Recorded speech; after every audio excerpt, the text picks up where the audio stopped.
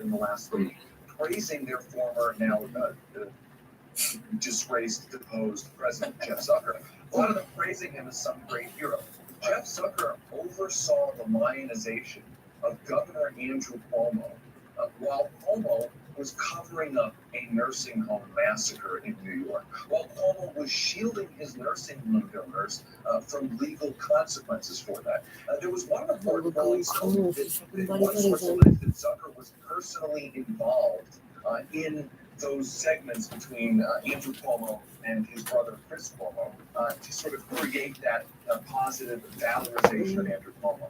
So again, my point is, what are we actually talking about when we talk about this information? And I think what we're talking about is, especially among liberals who purport to be concerned about misinformation, what you end up seeing is a lot of liberals are concerned about misinformation they don't like, but they are fine with the purveyors of misinformation that I guess they perceive serving their own partisan political interests. And my point is that all of the misinformation is bad. So let's be honest about where it's coming from. I think the CNN thing, I did a monologue on this week, so I thought a lot about it, because you have these just like hilariously embarrassing quotes being leaked from their internal meetings about like Alison Camerota confessing she's like struggling with her mental health after Zucker was deposed. Jake Tapper hosted what was described as a wake at his house. After Zucker is fired, you have Brian Stelter do this whole emotional monologue. This is CNN, and we're not going anywhere. And it's like, you realize this dude got fired because he was caught being blatantly corrupt. The sort of stuff that, they see very clearly when it's Fox News and the Trump White House. Brian Stelter wrote an entire book about the incestuous relationship between the Trump White House and Fox News, and that should be decried and called out and exposed for what it is. But then when this is like revealed about Zucker and he's fired for it, they're having meltdowns not because he was engaged in that behavior, but because he was ousted from his position because of it. Right. I mean, that should be the thing that they should be upset about. That's the thing if I was at CNN, I would be upset about, which is to say that if I found out that the president of the network that I work at was, first and foremost, generally the lionization of Andrew Cuomo during that debacle, I would be appalled every single day. And to have news reports come out saying that he was potentially personally involved, one report says personally involved in writing talking points for Andrew Cuomo during that time. I mean, that's an embarrassment at a journalistic level. And so I don't think we can then see that and then turn around and say, why do so many people not trust corporate media? I don't understand why so many people trust. The answer is, of course, people don't trust corporate media. They've been lied to over and over and over again. And let me be clear, I don't think it's a good thing that in our democracy there are so few trusted media sources. That is bad for everybody, because what we really need are a set of facts that we stipulate and we make sure they're real and we can figure what to do about it. Right now, computers like a bang fucking resistance. Because there are very, very few $3,000 fucking later. That the audience trust doesn't have an ulterior motive and isn't skewing the facts. I mean, this is why I say that you are an independent media outlet. We are an independent media outlet. We're small in the ocean of a corporate media environment. But I think that's why I think the future of this, to rebuild that trust, requires really reader and subscriber supported news that doesn't have these problems and that is always focused on making sure the audience can see where the facts are. If you read a story on our website, you will see all of the links to source material. You don't have to trust us. Go make sure that what you're being told is true. And that's what you see in corporate media doesn't seem to care about that. And these examples we're talking about where the purveyors of misinformation are literally being enriched and rewarded. I mean, that's beyond just tolerating misinformation. That's supporting it. That's being behind it. Yeah, celebrating it, and people know that your reporting isn't being sponsored by Chevron or Lockheed, brought to you by Northrop Grumman or whatever, which is why, what you do is so incredibly important. I agree with you. I don't think like CNN's gonna have a new president now. Is anything gonna be different in CNN? No, because their business model is exactly the same. And so the incentives that each individual person has, the incentives that the organization has, all push them in the same direction. So I think you're right that the only answer is sort of subscriber supported, independent ventures, free of corporate influence that really don't give a shit about like the sort of access journalism that is the stock and trade of most of the folks here. So David, thank you so much. Great to have you. Thank you. Thanks to both of you. Our pleasure. Thank you guys so much for watching. We're going to have more for you later. Hey guys, thanks so much for watching. That's right. Just as a reminder, you can become a premium subscriber today. Watch the full show completely uncut. Our reactions to each other's monologues. You get to listen to it. You get to ask us questions. All that good stuff. Link is... Damn it.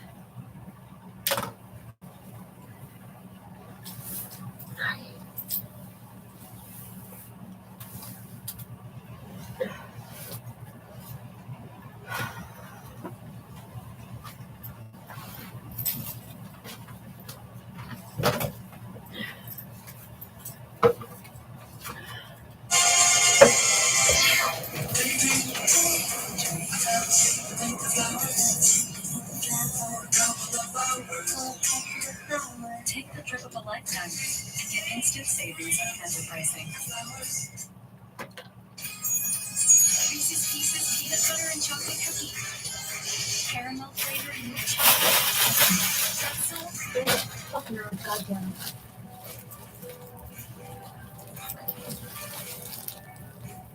Hi everyone, it's Dr. Romney. Welcome back to this YouTube channel that takes on narcissistic toxic relationships and toxic people. Today we're going to take on a very interesting question, which is those of you with narcissistic siblings. Could all of this have started when you were children? And please subscribe if you're new to this channel. But let's talk about this. Let's talk about these narcissistic siblings because a lot of people have been asking for this content. So a question I get from a lot of people is, could this have all started when we were children? I know I don't actually talk enough on this channel about narcissistic siblings, and I recognize that it's a very important topic. Every day we get more and more emails from people whose struggle is not parents or partners or bosses, it's siblings. Sibling relationships can be quite powerful, and they can be as formative and as impactful, if not more so, than a parental relationship sometimes.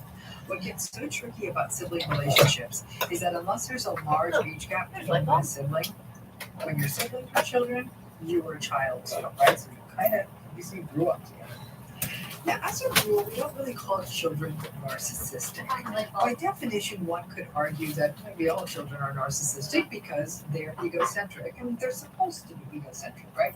They're growing themselves, and they're somewhat dysregulated. It's what children do until they differentiate and learn about the needs of people around them, learn to regulate, and get empathy and all the rest of it.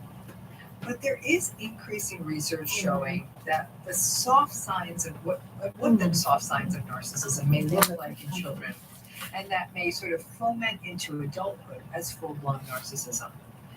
These signs include things like having a very difficult temperament, being very demanding of attention, having difficulty soothing themselves, children who are not able to do things on their own, like sort of play by themselves, they always need someone with them, children who really can't abide by the rules of sort of miniature entitlement, children who actually walk around believing that they're better than other children, children who can't share, children who manipulate or bully younger children, or children who may not be as strong as them or supportive as them. So these are all sort of soft signs.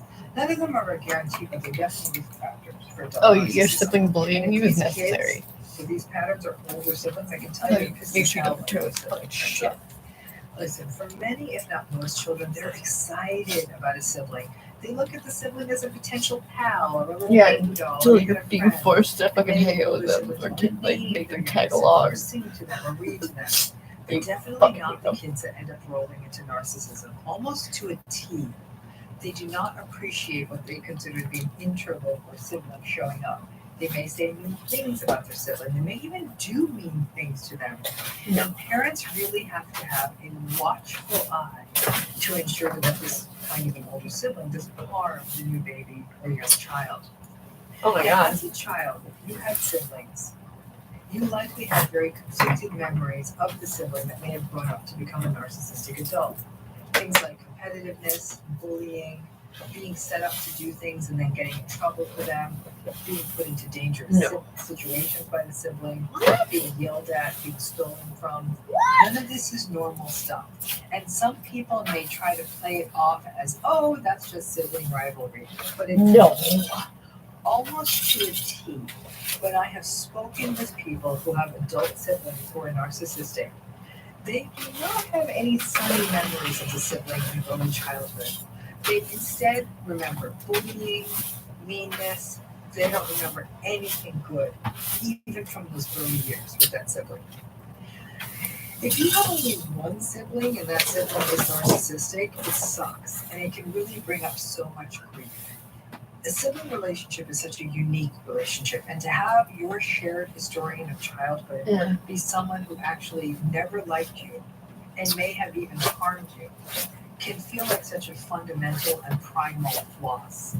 And then when you throw in people saying things like, oh, siblings have to stick together, No. and yet your sibling has only undermined and harmed you, the minimization and the gaslighting can feel absolutely desolate.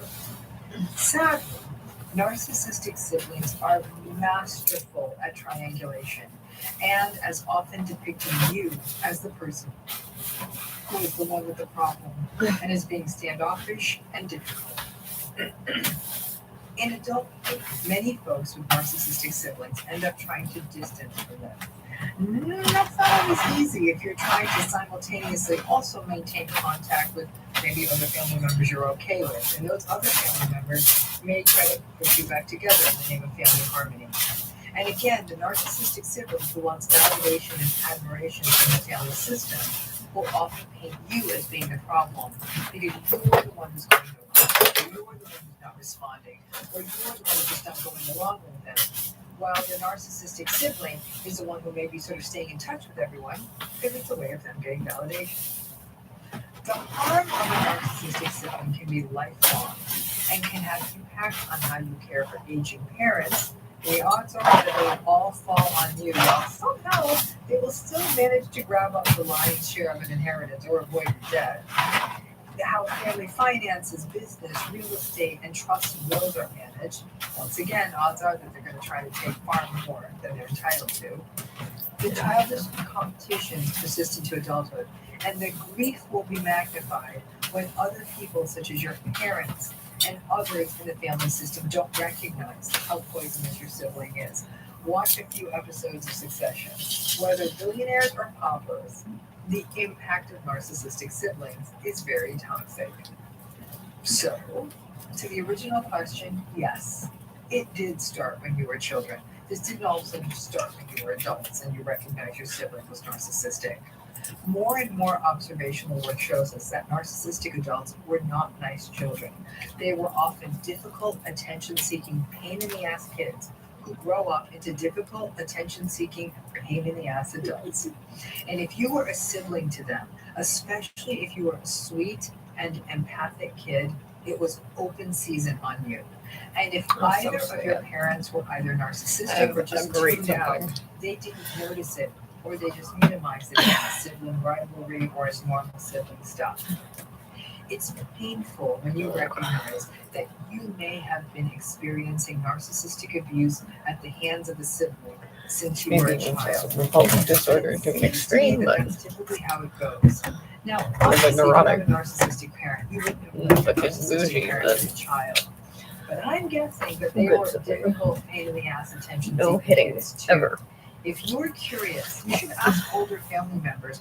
She used to be cool, but then she had a childhood. They may give you an honest answer, and it will give you sort of a fuller picture of how these are often. Just stop this little right out here. To manage a narcissistic sibling, the usual rules of narcissistic management. Fucking 19-year-old fucking 3 kids widow. That's sad. Yes. But it's not easy. Fucking 3 kids. And the grief of Holy not shit. actually having this sibling relationship, maybe never, Can't even fucking handle can impact many dog. areas of your life. I've been struck how pervasive the lifelong impact of narcissistic sibling relationships can be. And so profound because they've been happening since you were a child. Basically, it means you have never had a break from narcissistic abuse. So if you do have an adult narcissistic sibling, I'd love for you to pause and just sort of think for a minute. Was it always difficult? Because I'm guessing in the vast majority of cases, I'm getting rejections in the comments, this was always a difficult relationship since you were small kids. Like I said, repetitive, bullying.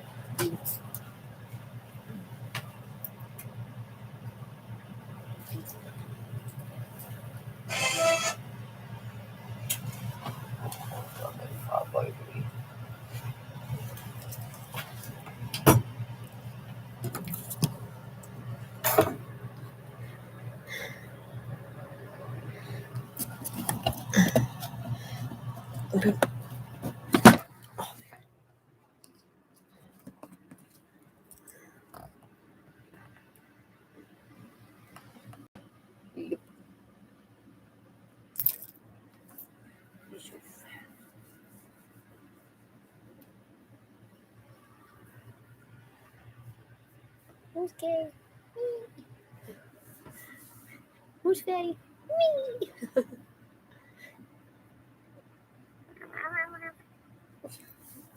Okay, sorry.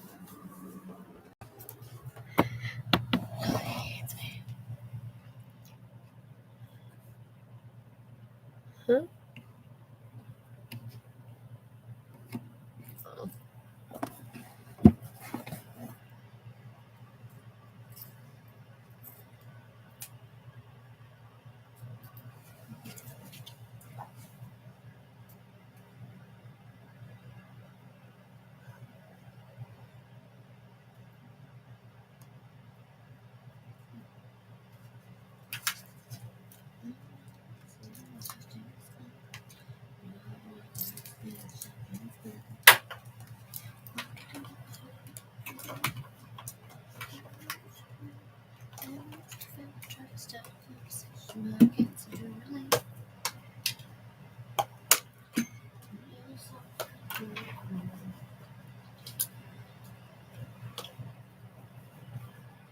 Oh,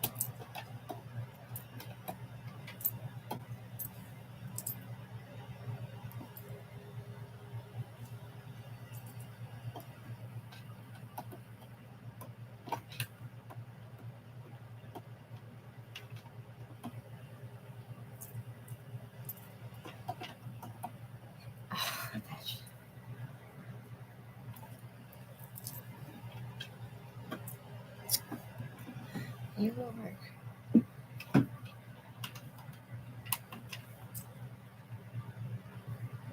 No, that's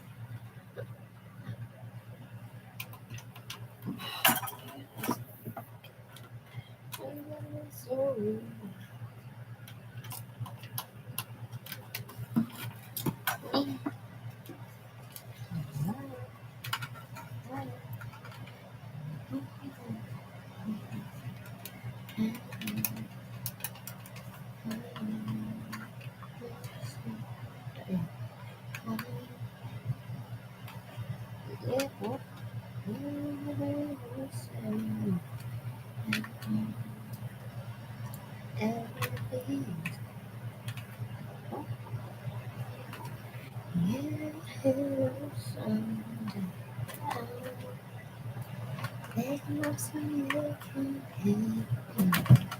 What are you doing?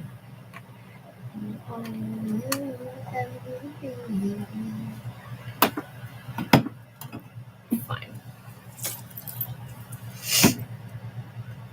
Oh.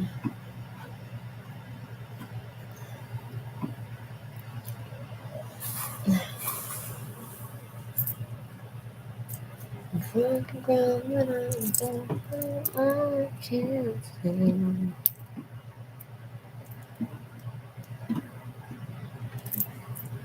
Good.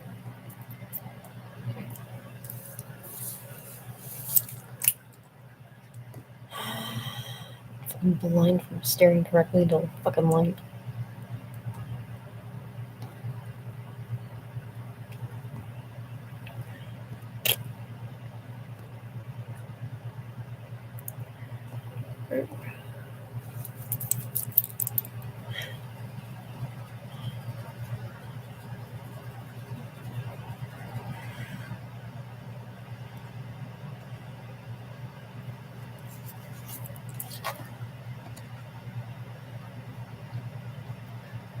Okay.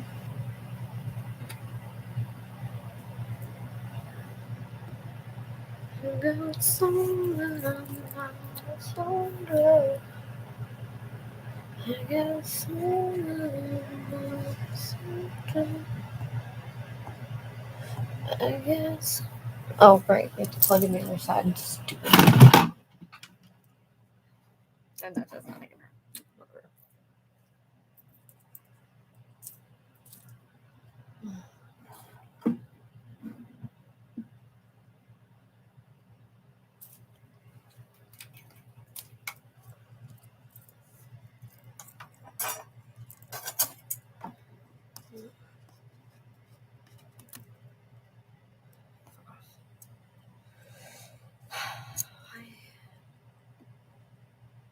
So frustrating.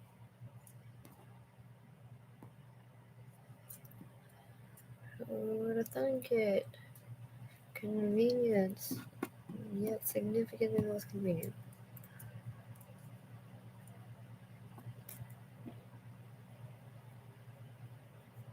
Nah.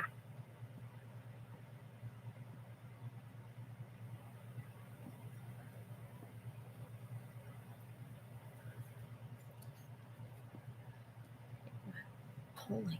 For what?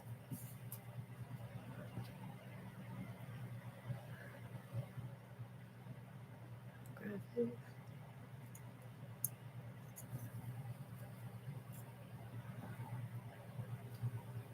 Distribution.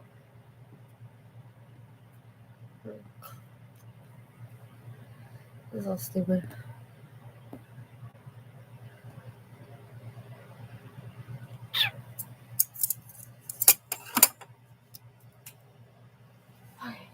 Okay.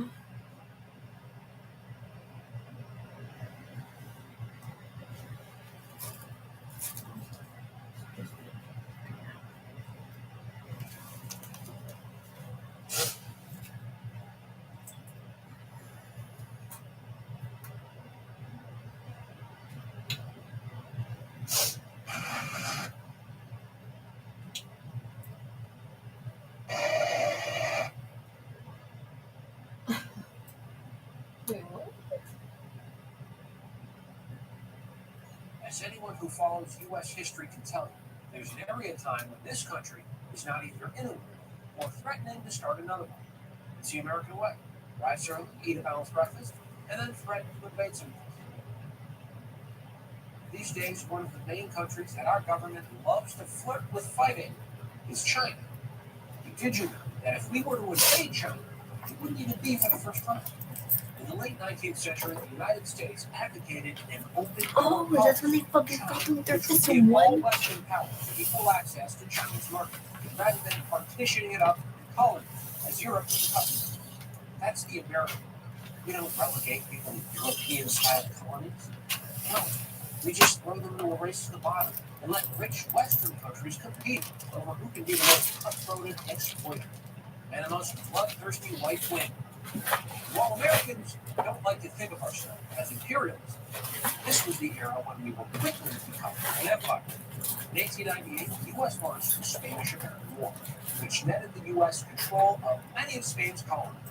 Meanwhile, in China, a huge influx of foreign investment had done little to alleviate the poverty that so many native Chinese were living in. Strong resentment was growing against Christian missionaries, who were flooding the region and were exempt from medical laws.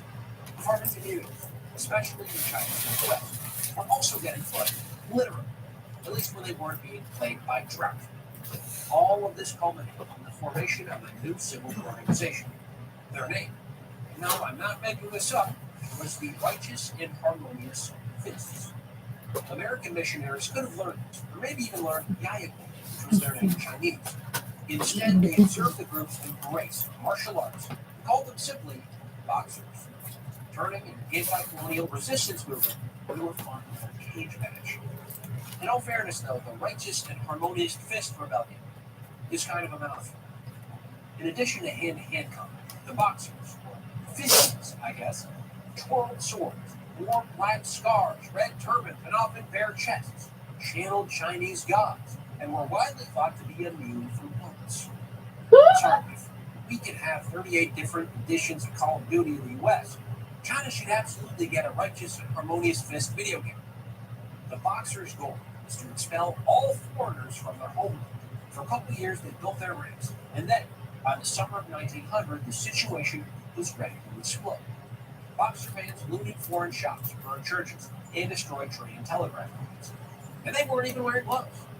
Foreign business people and missionaries crowded into their embassies in the capital city of Peking, now called Beijing, where they would be safe at least for a little bit. Everyone's favorite U.S. President, William McKinley, knew he needed to act fast. He had already asked Congress for 2 declarations of war, one against Spain and one against the Philippines, which we had liberated from Spain. They didn't quite appreciate all the brutal occupation that came with our liberty. So McKinley decided to set a new precedent by becoming the first president in U.S. history to order the full-scale invasion of a sovereign country without seeking legislative approval. Oh my God, trendsetter! He was the OG. Johnson and Bush, and composers. As are Obama, Trump, and Biden, and a whole lot of others. You get the idea. Around 1,000 American troops were sent, and joined by 18,000 others from Russia, France, Japan, Britain, Italy, and Austria-Hungary. It was like a roving violent IHOP. After the Seymour expedition, and be clear, this was Seymour as in named after a guy named Seymour, and not the Seymour expedition. And I think that means spelling it that Locker says. The Allies decided to close in on the city of Virginia. The siege got off to a rocky start when a young engineer named Herbie Hoover, who was supposed to lead a band of Marines to meet up with the Patriots, accidentally brought them into an enemy-held graveyard instead. At least it made things a bit more convenient for the project. But luckily for the Marines, another engineer, this one from Japan, looped himself up in front of the city wall, creating an opening. The Allied troops then burst into the city and slaughtered everyone they found. An American photographer who entered the next day saw a Holocaust of human life. Bodies, young and old, littered the stone streets. The stench of rotting flesh wafted through the building. The Allies estimated that as many as 10,000 Chinese combatants and civilians had died. From that battle on, looting from Allied and especially American troops was completely rampant. It continued through the end of the conflict, and arguably has never really stopped. The presidency of William McKinley and that of his lunatic successor, Teddy Roosevelt, marked the beginning of America's overseas empire. Now, over 100 years later, we have to decide if we want to end it. Before it ends up ending all of us. Yeah. Mind-blowing old dude. I'm Anders Lee with Redemption.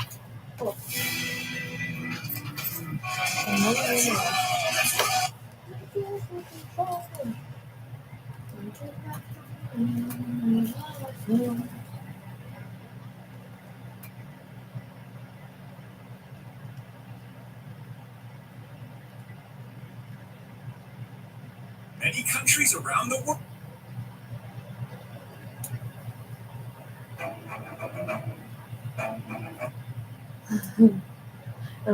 Leo Vegas Online Casino presents Mega Fire Blaze Roulette. Try your hand at this roulette game with a twist. The path of morality is alluring to those who don't seek to follow the herd known as society.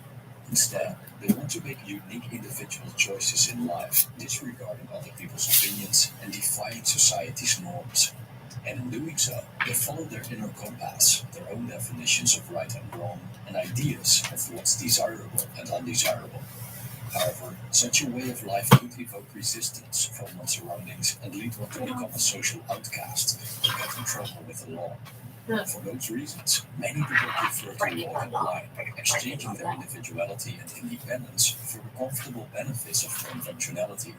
Throughout history, several influential philosophers have dealt with the idea of nonconformity, often with unique viewpoints.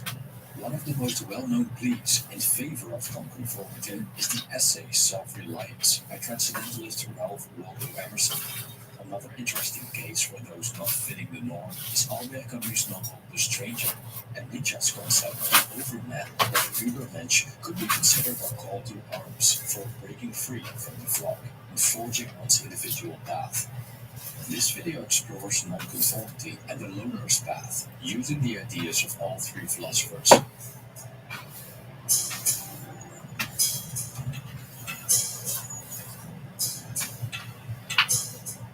An interesting example of someone who refuses to conform to society's standards is the main character of Albert Camus' novel The Stranger. The story takes place in French Algiers and tells about a man named Meursault, a true loner.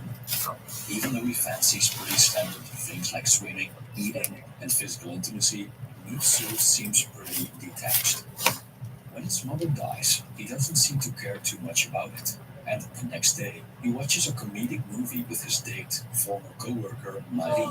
When Marie asks him to marry him after a couple of meetings, he indifferently agrees.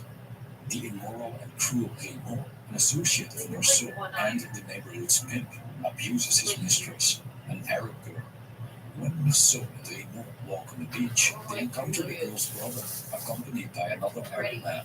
As retribution for what he has done to his sister, the brother stabs Raymond in his arm and face.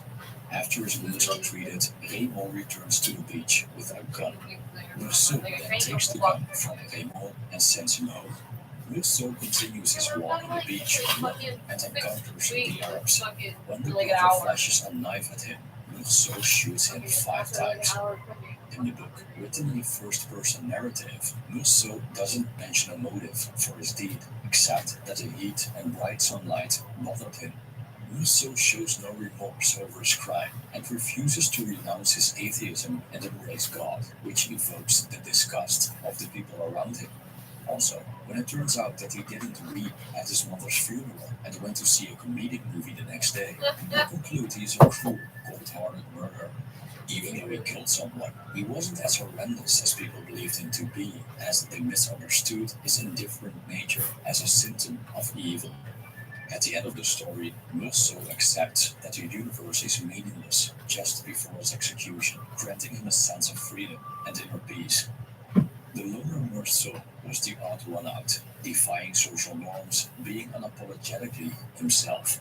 He didn't seem to follow conventional ideas of good and evil, and mainly followed his impulses and feelings. He was isolated from society and human emotion. He was a nonconformist, although not necessarily by choice. He was different, but didn't feel the need to fit in. Until his death, he remained true to himself by embracing the meaninglessness of existence and creating purpose out of his execution, namely to enjoy it. Meursault dies heroically. The point of the book The Stranger was not to justify murder, but to show how people can condemn someone who refuses to play the game. Disapproval from the masses is often experienced by those who follow their own paths. Such disapproval can lead to ridicule, ostracism, accusation, and thus even trouble with the authorities. Not just because one breaks the law, but because people tend to misinterpret those who aren't quite like them. But is social disapproval a reason to conform? Transcendentalist philosopher Ralph Waldo Emerson doesn't think so. The core idea of Emerson's essay called Self-Reliance is that, above everything else, we should trust our inner voice. Emerson argues we're all equipped with an inborn intuition that tells us what to do, and that it's not necessary to seek guidance from other people. We just have to look at babies, young children, and even animals to see that they're driven by a natural inclination telling them what's wrong and right for them individually. Emerson saw the inner voice as a divine spark or oversoul, the God that resides within us. In his view, self-reliance means that we follow our inner voices and place them above the voices of others. After all, a person has unique experiences that apply to that person alone, and no one else knows what it's like to be in that person's shoes, as the divine plan is customized to each individual. I quote, and it truly demands something godlike in him, who has cast off the common motives of humanity and has ventured to trust himself for a taskmaster. End quote. According to Emerson, there's no point in imitating. Everyone has been appointed to their unique plot of ground. What set apart great people like Plato and Moses is not that they followed the masses, but that they followed themselves. So to be self-reliant, one must be a nonconformist. One has to go against normalcy if one's inclined to do so. However, Emerson was aware of the downsides of being a nonconformist. Going against the grain can lead to resistance, misunderstanding, and estrangement from one's surroundings, which also happened to Camus' character Rousseau. To be great is to be misunderstood, Emerson stated. We shouldn't let this resistance stop us from going our own ways, because if we nonetheless choose to conform out of convenience, we betray our inner compass, and thus ourselves. Rousseau refused to betray himself when the chaplain demanded of him to embrace the Christian God. The latter would possibly have made things easier for him, but then he wouldn't have been faithful to himself. Although Emerson was a pantheist and thus believed that God is all around us and within us, he urged us to connect with God without a mediator, like, for example, the chaplain from Camus' story or the church in general. So even though Rousseau wasn't religious, we could say that, ironically, his divine spark urged him to stay true to himself and reject an institutionalized form of religion. Emerson observed that most people exchange their individuality for conformism. Society decides what we think and do, what professions we have, and if we follow as obedient sheep, we'll enjoy the benefits of the herd. We easily fall for badges, ranks, and status, which are all pretty meaningless outside of the societies and institutions that create them. Hence, Emerson sees society as a joint stock company, and I quote, in which the members agree for the better securing of his bread to each shareholder to surrender the liberty and culture of the eater. The virtue in most request is conformity. Self-reliance is its aversion. End quote. So, to be nonconformists, we must be willing to go against social norms if our nature inclines us to do so, which is a pretty radical thing to do. It means that no law, whether religious or enforced by government, is more sacred than the law of one's own nature. However, Emerson urges us to be self-reliant and part of society simultaneously, as it's easy to conform among the crowd, but also easy not to when living in solitude. A great man, according to him, is someone who, in a crowd, keeps with perfect sweetness the independence of solitude, which he exhibits is especially Really? I'm fucking clean. Like, Friedrich Jacob's never been cleaning. You didn't have to do anything. I'm not incapable of moving things. For humanity. The human man is free from societal and religious norms and ideas and creates his own values and goals. So there seems to be an overlap between Emerson's self-reliant person and Nietzsche's ideal human. While Emerson believed that meaning comes from God within, Nietzsche rejects God and makes meaning a purely human affair. In Nietzsche's book, Also sprach Zarathustra, the idea of the overman unfolds through the story about a sage named Zarathustra who spreads his wisdom among the people open to it. Zarathustra proclaims that humans are a road over an abyss between beast and the overman. Our purpose is to overcome the distance between beast and overman, a dangerous crossing that transcends the mediocrity and conformity in which the masses dwell. I quote, I teach you the overman. Human being is something that must be overcome. What have you done to overcome him? All creatures so far created something beyond themselves, and you want to be the ebb of this great flood, and would even rather go back to animals than overcome humans? What is the ape to a human? A laughing stock or a painful embarrassment? And that is precisely what the human shall be to the overman, a laughing stock or a painful embarrassment. End quote. Nietzsche wasn't fond of religion, namely Christianity, nationalism, and any other form of gang mentality, in which people share a set of values that are not their own. Like domesticated sheep, they enjoy the lower pleasures that society offers them and embrace safety and security rather than the risky road of becoming the overman, someone who has gone beyond human, over the abyss, towards the end of the rope. But one may ask, why should I engage in such a challenging undertaking? The reason is the escape from nihilism. With his famous statement, God is dead, Nietzsche pointed to the downfall of God as a universally accepted authority when it comes to morals and truth. So, to prevent ourselves from falling into nihilism or substitutes like nationalism or peaceful ideologies as a consequence of our lack of meaning and ultimate concern, we have to reinforce our individual values and purpose. But this requires breaking free from the herd, which, out of ignorance, tries to pull us back into the world of comfort, security, shared ideologies, archaic morals, and, especially today, rampant consumerism, keeping us weak and docile. So, drawing from the views of Nietzsche and Emerson, we can say that we create the longest path ourselves. It's not a road paved by others, nor the road less traveled. It's unique to us, designed by us, and goes through a landscape exclusively ours to explore. A unique path needs a specific compass, and to buttress ourselves against nihilism, we need to create strong values and purpose.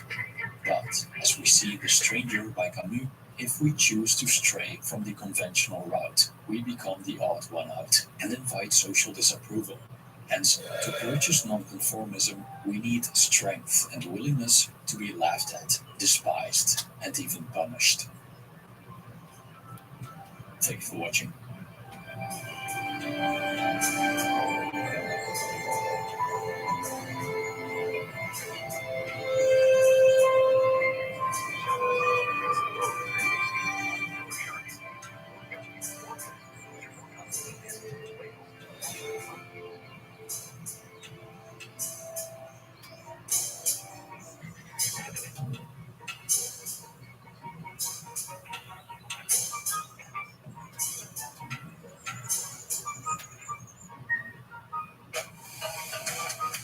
Hershey's Cookies and Cream, the sweetest collab ever.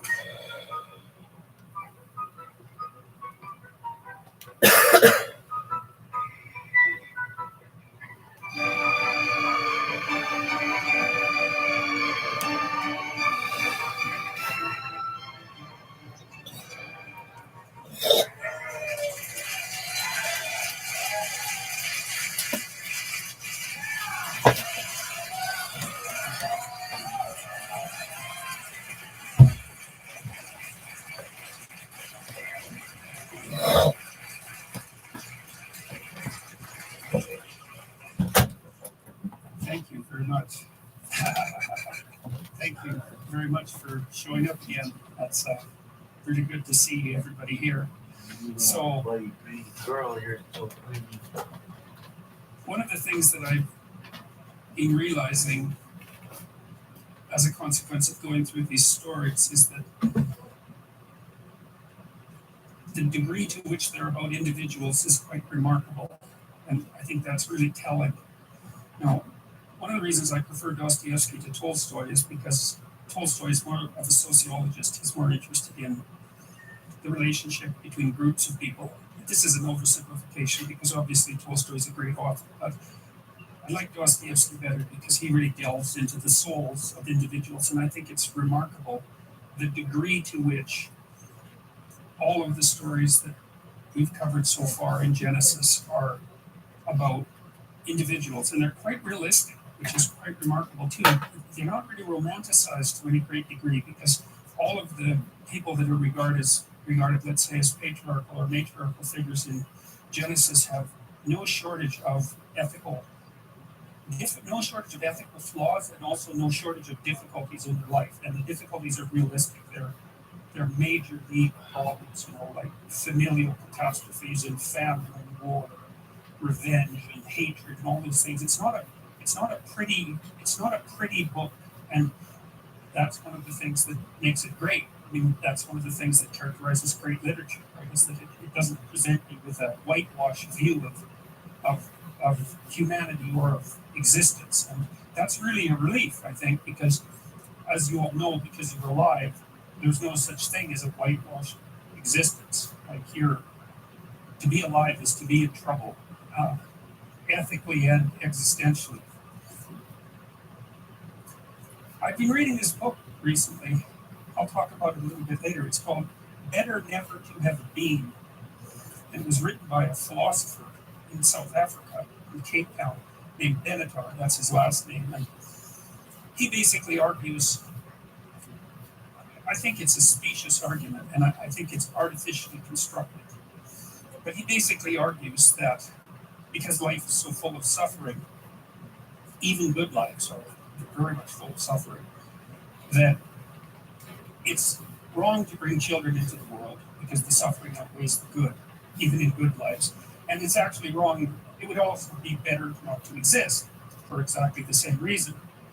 And my sense in reading the book is that he came to that conclusion and then wrote the book to justify it, which is actually the reverse of the way that you should write a book. What you should do when you're writing a book is you should have a question, and it should be a real question, right? It should be one you don't know the answer to.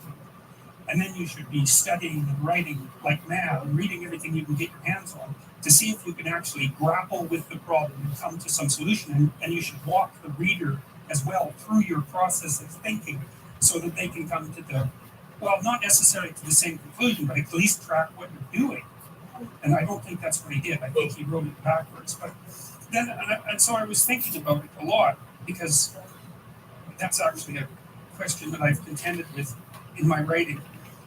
There are Mephistophelian or satanic figures, for example, in Goethe's Faust, and also Ivan in the Brothers Karamazov, who basically make the same case, that existence is so rife with trouble and suffering that it would be better if it didn't exist at all. And the problem I've had with that, there's a variety of them, but one of the problems I've had with that is what happens if you start to think that way, because what I've observed is that people who begin to think that way, that isn't where they stop. Like, they get angry at existence, which is what happened to Cain, as we saw in the Cain and Abel story, and then the next step is to start taking revenge against existence, and that cascades until it's revenge against, well, I think the best way of thinking about it is revenge against God for the crime of being, which is, I think, the deepest sort of hatred that you can entertain. And when you're in the grip of a really deep emotion, like a really profound emotion, right at the bottom of emotions, you're in something that's like a quasi-religious state. And that's more or less independent of your belief, say, in a transcendent deity. I mean, you can be in a profoundly emotional state that's as deep as it can be, and it can have religious significance without that necessarily signifying anything about a transcendent being, But then I was thinking, you see, the problem with that argument is you can gerrymander it endlessly, because first of all, how do you measure suffering and how do you measure happiness? It's like, how do you assign weights to them? There's just no way of doing that. You have to do it arbitrarily. And so you can make an argument that the suffering outweighs the happiness. You just weight the suffering more heavily than you weight the happiness, and that's the end of that. And so that's a problem. But I think there's a deeper problem. And I was reading this other book a while back as well, which was written by the guy who ran the Human Genome Project. And I don't remember exactly what it was called, but it was something like The Scientist's Case for God, or something like that. And one of the things he referred to, which didn't strike me as hard as it should have to begin with, was he thought that one of the phenomena, say, that justified a belief in a transcendent being was something like the moral intuition of human beings, that we have a sense of right and wrong. And certainly what happens in Genesis in the story of Adam and Eve is that story announces the coming of the sense of right and wrong, right? The knowledge of good and evil. And it isn't something we ascribe to animals. It's something that's unique to human beings. Animals can be predators, and they can be gentle, and you can have a relationship with them, but you never think of an evil cat or an evil wolf, even though they're predatory.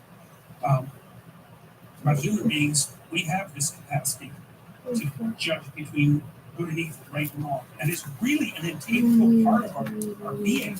And I think you can make an evolutionary case for that, a biological case for that, as you can make a biological case for most of what is relevant about human beings because we're biological creatures. But we don't really understand the significance of that. Like what happens in the story of Adam and Eve is that realization, that coming to the knowledge of good and evil is actually represented as cosmic significance, right? It puts a permanent fracture in the structure of being. And, you know, if you think of human beings as insignificant ants on a tiny dust mote in the middle of infinite cosmos, a cosmos that cares less for us, then who cares fundamentally if human beings have the knowledge to distinguish between good and evil? But if you give consciousness a central role in being, and you can make a perfectly reasonable case for that, because without consciousness there's no being, as far as anyone can determine.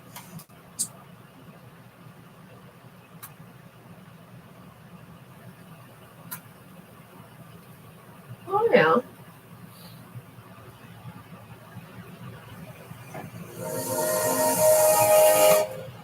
What's that? The delicious intense.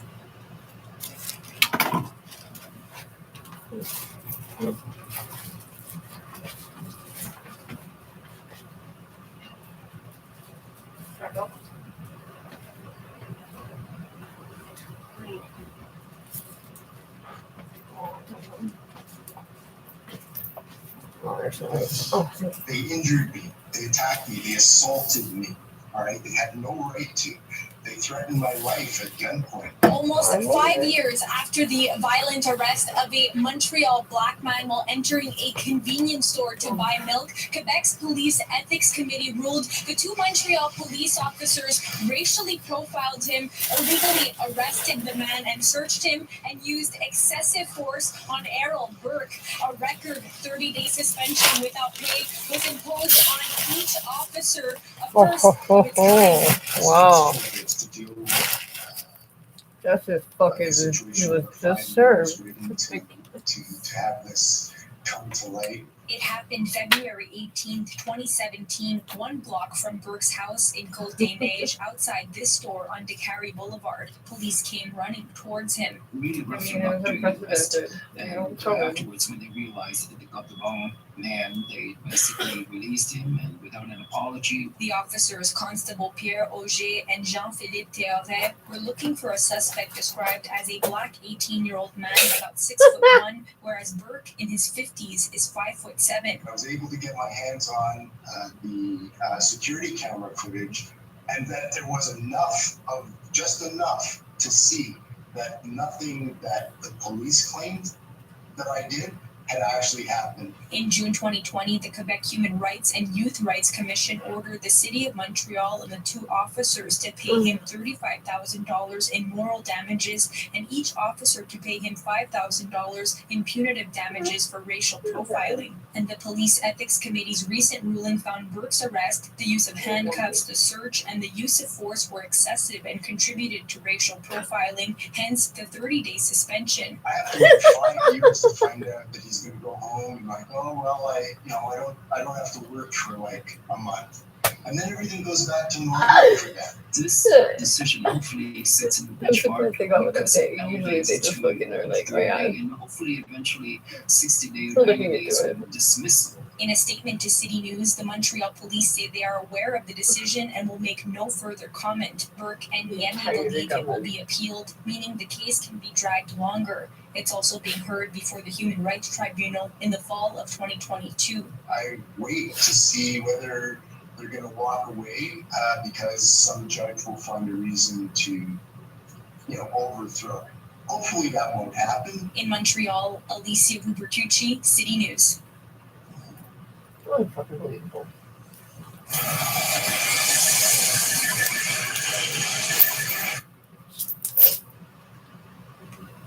Did you eat your food? No? Yeah. I put the rest of the bag.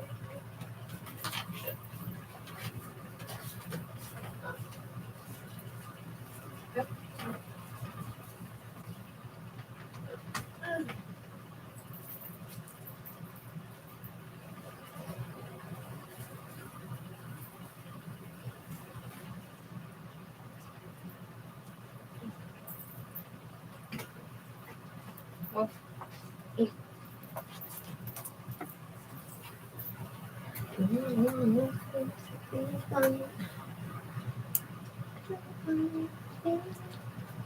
Yeah, I know, baby. Go feed? Yeah.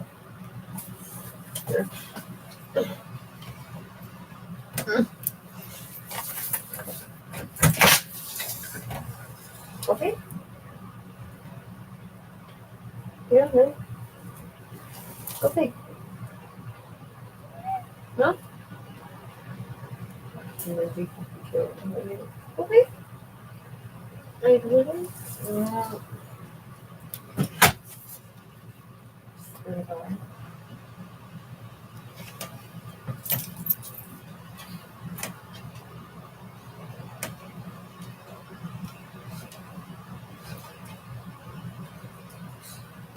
If Jeff Bezos wants to drive a bloody great big yacht through your city right now, you better get your bridges out of the way. And if some of that money was got by not paying people properly, and in some cases allowing people to die well, that's none of your business. Hello there, you 4.9 shivering wonders. You continue to awaken and grow as together we ignore their narrative and create our own. And part of it is looking at the new kings that stand astride the globe, like emperors, like pharaohs. Among them, of course, Jeff Bezos, who, as far as I know, on a personal level, might be a really, really lovely human being, but at the pinnacle of a great deal of profit from the Amazon industries, which you know has got some nefarious stuff going down, and we all love it, we all use it, and all of that stuff. But this story, you're going to love it. The Dutch city of Rotterdam is going to dismantle its historic Koningshaven Bridge in order to let Amazon founder Jeff Bezos' Y721 super yacht sail through. I mean, in a sense, that's all the information you need to understand the dynamics of the world. While you're patriotically supporting your country, whichever country it is you're into, in fact, and in effect, this is merely a veil to distract you from the reality that actually the interests of powerful people and powerful institutions are always met over and above your needs and requirements. The vessel, which is being built in the nearby town of Amsterdam, will be the world's largest sailing super yacht when it's finished. Don't you think Jeff Bezos must to some degree be aware of the negative publicity in that? He addresses this by a lot of people didn't like it when I went to space, you know? They thought me going up there to the stars and the cock rocket was somehow a sign of hubris. No. I'm going to show them what a down-to-earth guy old Jeff Bezos can be. I can do that, boss. I'm building me a super yacht, and it's going to be so super. It's so massive. Oh, people are going down. Will come out to salute me when I say it. Look at them. See them up the camera, shaking their business of appreciation, crying with gratitude for the business I put in their city. You've done it again, boss. The decision to dismantle the bridge to allow the yacht to leave the Netherlands comes despite officials promising, after the monument was restored in 2017, that the bridge would never be dismantled again. What are you dismantling this bridge for? Do you want a bridge or not? Okay, there it is. It's down the bridge. Okay, dismantle it. Richard Branson wants to wear a really cool top hat and march down. Like 2017 about long ago, isn't it? It's only a bit ago. Like, leave it. The historic bridge, known to locals as DMF, which translates to bridge we take up and down again at the convenience of billionaires, was built in 1878 and had to be rebuilt after it was bombed by the Nazis during the Second World War. Rotterdam's mayor, Ahmed Aboutalab, has tried to justify the decision by claiming that the building of the €430 million super yacht, which will feature an accompanying support boat and helipad, has brought many new jobs to the region. Oh, thanks. Thanks for the new job. Polishing your helipad. Can I get a new job licking up your spit? I'm sick of hearing that justification. Ah, the old billionaires. There they are, bringing new jobs. Some people are dying while they're doing those jobs. Yeah, but it was a job while they were alive, though, wasn't it? Thank you, Bezos. The reports attracted plenty of local anger. This man has earned his money by squeezing staff, evading taxes and tax regulations, and now we have to tear down our beautiful national monument, says Stephen Lewis, a councillor for the local Green Left Party. The reason we're telling you this story is because it's like a folk tale of mythic and symbolic potency. It informs you exactly how reality operates. A national government, a sovereign power says, we are never taking this bridge down again. It is a symbol for the people, a symbol of our togetherness and unity. And a billionaire wants to just sail their boat out of there. Like, oh, sorry, okay, fair enough, take it down. They sail around the world doing what they want, ignoring the wishes of a sovereign government and sovereign people in order, not for something as necessary just to have a really, really bloody stupid big yacht with an helicopter on it. This is a person who, like you and I, will one day die. And that thing, that super yacht, will one day rot and decay somewhere. Whereas principles and symbols and communities and the bridges that we should be building between one another are big, metaphorical, powerful emblems that suggest togetherness, and the real power is collective. It's also a myth of globalization because to the boat, nothing matters. The boat can go anywhere. The borders don't matter to the boat. There is a class of people that can go where they want, do what they want, sail wherever they want. For them, there is no regulation. For them, there are no borders. A super class of people who sail above the rules and regulations that the rest of us abide by, even if it means bringing down national monuments to facilitate their convenience. A proud maritime nation. Not for long. This steel structure was the first part of Rotterdam's iconic skyline to be restored after the city was reduced to rubble by the Nazis. Finally, we have restored our proud bridge. We built it together as a community, didn't we? Hello? Jeff Bezos, what? Get the fucking bridge down, everybody! Let's go to the town! Our sweet heritage. Reduced to rubble by the Nazis during the Second World War. Actual Nazis is like an icon of their recovery. But That's those doing the people fucking have heritage reinstated that bridge somewhat as a metaphor of the reclamation of their national sovereignty. So it's impossible not to see the destruction of the bridge as a similar capitulation to the kind of forces that now have the kind of power to dominate and control, but perhaps have a good PR. Back then, Rotterdam Council said it would never be dismantled again. Oh no! But now they've told the people there's no other way for the multi-billionaire super yacht to make it from this shipbuilder's yard in Alblasserdam to the open seas. Also, that's not really the planning down at the old shipyard, is it? Now, it's perfect in every way. How are we going to get it out of here? Fuck you, Bezos! Many Rotterdammers aren't impressed. The more money you have, the more power you get, even though it goes against principles of the city. Principles of the city are meaningless. The symbol of the city's return from the tyranny of Nazi occupation is meaningless. If you don't know by now that the only thing that matters is the will of the powerful, and that will will be asserted with the compliance of the mainstream media and the facilitation of the government, then you've not been paying attention to this channel. The reason that much power has been centralised is because of, in some cases, what I would regard as malpractice within Amazon. For example, would Amazon and Jeff Bezos have enough money to demand that a country take down one of its proud symbols if Amazon hadn't avoided taxes? In 2012, Amazon made more than $3.3 billion in sales, but didn't pay any corporation tax. Pay your tax, you can build a bridge with that. Reports of treating its workers poorly. The reason you treat workers poorly is not out of cruelty and inhumanity, it's to generate more profit. We all know that. And paying them effectively under minimum wage. Reports of unsafe and grueling conditions at warehouses. Allegations of covering up worker death, that's just an allegation. Customer data scandals, obviously generates profit. Government contracts with the CIA and Department of Defense. So even though this was not frivolous for the people of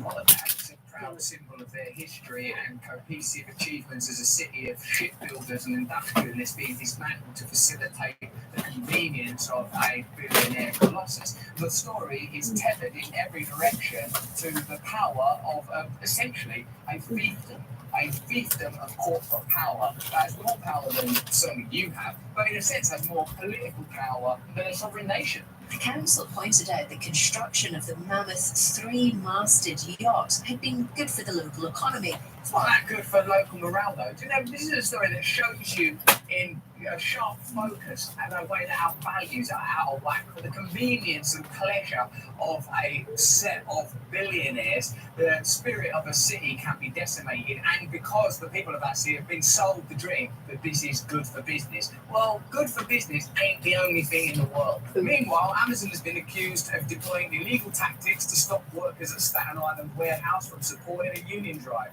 Organisers for the Amazon Labour Union have been openly campaigning for a union vote at the Staten Island JFK 8 warehouse since April. The NLRB, National Labour Relations Board, issued a complaint against Amazon alleging that the company repeatedly broke the law by threatening, surveilling, and interrogating their Staten Island warehouse workers. So, like when Amazon workers try to organise for their collective rights, Amazon directly and effectively opposes that attempt to coming together. When the people of Rotterdam say, hey, we prefer our bridge was left there, former Amazon proprietor Jeff Bezos continues to do whatever he wants. This is a demonstration of the systems that control all of our lives and the way that they effectively operate.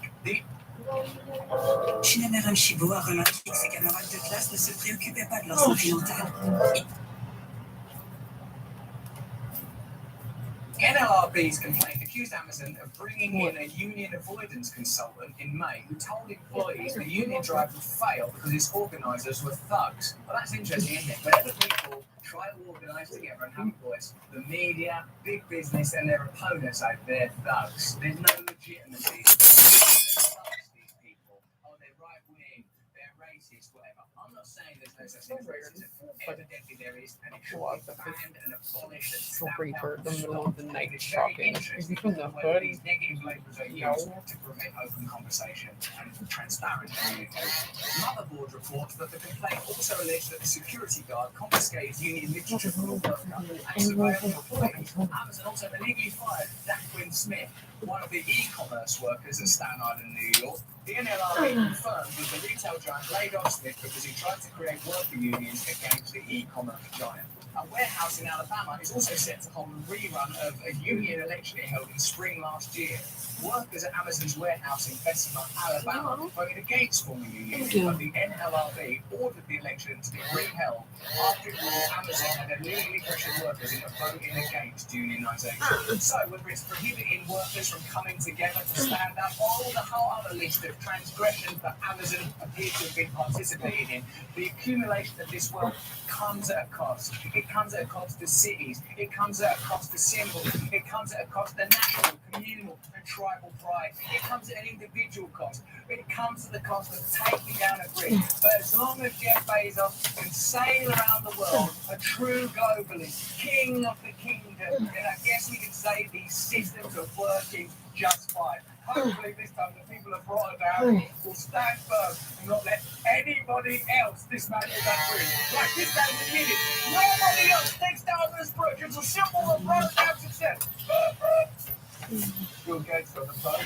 Hey, maybe you think billionaires in the billionaire class have gone too far. Maybe you think the wealth transfer in the pandemic has been a little bit crazy. Let me know in the comments below. What kind of force is required to oppose something that's as globalist as this? It has to be transcendent of the national. It has to be small enough to be local. It has to recognise the freedoms of the individual. And we have to come together pretty soon. But that's just what I think. Let me know again in the comments below. If you enjoyed this video, have a look at this one. The old cock rocket in full bloom. Have a look at this one if you want to as well. Watch whatever you want to watch. Please sign up to my mailing list so I can stay in regular contact with you and let you know what I'm doing. For example, all over the UK, there's some fantastic live shows. I'm in the run now. It's brilliant. It's brilliant to be with you, to connect with you. Click the link to see where it is and sign up to my mailing list. Stay free.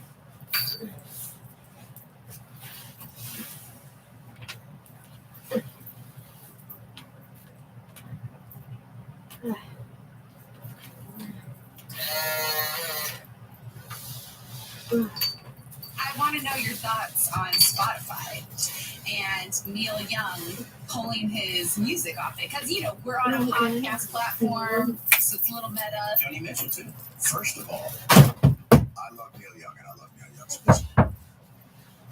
But the idea that it was worth $4 billion in value to Spotify caught me off guard. That's all I'm going to say. Listen, I'm a Cinnamon Girl fan as much as the next guy. Buffalo Springfield? Sure. I'll sing that while watching old Vietnam documentaries.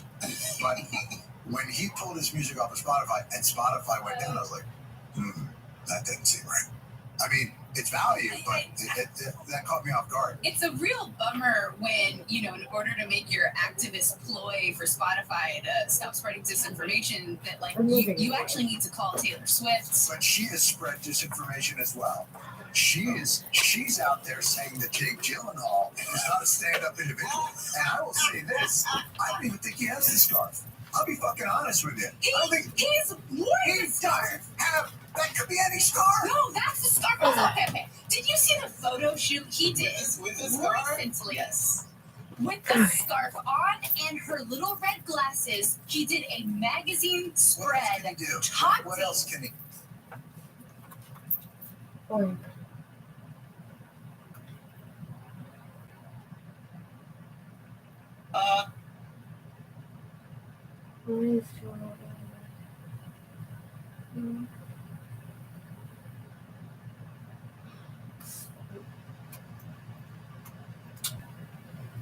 oh, okay.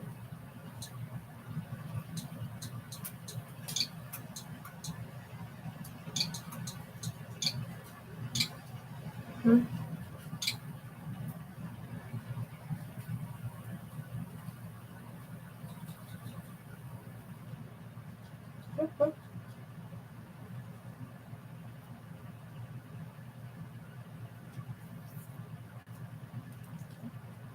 Oh yeah.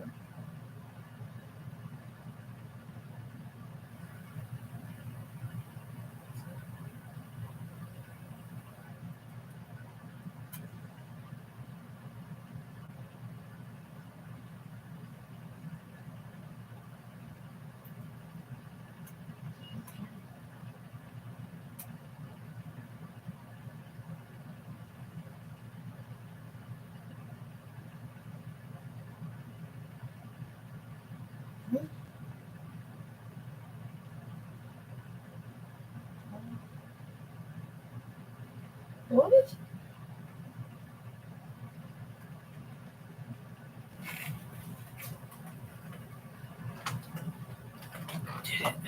You did it? 4 hours later, I did it. Do you have a cigarette? Yes. And there's a pack in the bathroom. I fucking forgot in my pack. Well, I just wanted to paint as much as I could to see if I can finish. Oh. Did you? No. I still got like 2 monsters to paint. But hell, I just painted a soul grinder and never thought I would paint that. Wow.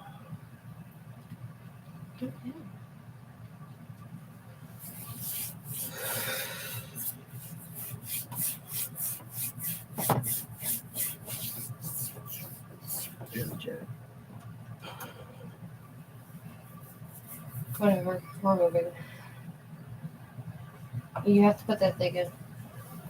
What thing? The application. Yeah. Like it's important.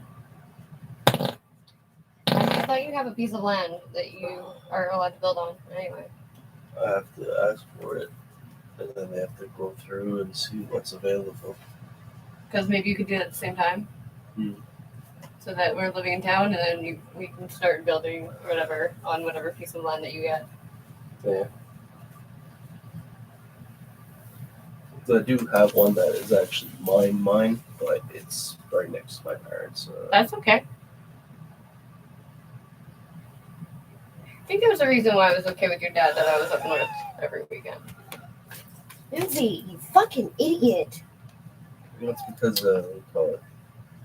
Do you remember when we were four-wheeling and we like just so happened to kind of like drive up to that bonfire and everybody was standing in a circle and it was like a weird seance thing? Mm-hmm. Yeah, it was a Labor Day weekend party. I think it was a meeting. No, The Warriors. No, it was just everybody from town. Literally, everybody goes up for Labor Day weekend and they have a big giant party. It's literally what it is. They're basically partying every time they're up there, but that's fine. But no, that's like the big party of the year for people who go up north. Everybody goes. And anybody is welcome. It's just, I mean, obviously, you don't drink it a lot, you cause trouble. Obviously. You guys get rowdy, yeah. I mean, you guys get fucking ready when you drink, but like, it's not just anybody that is allowed to go there. People are paying attention. Oh, I mean, just like, hey, who's that? I was like, yeah, that's my girlfriend. That's it. Yeah, no. One thing I was Shadow there. was there the other day, like a bunch of older guys that I don't know from the generation before me.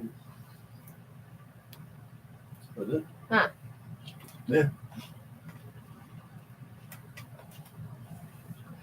It's probably everyone that I knew before. I saw a lot of faces that I didn't know.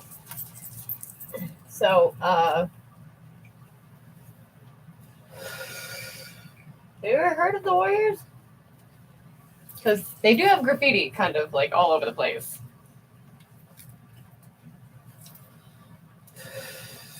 White bandanas.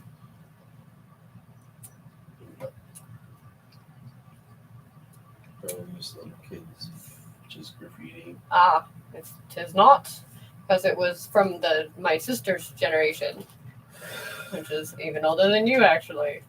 And it was people that were her age that I guess were probably in school when the Oka crisis happened. And they were really popular, like at the end of when I was in elementary school and I was just starting high school. You would see a lot of the like Warriors graffiti all over the place. And then there was one, they would always seem to do the FTF, like French. But then like they died down quite a bit, and especially like when fucking my generation went fucking buck wild, fucking graffitiing their stupid fucking Dorian. Fuck that guy. Okay. Thanks for sharing. I keep farting. Don't poop too loud. Let's try that. You're an idiot. You went right into it. Fucking idiot.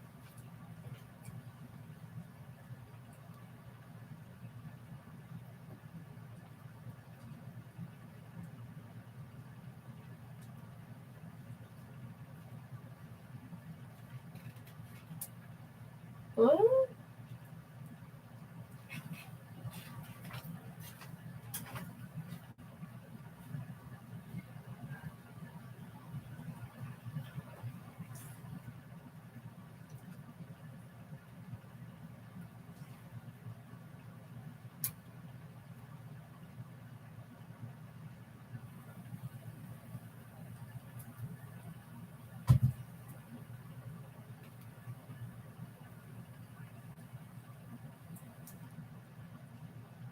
Oh, cool.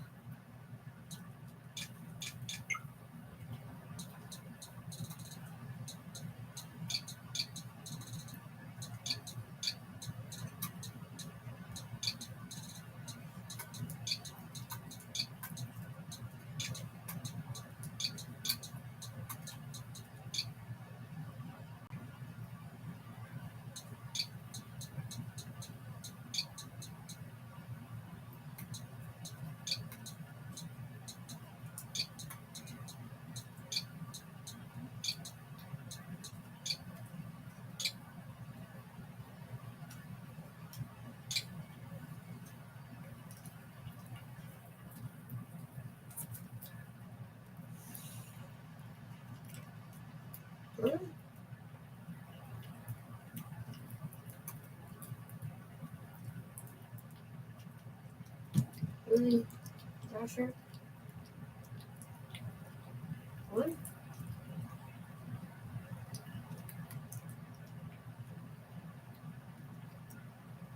Bullshit.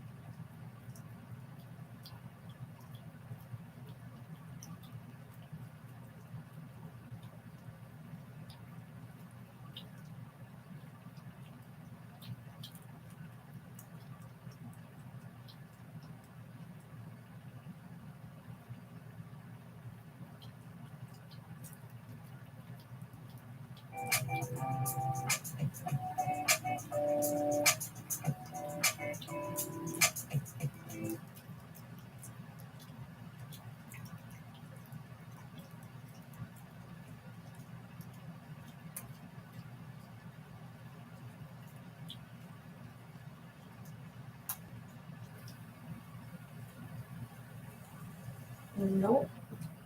Fuck no.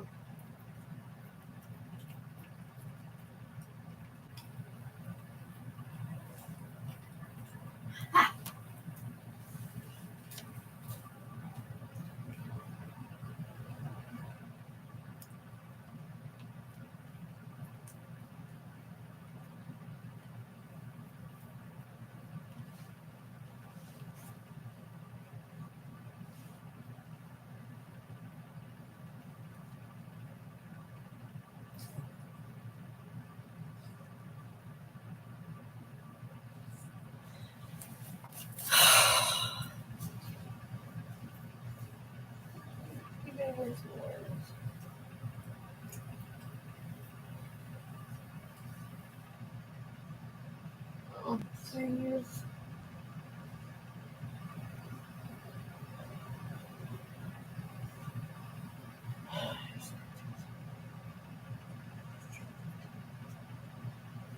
Hello, Freedom Central Canada. We got a very special guest here from Alberta to tell you some important information.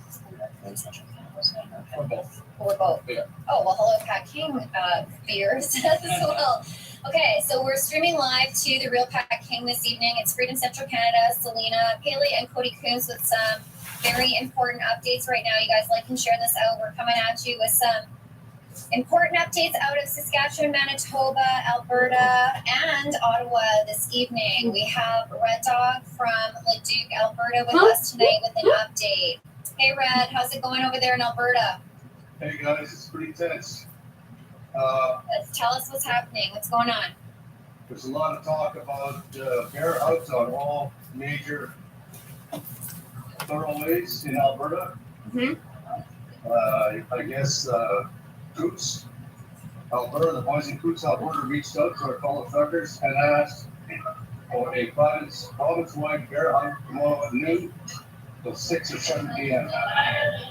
Okay. So let me get this straight. So Coots, Alberta is the border between Alberta and Montana, and it is backed up right now. It's backed up with trucks and tractors. Is that correct? It's jammed up. The police came in this afternoon. There was 80 or 90 officers, and there's 80 or 90 cars and 3 SWAT vehicles.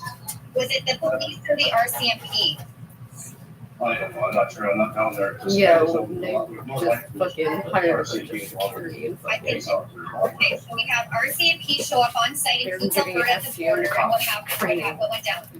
You could see them on fucking bikes. There would be like a group of bikes, whatever, and there's training like low-level security guys with cops so that they can have an arm, or they can carry a piece and basically write up tickets. And that didn't work because a bunch of trucks or tractors, farmers started pulling in with more trucks. So they're not stopping.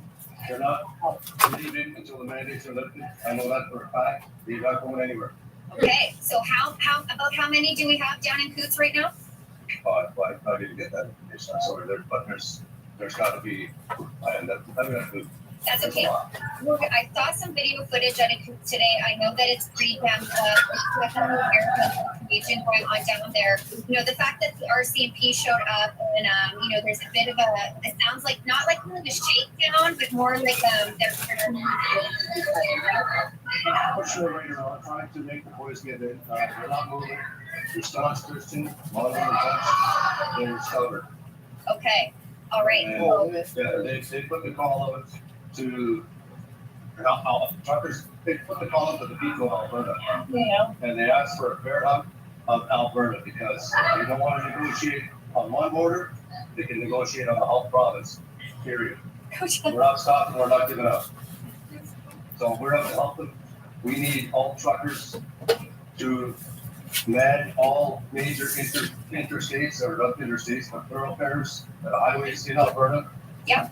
Leaving one lane open for emergency vehicles. Okay. But let's slow everything down and show them that we're all there to back them up and support the boys. I mean, this is our land, and they are supposed to work for us. This is going on long enough. Okay, so can I confirm with what you just said? You're saying, did you mention James Potter here?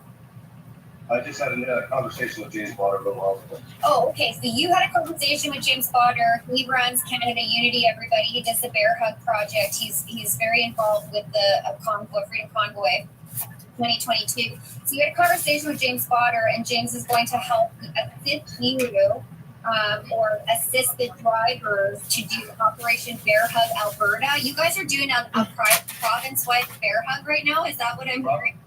Province-wide Bear Hug. Woo! A province-wide Bear Hug. Wow. Interesting. Can we check in with you tomorrow during this Bear Hug, Red Dog? Can we do that? You can. Hey, do you guys want to see the Operation Bear Hug Alberta tomorrow? Give it a like, give us a thumbs up. Let us know in the comments if you want to see something like that. Thumbs up, boys. That's going to work. This is go time.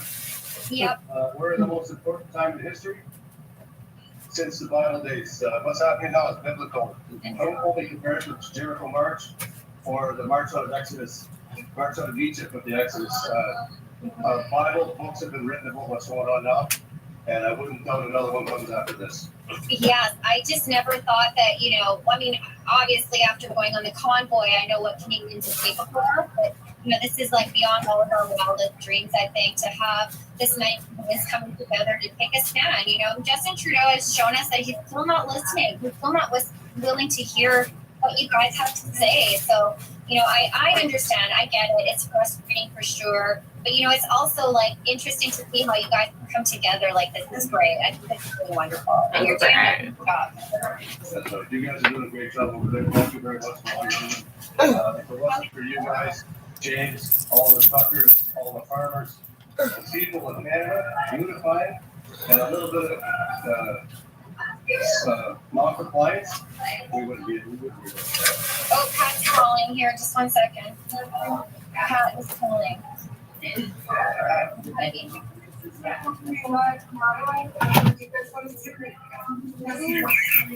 Yep, you're on. What do you think is home? Oh, okay. What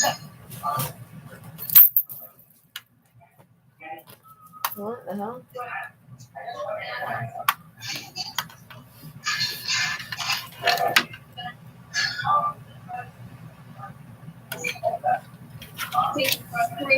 Well, this Red Dog, this was really awesome that you're doing this, and thank you. He's just on the phone here. You're doing a really great job. And, we all gotta work together, buddy. yeah, you're doing a really good job there.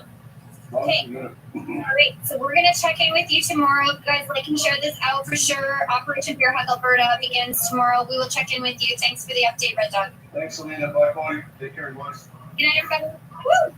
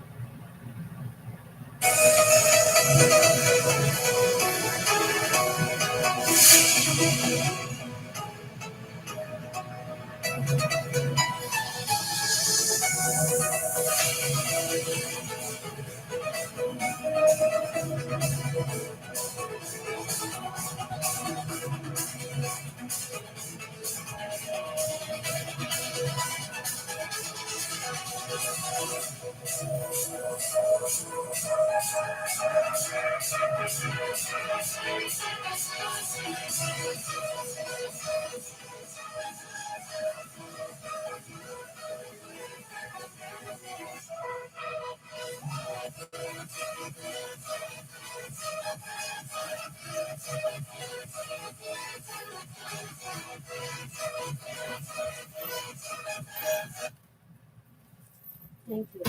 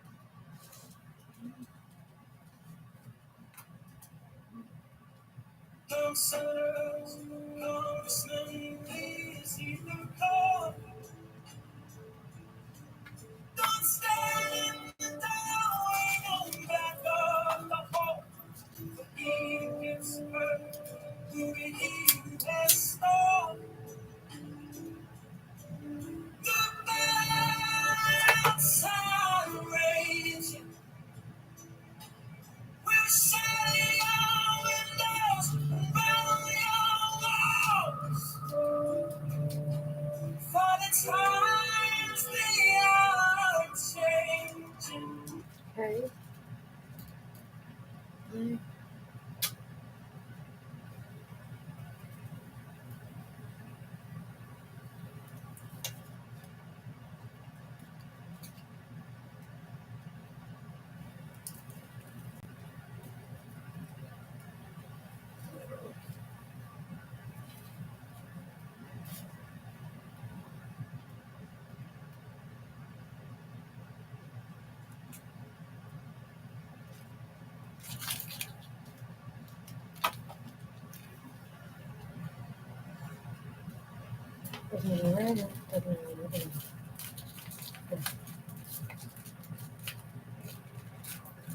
From the state of Colorado with their team in the Operation Bear Hug Run. They're going to their first stops.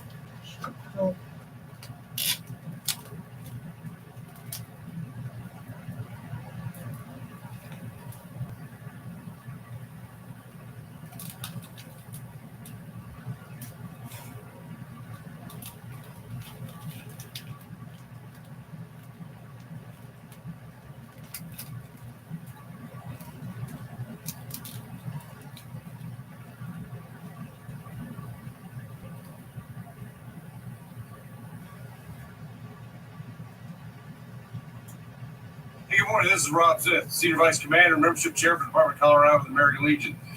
This morning, we're out here with Operation Bear Hug.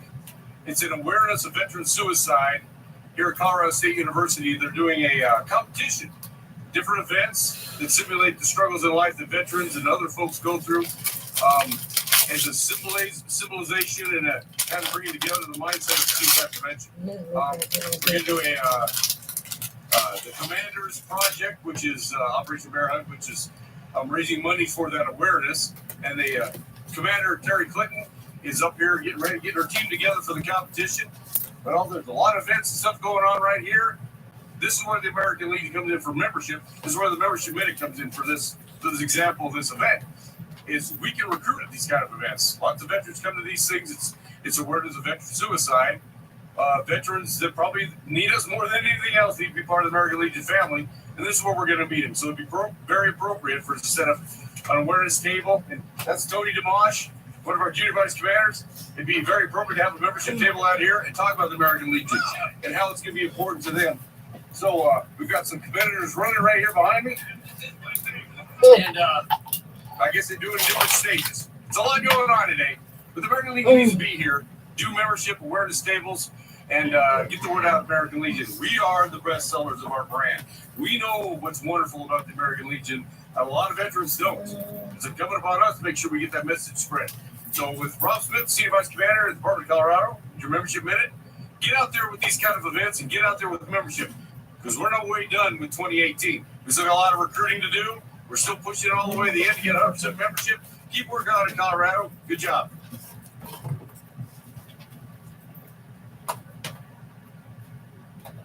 Well,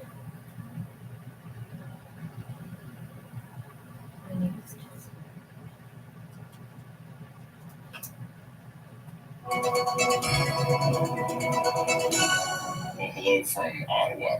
I drove out here from Toronto a couple of days ago just to check out what's been happening here. I apologize for the uninspiring background. My video studio today is a stack of pillows, so nice to have you here with me anyway. I've spent a lot of time over the last 24 hours wandering Ottawa, talking with people who are in the protest, talking with cops, trying to get a sense of what's happening. I don't really have a sense yet of how this is going to end. I think there are ways for this protest to end peacefully. I think there are ways for there to be a negotiated outcome. And I think there's a possibility that as more and more time goes on, some of the protesters leave. And I'm not questioning their commitment, but I'm saying some of these guys are going to have family obligations. Some of them are going to have work obligations. It takes a lot of commitment to stay in place day after day after day, separated from your family and your other responsibilities. So I think there's some hope and maybe some expectation among some of the civic leaders here that ends up happening. The problem, though, the more that happens, the more you're going to be reduced to the hardest part of the core, the absolute fanatic true believers who are willing to stay despite it all. And I have a bad feeling that this is not going to end well. I have a couple of thoughts. I'm going to head back out after this video. I'm going to explore some more and do a little more talking. I have some thoughts about how this could possibly be ended, but I think for now I'm mostly just here to observe and report. No, one thing though. This is the second time in 2 years that Canadian officials have been overwhelmed and completely by surprise by something that they were actually given warning of. You'll all remember back at the start of the pandemic, right back when it was, the risk to Canada is low. We had 2 months of strategic warning that something was happening in China. We knew by early January that there was something going on in Wuhan, and then it was going on in Iran, and then it was going on in Italy. And then it was in the United States. And then it was here a little bit, but it was just travel cases. I don't think you could stop something like COVID. But we really even realized it was happening until it had already happened. Walking around in Ottawa, just looking at the roads, looking at where these guys are deployed, listening to the federal government press conference on Monday, listening to local officials talking to local radio and local TV stations. The attitude seems to be hard to we have possibly known. I was writing about the protest before the protest arrived. The protesters were very clear that they were coming. They called it Operation Bear Hug. The plan was to come to Ottawa and stay until their demands were answered. I am not surprised that we are now in day 12 of this thing, as I filmed this morning. But our officials in Ottawa, I don't even think they've caught up to the present. Let alone, being sort of on top of things. I think they're behind. They're days behind. Watching again that federal press conference yesterday, where the main conclusion was that perhaps there should be a new committee, a trilateral committee of civic, provincial, and federal officials that Bill Blair immediately acknowledged actually would largely just duplicate existing functions. That was on the 11th day of this thing, and they're getting around to thinking maybe if we had a duplicated committee, we might have some answers to this. They haven't caught up yet. This is the second time in 2 years that this has happened. We can talk about the protesters. We can talk about the cause of the protest. The mixture of sincerely frustrated people exercising the democratic franchise versus the crackpots and nutters who are definitely part of this crowd. Believe me, I spent a big part of my day yesterday with them. But we also need to talk about why our government not only keeps getting caught off guard by things that were not only foreseeable, but were actually directly foreseen and warned about. At a certain point, this failure is not on the protesters or the media ecosystem or misinformation. If we keep getting surprised by things we've been warned about, that's our fault.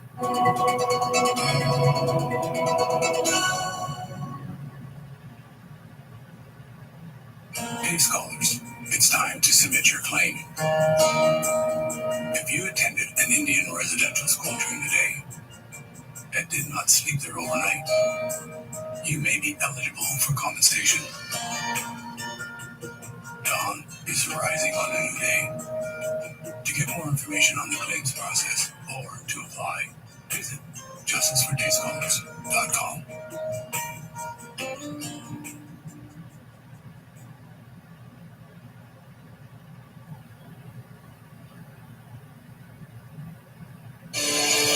Good evening and welcome to Tucker Carlson Tonight. When Democratic politicians across this country all of a sudden started to pull back their mask mandates, they did it virtually overnight, and of course they did it in unison We naturally assumed that new polling had to be behind it. Someone at the DNC must have seen terrifying public opinion numbers and decided to abandon Project Quarantine before the midterm elections. That makes sense to us. We explained that theory in the show last night. We still think it's probably pretty true. But it's also clear as of tonight that there is another explanation for this. Democrats in this country are looking north to their friends in the ruling party of Canada, and what they see there scares them. Canada's working class has finally rebelled after years of relentless abuse. Truck drivers are threatening to topple Justin Trudeau's creepy little government with their big rigs, and they may succeed, actually. The protests against Justin Trudeau's vaccine mandates have been far more effective than anyone in charge imagined. For Democrats in the United States, that's a pretty obvious lesson. Over the past 48 hours, Canadian truckers have blocked the major trade routes between their country and ours. Last night, farmers driving heavy agricultural equipment shut down the highways at the Manitoba border with the United States. You're seeing footage now from the town of Emerson, Manitoba. 1,100 miles away, a similar scene on the border of Ontario in the United States. Green tractors with Canadian flags lining the highway in protest. But the most meaningful blockade of all is taking place right now on the Ambassador Bridge. That's the privately owned span that connects Detroit to Windsor, Ontario. If you live in the upper Midwest, you know it well. A quarter of all the trade between the United States and Canada, one another's biggest trading partners, that's billions of dollars, comes across that bridge. And as Fox's Molly Wine is reporting from Ottawa, that bridge is now completely shut down. We're Canadian, and we want to be free Canadians. Increasing concern spreading through Canada and now the U.S. as the Freedom Convoy threatens trade along the border. Truckers blocking traffic at the Ambassador Bridge connecting Detroit and Ontario. A second crossing linking Alberta and Montana also shut down by protesters, calling for an end to all COVID restrictions and vaccine mandates. We want freedom of all mandates, and that's what we're fighting for. The Ambassador Bridge is the busiest international crossing in North America, carrying 25% of all trade between Canada and the U.S. We want freedom, the truckers are saying, freedom from mandates. It's a very straightforward ask, but so far the truckers don't have that freedom, and so their blockade continues. So far, that blockade has forced the Ford Motor Company to shut down one of its manufacturing plants and to operate another plant with a skeleton crew.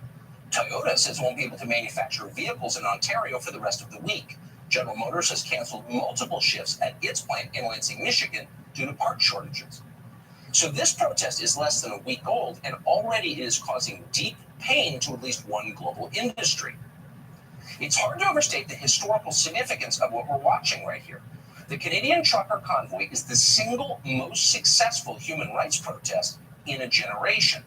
If nothing else, it has been a very useful reminder to our entitled ruling class that working class men can be pushed, but only so far.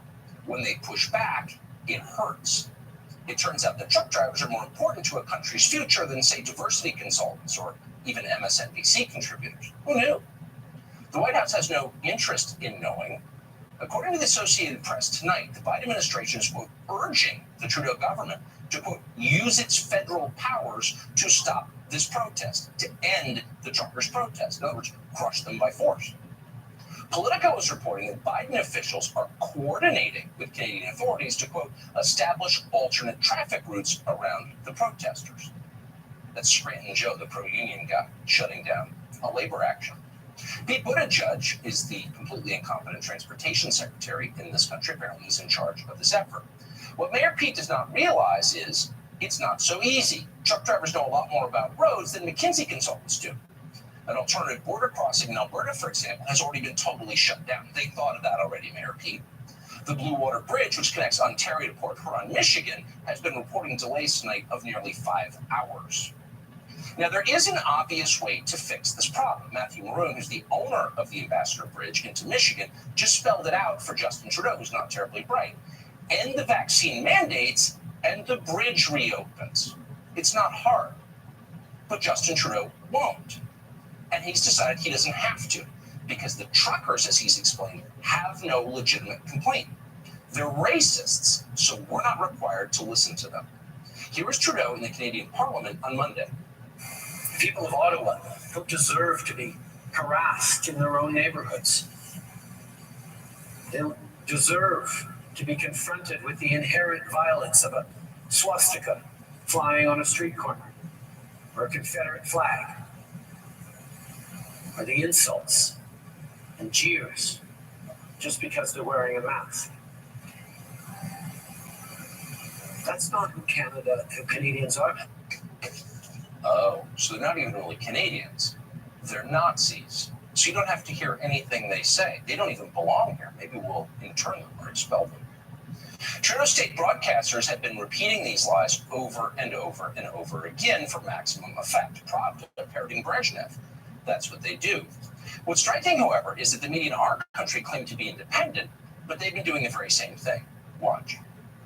Some of the organizers of this protest, which, as I mentioned, started more than a week ago, they do want to overthrow the government. Canadian officials calling the situation a, quote, nationwide insurrection. The police chief says COVID protests are a, quote, nationwide insurrection driven by madness. A nationwide insurrection driven by madness. And just think of the language. I know it sounds familiar to you, right? A threat to democracy, an insurrection, sedition. The police say that they are under-resourced and they are overwhelmed. They have said that this city is under siege. It's not just truckers. There's a lot of, I've heard there's QAnon supporters in the crowd. Residents that I have spoken to who say they feel terrorized, intimidated. It's a cult.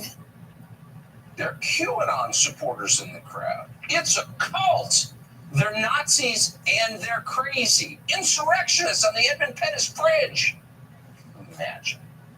Now, they're using these smears because typically they work. Just dismiss these people. Don't listen to them. They didn't go to college. But what Justin Trudeau apparently didn't count on is that a handful of independent journalists are committing journalism inside Canada. And a free press works. That's why we have it. We're dead.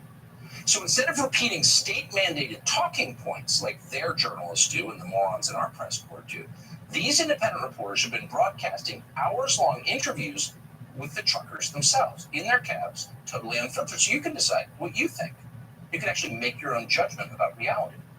So you watch these streams for just a few minutes and you realize that these truckers, whatever their faults may be, are far less odious and much harder working than the journalists and the politicians who call them Nazis. Here's one 24-year-old protester who saved up and bought his own truck. He's an owner-operator now. He's losing hundreds of dollars every day because he's no longer working, but he says it's worth it because he's more concerned about human rights than about his own paycheck. You decide. I agree with freedom of choice. So people should be, if you want to wear a diaper over your face, say go ahead. You know, you can wear a face diaper if you want, but why should I? Because of your fear, I got to wear that garbage on my face. You know, I'm doing that for 2 years. They said 2 weeks, but it started in 2 years, so enough is enough. Yeah, the voice of the working man there. You know how we know he's a Nazi? Because he used the word freedom.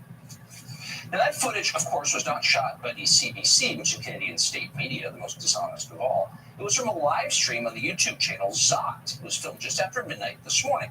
Zot is run by a man you've never heard of called Matt Garcia. Garcia is one of a handful of independent YouTube channel operators who are doing what legacy media refuses to do anywhere, ever, anymore. Garcia actually talks to people. He reports. He's not paid to do this. He's doing it because nobody else will do it. You should watch it. It's compelling because you can hear people speak and you can decide what you think about what they have to say. Here's another protester that Garcia spoke to in the streets of Ottawa.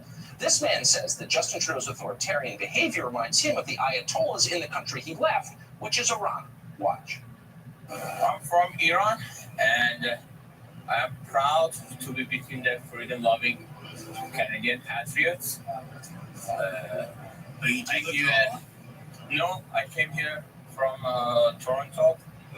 I did a speech on the stage, and I lost my freedom once in Iran by the Ayatollahs, by the mullahs. I don't want to lose my freedom again in Canada. Smile Direct Club gets you a straighter, brighter, cleaner smile. Smile Direct Club. So what's the answer to him? Is he in QAnon? Is he a Nazi? Is he a white supremacist? Canada's leaders have no response whatsoever. They just accuse all these people of bigotry and then they turn away. The protesters are so immoral, we have no obligation to listen to them because democracy. We all lose when they do that, because actually the truckers do have something to say. And some of them are pretty articulate. Some of them are even eloquent about what they want. So as a public service, we thought you might like to hear it. Here it is. There's nothing extreme about wanting people to be able to make their own decisions in their home. That is the best decision for their families. There's nothing extreme about that. No, that's not extreme. If you want to see extremism, take a close look at how Canada's ruling class is responding to these decidedly non-extreme protests. Authorities in Canada are now stealing firewood from protesters in sub-zero temperatures. You're seeing that on your screen right now. We're not making it up. Now, that wood is not being used in a crime. They're not using it to rob liquor stores. The protesters are using the wood to keep from freezing to death in February. But Trudeau's enforcers just took it from them. They also seized fuel, which the truckers were using to keep from dying in their cabs overnight. Watch. You take those cans off of that truck. Is that your property? It is now. So you have the right to take gas cans off of a trucker's truck. Is that correct? It is correct. According to what? Aiding and abetting criminal? A criminal offense. So now when you have gas cans on your truck, it's a criminal offense. This guy's name's Trudeau. So let's say you were on American television, or you worked at the Brookings Institution, or the Atlantic Council, or you were Liz Cheney, or any one of the many people who lecture you every day about democracy. What would you make of that exchange? Now, you may not like the guy's beard, or you may not like who he voted for, but what's your answer to him? If police are breaking the law by enforcing an order from the guy who runs the country, is that a democracy? No, it's not. It's not a free country. It's a very scary place. And that's exactly what Canada has become under Justin Trudeau. We'll play just one more clip. There are a lot of these, but we're not going to drag it out. You see the point. Watch this one. These are police acting under Justin Trudeau's orders, dragging an elderly man to jail and hurting him along the way. Why? Because he dared to honk his horn in support of the truckers. What's your name and badge number? Yeah, you're Look, they're hurting an old man, a Canadian citizen. It's communism. This is communism. He's scared. Communist. You stand with the communist government. Call your police chief. He'll back you up. Call your police chief. Arrested an old man. Shame on you. Shame on you. That hurt him too. Look at his bruises on the internet. So in the end, Canadians are nice people. The cliche is true. And they're seeing some of this. It's being hidden from them on their state media, but it's all on the internet. So Justin Trudeau is attacking human rights and attacking humans. And that ultimately is bound to provoke a backlash, and it is. The province of Alberta just announced it is lifting its COVID restrictions and scrapping its vaccine passport system completely. Saskatchewan, Quebec, Prince Edward Island have done the same. They're getting rid of most of their COVID restrictions in the face of this, in response to this. When you go too far, as Ceausescu learned, people turn against you. It was just a few days ago that a guy called Jagmeet Singh, he's the leader of Canada's supposedly pro-worker NDP party, smeared the truckers as racist, of course, quote, those that claim the superiority of the white bloodline. What a pig. It's always the same line. But yesterday, even Jagmeet Singh finally realized the same old slander doesn't work anymore. So he went to plan B. He went for a federal plan to, quote, exit the pandemic. In other words, he caved in the face of principled human rights protests. That's how that works. Several members of Justin Trudeau's own Liberal Party are now rebuking Justin Trudeau. One of those lawmakers, a member of Parliament called Joel Lightbound, described Justin Trudeau's vaccine mandates as, quote, an attempt to wedge, to divide, and to stigmatize. I fear that this politicization of the pandemic risks undermining the public's trust in our public health institutions. Oh, you think? Yeah. We in America know a little bit about that. Who will trust a doctor when the smoke settles from corona? Seriously. But on a political level, anyone watching this understands just how profound the betrayal is. The betrayal, both in Canada and in the United States. Self-described liberals, the ones who've lectured you for decades about the nobility of organized labor, are now taking the side of management, of strike breakers over striking workers. They're applauding like Mr. Burns on The Simpsons as cops harass and abuse strikers and their families. Pretty soon they'll be demanding scabs. Literally, if they aren't already. It's so deeply revealing. Scratch a liberal and you'll find a fascist. Today on Twitter, an Obama DHS official called Juliette Kayyem called for violence against the truckers. Slash their tires, she demanded. But don't stop there. Quote, cancel their insurance, suspend their driver's licenses, prohibit any future regulatory certification for truckers, etc. Have we learned nothing, fellow members of the ruling class? These things fester when there are no consequences. Crush them before they get big ideas. Now, Juliette Kayyem is a nasty little fascist, and of course she's a CNN contributor too. Of course she is. But we will concede Juliette Kayyem is right about one thing. These things do fester. When you ignore the population's legitimate concerns for long enough, when you dismiss your own citizens as racists and conspiracy nuts and trying to shut them down for long enough, at some point they are apt to revolt. Once people realize they're citizens, not serfs, you can't really know where things go from there. And in that vein, tonight, a group of American truckers announced they will begin a nationwide truck convoy in this country starting next month in protest against Joe Biden's vaccine mandates. That rally will begin in Southern California on March 5th, and then it will progress eastward by truck to Washington, D.C., a city they still perhaps naively assume is the capital of their country. How does the supposedly pro-union White House feel about this? They're completely panicked. Working class people expressing their opinions, that's not allowed. So Joe Biden, taking a page from Justin Trudeau, his friend to the north, has already set the Department of Homeland Security to work to shut them down. We'll be covering that in some detail. There is some drama ahead. Hey, Sean Hannity here. Hey, click here to subscribe to Fox News YouTube page and catch our hottest interviews and most compelling analysis. You will not get it anywhere else.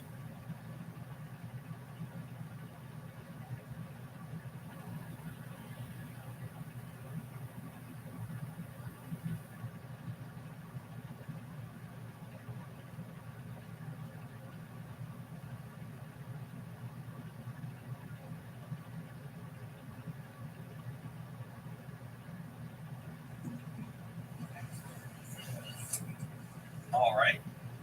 Am I on here? Oh, okay, great. Good afternoon, everyone. Welcome to the Uncommon Core lecture, the causes and consequences of the Ukraine crisis. My name is Michael Volchak. I attended the university from 1986 to 1991. I got a bachelor's in political science and a master's in international relations. Professor Mearsheimer was a tremendous influence on my life. Completely revolutionizing my worldview, changed how I looked at international relations, politics, just everything. In fact, he was such a big influence on my life that,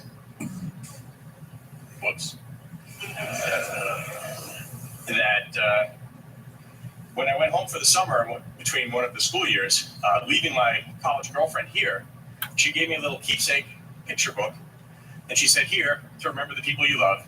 And inside was a picture of her on the right and a picture of Professor Mearsheimer on the left. That's a true story. When I was here, the two biggest things that for me were military affairs and the Model United Nations of the University of Chicago, the student organization that I co-founded in 1988. And at that time, I discovered that you need a faculty advisor in order to have a registered student organization. So, of course, I thought for about 2 seconds, and then I went to see Professor Mearsheimer. And I'm not sure if he remembers this, but I asked him, "Will you be our faculty advisor?" And he said, "I will sign the piece of paper if I never have to do anything else after that." So I had found my faculty advisor. So, without further ado, I would like to introduce the R. Wendell Harrison Distinguished Professor of Political Science, Professor John J. Mearsheimer.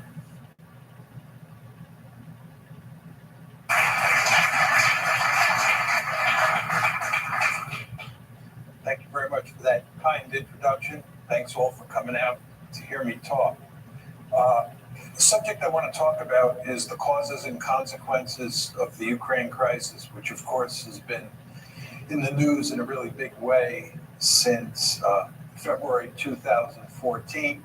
And indeed, there was a big story on the civil war in eastern Ukraine in the newspapers this morning.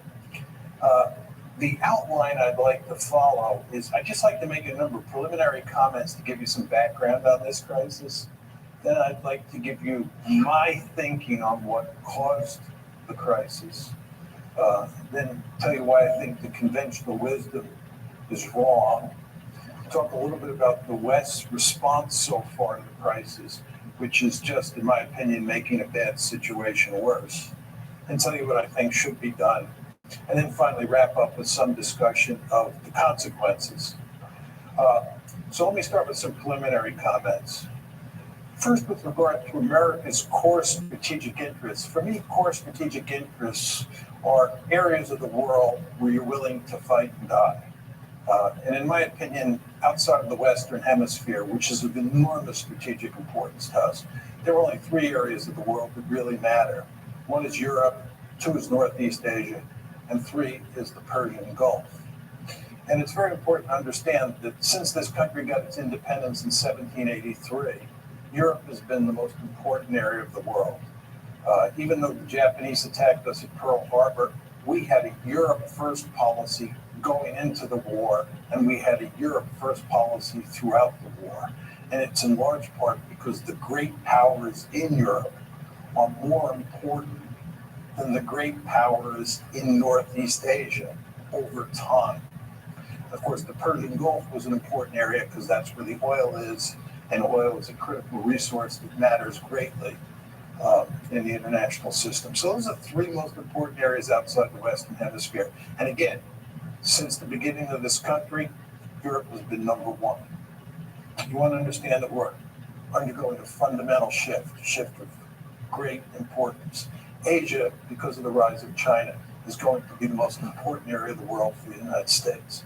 The Persian Gulf, because it's inextricably linked with Asia, oil flowing to India, oil flowing to China, the Persian Gulf will be number 2. And Europe will be a distant 3. We're basically leaving Europe in the rearview mirror. And of course, you want to keep this in mind because the Ukraine crisis is in Europe and it involves NATO. Just how to think about the geography of Europe. This is a simple, if not simplistic way of thinking about it. But here's a map. You can see where Ukraine is. You can see where Poland is. You can see where Russia is. The way I think about European security is there's France, Germany, Poland, Ukraine, and Russia. Of course, we're moving from west to east. These are the big kahunas. These are the big countries that matter. And of course, the 2 countries that matter the most historically are Germany and Russia, or for most of the 20th century, Germany and the Soviet Union. And I put them in red because, as you well know, both Germany and the Soviet Union fought bitter wars in Poland, in Ukraine, and we could add in Belarus as well, if need be. But as we go along here, you want to keep in mind that Ukraine is right next to Russia, and Poland is right next to Ukraine. And then out further west is Germany and France. Take this a step further. This is the ethnic breakdown of Ukraine. I'm going to show you a number of maps, all of which are designed to show you that Ukraine is a badly divided country, and what's taking place inside Ukraine today is in good part a civil war. And to that extent, it doesn't have that much to do with what the Russians or the West are doing there.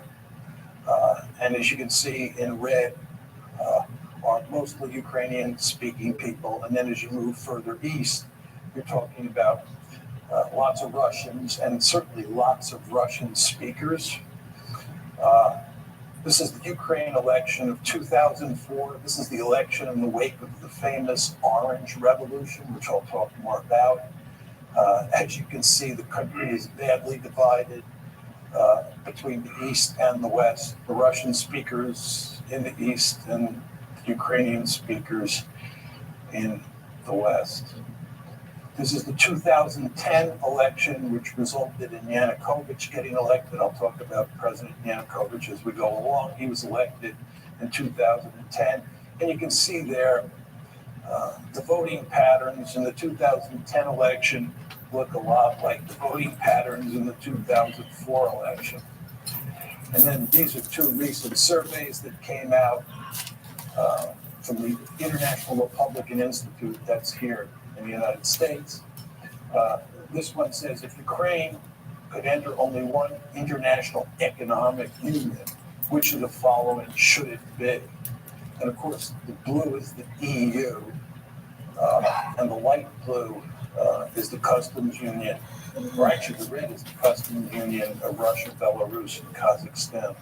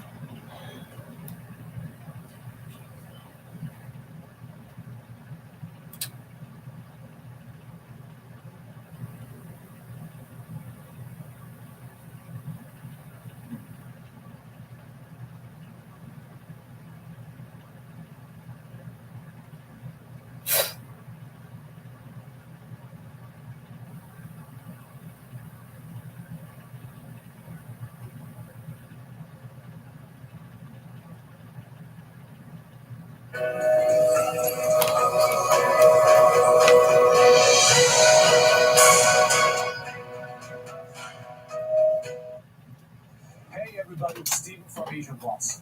The Beijing Winter Olympics is just around the corner, and what's still being talked about is a diplomatic boycott imposed by the US and its allies.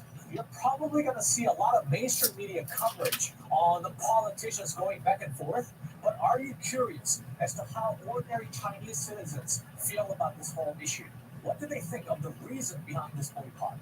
You're about to find out, but before you do, let me make this very clear. Our mission is to bring people's voices together and bridge social and cultural gaps between Asia and the West. But whenever we put these street interviews together from China, which is incredibly difficult to do, given the fact that our team has to stand on the street for 5-6 hours in the middle of winter, we inevitably get accusations that we are biased or that we have some sort of political agenda. Oh, we have an agenda, all right.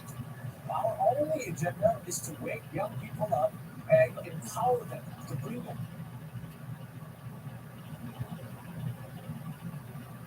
World War III. And everybody is just so fucking busy taking sides. If you think the Chinese people's answers are all fake because they cannot be honest in front of the camera, then would you rather not listen to them at all?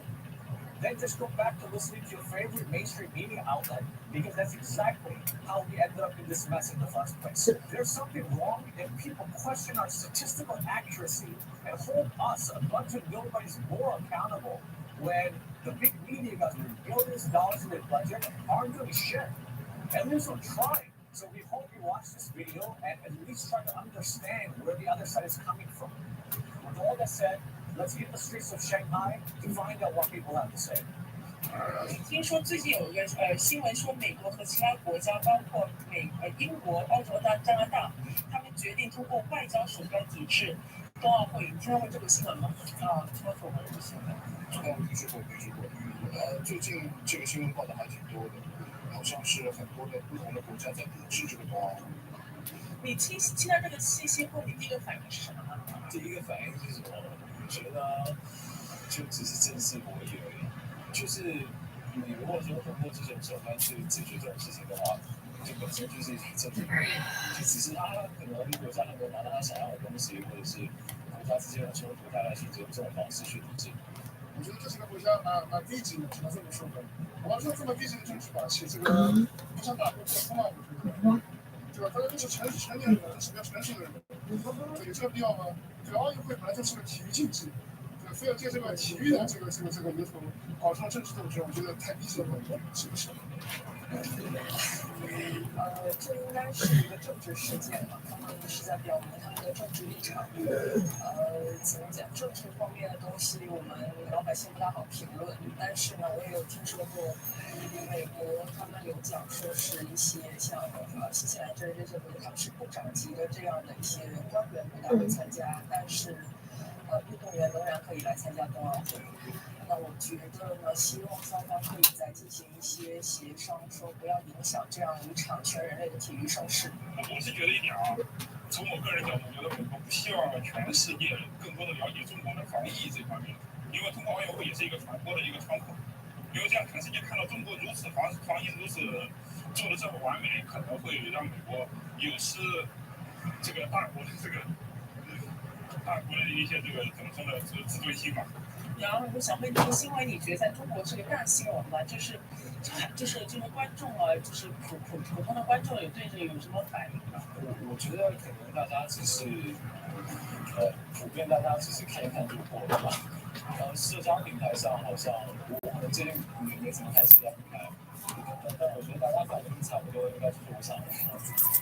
我觉得年轻人好像不是很关心这种政治类新闻，就像我平时可能不是很会去看新闻联播政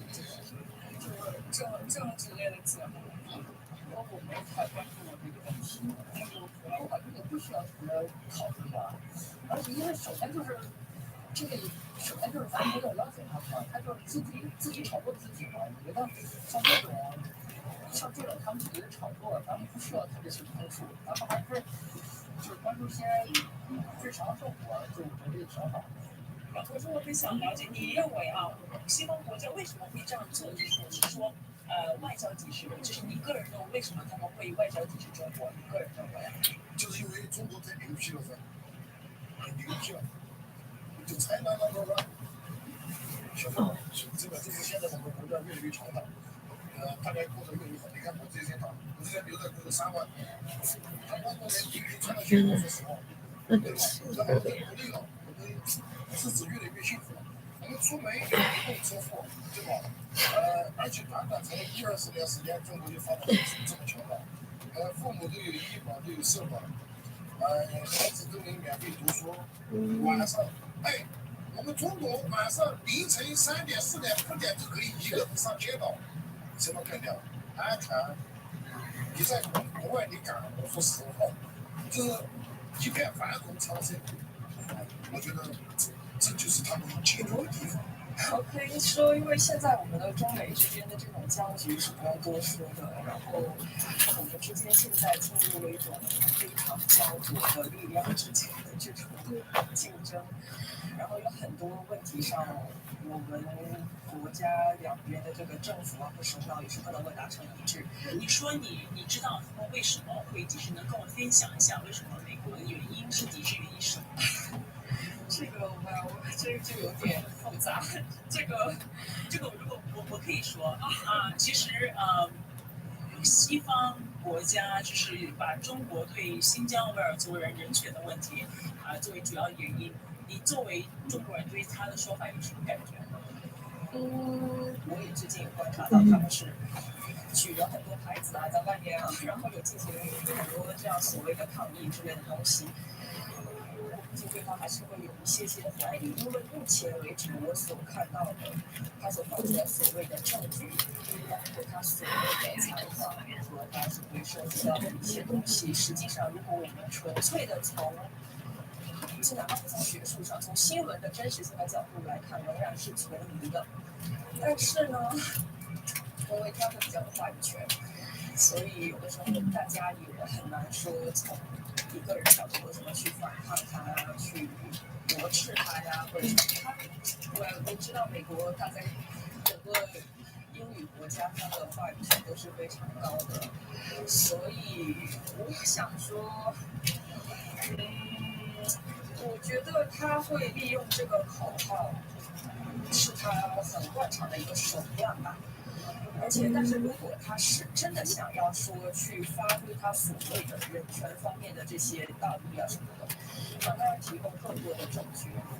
新疆的问题好像已经被人讨论了很久了，但实际上我们这边我在新闻上面看不到什么的，所以我觉得，因为看不到，了解的不是很多，我觉得可能没有办法对我过多说。因为外国人希望中国搞分裂嘛，那中国人不希望搞分裂，就不会去讨论一些好像很容易煽风点火的话题。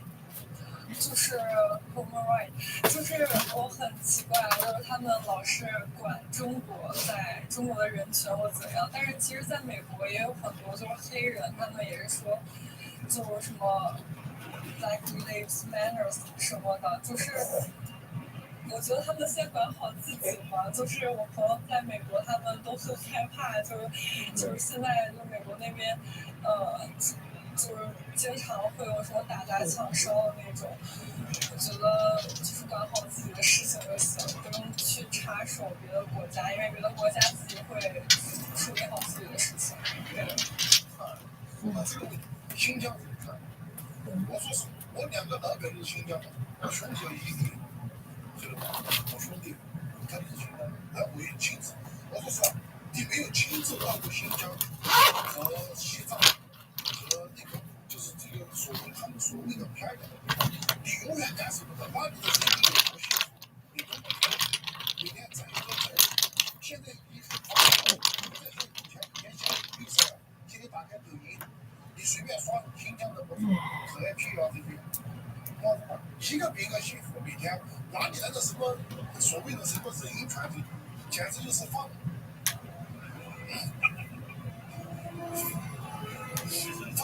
节目的狗屁，然后就是那种。作为新疆人权的侵犯，其实我是觉得他们的报道不够客观。就是如果，就如果我们自己生活在这，我们自己是去过新疆的，我自己都没有这样的感受的话，我看到他们的新闻，其实我是没有办法感同身受的去有那种，对可能我们自己的政府有那种极恶毒手的感觉，没有，就是我觉得是三胡说八道这样子的事情。因为我没有看到这样的事实发生，那你这样说了，我会觉得可能捏造的这个可能性会更大一些。就普遍的在上海大城市或者在那种沿海城市，他们对新疆的事情比较了解吗？我觉得大家一定程度上都会有了解吧，因为之前毕竟就可能大家日常之中用度都会用到的什么 Nike 啊什么这些，当时之前不是有个什么抵制新疆人的这个运动吗？那这个运动一发，其实才让大家能够更清楚去了解到新疆到底是一个什么样的情况，或者是愿意去对这个地方进行了解，那可能也会更看得清新疆到底目前的情况是怎么样，然后或者是外国或者是其他地方的媒体对新疆的评价是否是公正客观的，有一个大概的了解。就是说实在话，我觉得离上海这边太远了。就是你要从一个大局的看，可能是一个问题，但是从我的个人角度来说，我又觉得很遥远，所以我做不到什么事情。如果从中国的这边的角度来说，像我们住在就是中国沿海的这个区，我们作为中国公民，可能我们接触的这个方面的话题新闻也不是很多，所以我觉得可能是一个问题，但是我们并不了解。那也有可能有人了解，他也不愿意去说。所以我觉得两方都有问题吧。我有听说过，就是新疆他们那边就是有人去西方媒体那边说，就是他们在新疆受到虐待或者被监禁之类的，但是我听的版本是这些都不属实的，就是他们逃到别的国家去，然后被西方国家利用，然后过来说中国的不好，就是他们是被利用的，就是这些新闻都不是真的，对。所以说，因为这个是中国内部的事情，你这个美国其实没有什么原因理由来参与这件事情。是，因为为什么？就是你比如说洛杉矶出了问题，我们也不会管你，这个洛杉矶的问题或者怎么样，会美国政府会对我怎么样？我觉得我要抵制你或者怎么样，因为你对洛杉矶不好，所以我们再去把你这样是完全不对的。那再说，比如说再举个比较小的例子，就是我们家的孩子，两个孩子互相打架，你突然之间你跳出来说，你这样打孩子不对，我就抵制你，这是我感觉这是完全不对。你可以做一些谴责性的问题你说这个小孩确实不对但是说你没有办法去干涉他。去来说，你不能打孩子，你这样的话我来报警，我觉得这是完全不对的。因为我也只是好奇我就想问你为什么觉得他们说的是必须是假的？而且我平时用新疆的嘛，所以我也跟他说嘛，就基本知道就是他们那个报道方向肯定是有偏差的嘛。还有一点就是，就像你说的，就是我怎么知道他们说的是假的？然后我也想反问，为什么他们说的就一定要是真的呢？我们为什么一定要相信他们说的话呢？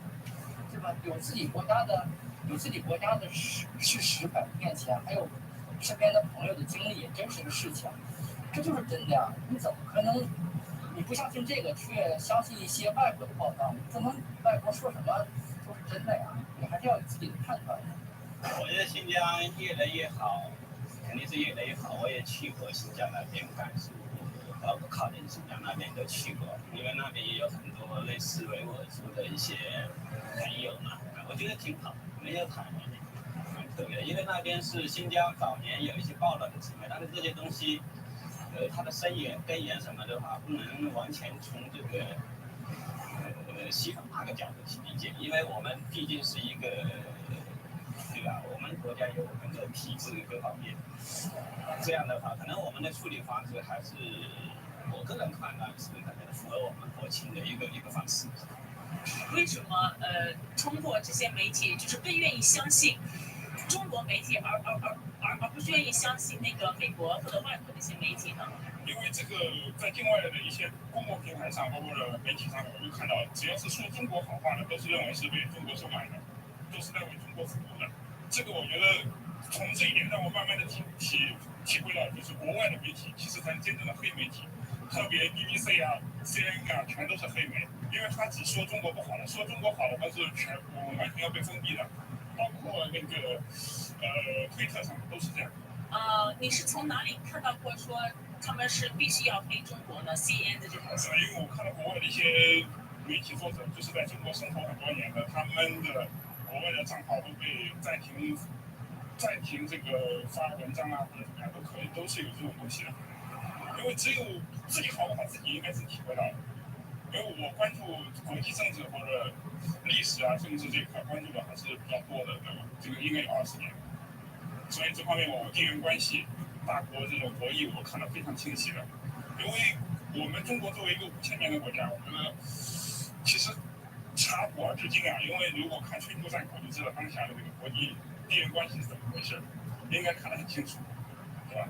所以美国很多去打压别人、抹黑别人，这个都是徒劳的，因为我们有以史为鉴，历史上有很多这种案例。可是呢，就是虽然美国说中国有这个人权问题，然后中国说没有人权问题，可是中国他不让，假如说第三方，假如说一个联合国小组过去来调查这个问题，因为他已经拒绝了那个第三方过来再调查这个人权问题。你对中国这个行为或者是这个作为有什么想法呢？为什么他会拒绝？因为我觉得本身这个小组就有事权威性了。因为从我个人来觉得，因为我是非常关注国际政治的，因为我觉得这个首先调查组它这个成员就有失这个怎么说呢？就是我觉得它这个不够公正，所以说我觉得有权利拒绝了。你跟我说为什么你觉得他很公正？因为毕竟他是联合国嘛。因为联合国现在有很多人都是在为美国服务的，因为我觉得其中涉及到很多贿赂问题，这个我之前有在新闻上看到过。我看到的不是在国内的媒体，而在国外的媒体上看到的。联合国里面可能，如果拒绝联合国调查，可能联合国这个角色，可能他那个，我不知道联合国里面它里面哪一些体系划分啊，可能他在那个某个人权方面的一个那个话题性，可能做决策力量的人可能是西方的那帮人，所以的话，我们拒绝对方思维体系或者是不一样的人，或者没有我们参与，或者我们没有我们的一些更我们理解的更客观的方式去判断它。那这个问题呢，我们拒绝的话，我觉得很正常。其实你也知道，这2年中美关系不是特别好，对吧？也特别是疫情，然后呢，其实美国这种外交体制只是进一步损害中美之间已经相当比较冷淡的关系。你为什么认为，事情会变得如此怎么说低落？这个关系不是那么好呢？其实我觉得首先第一点吧，主要是美国造成的嘛，主要是美国它原来一直是世界第一嘛，然后但是他自己现在慢慢的就是不自信了嘛，不行了，好多领域确实是不行了嘛。然后咱们国家发展越来越好，就是他自己非常恐慌，他就是自己一定要保持自己的一个霸权地位。而且纵观一些历史事件，其实美国就是打击世界第二的其实是个常态了，像原来的日本啊之类的，他都是这么打击过的。就是他一直要保持自己世界上一个国家地位。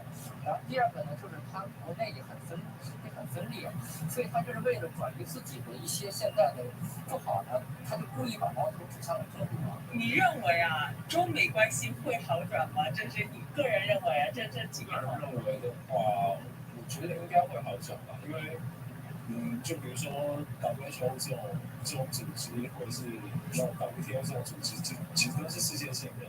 那现在在这种多元化的这种情况下，其实没有什么国家可以就是单独的去运行。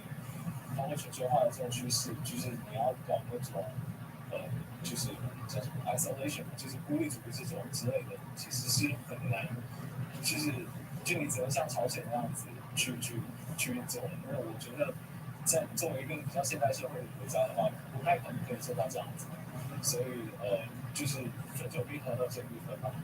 就是大家来看我，来参加，多多参与，来看，参与一下，看一下，多来这边走一下，学习一下，学习一下我们的安联上，学习一下我们是怎么凌晨30点、15点都在街上逛，街上随便玩的。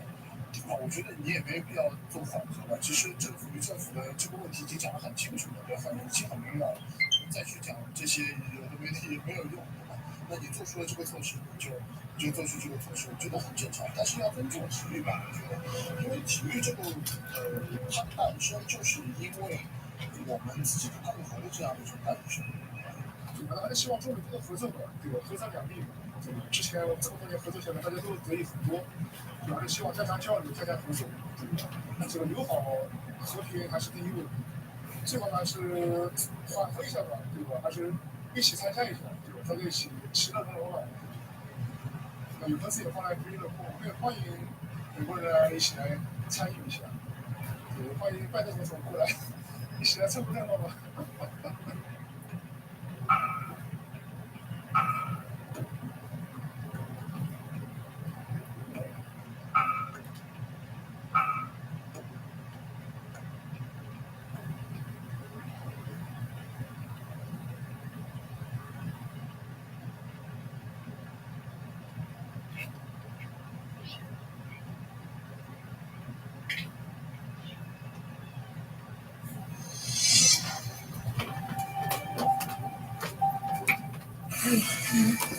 Hello, I'm Manila Chan. You are tuned into In Question. We're live at RT America headquarters in Washington, D.C. These are the top stories of the day. First, world leaders on the move today, all trying to diffuse the tensions between Moscow and Kyiv, except U.S. Secretary of State Antony Blinken. He is in talks to counter China. All those details next. Plus, efforts to ban Congress members from stock trading now picking up steam as House Speaker Nancy Pelosi changes course and is now on board with the idea. We'll explain. And with the Formula One season upon us, the reigning world champs are showing off their new car. We'll show you what it looks like and what their driver is saying about it. That and more coming up later in sports. All right, it's time to boost your news IQ.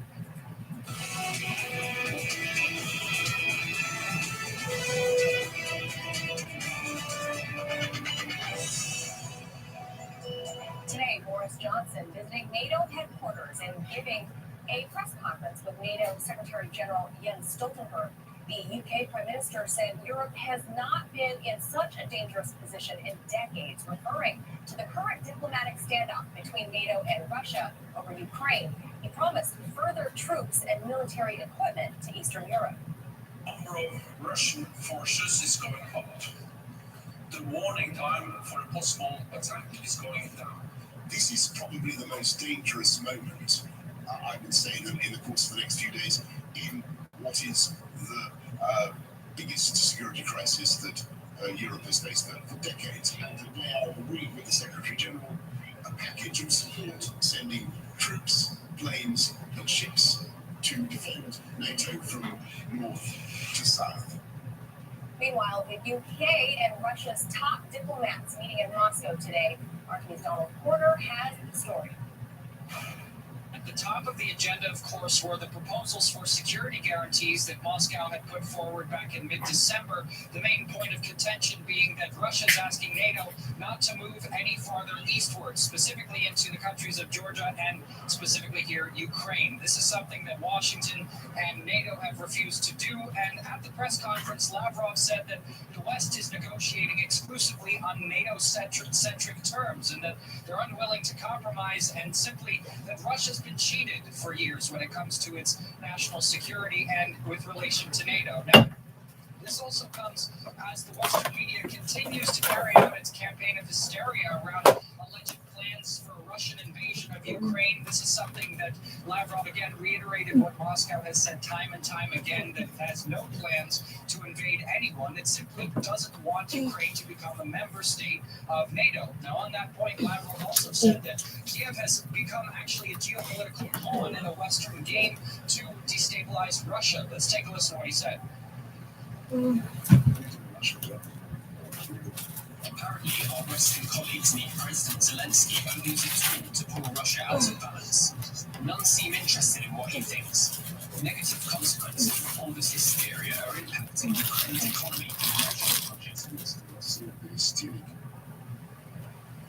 Now, as for Truss, she said that her goal in Moscow was to make as much progress as possible for a diplomatic solution, but right from the get-go, she started accusing Russia of being aggressive and of trying to undermine what she called Ukrainian democracy. Most shocking of all, though, is that she demanded that Russia prove that it's not being aggressive. Talk about guilty until proven innocent. Minister Lavrov has said to me today that Russia have no plans to invade Ukraine.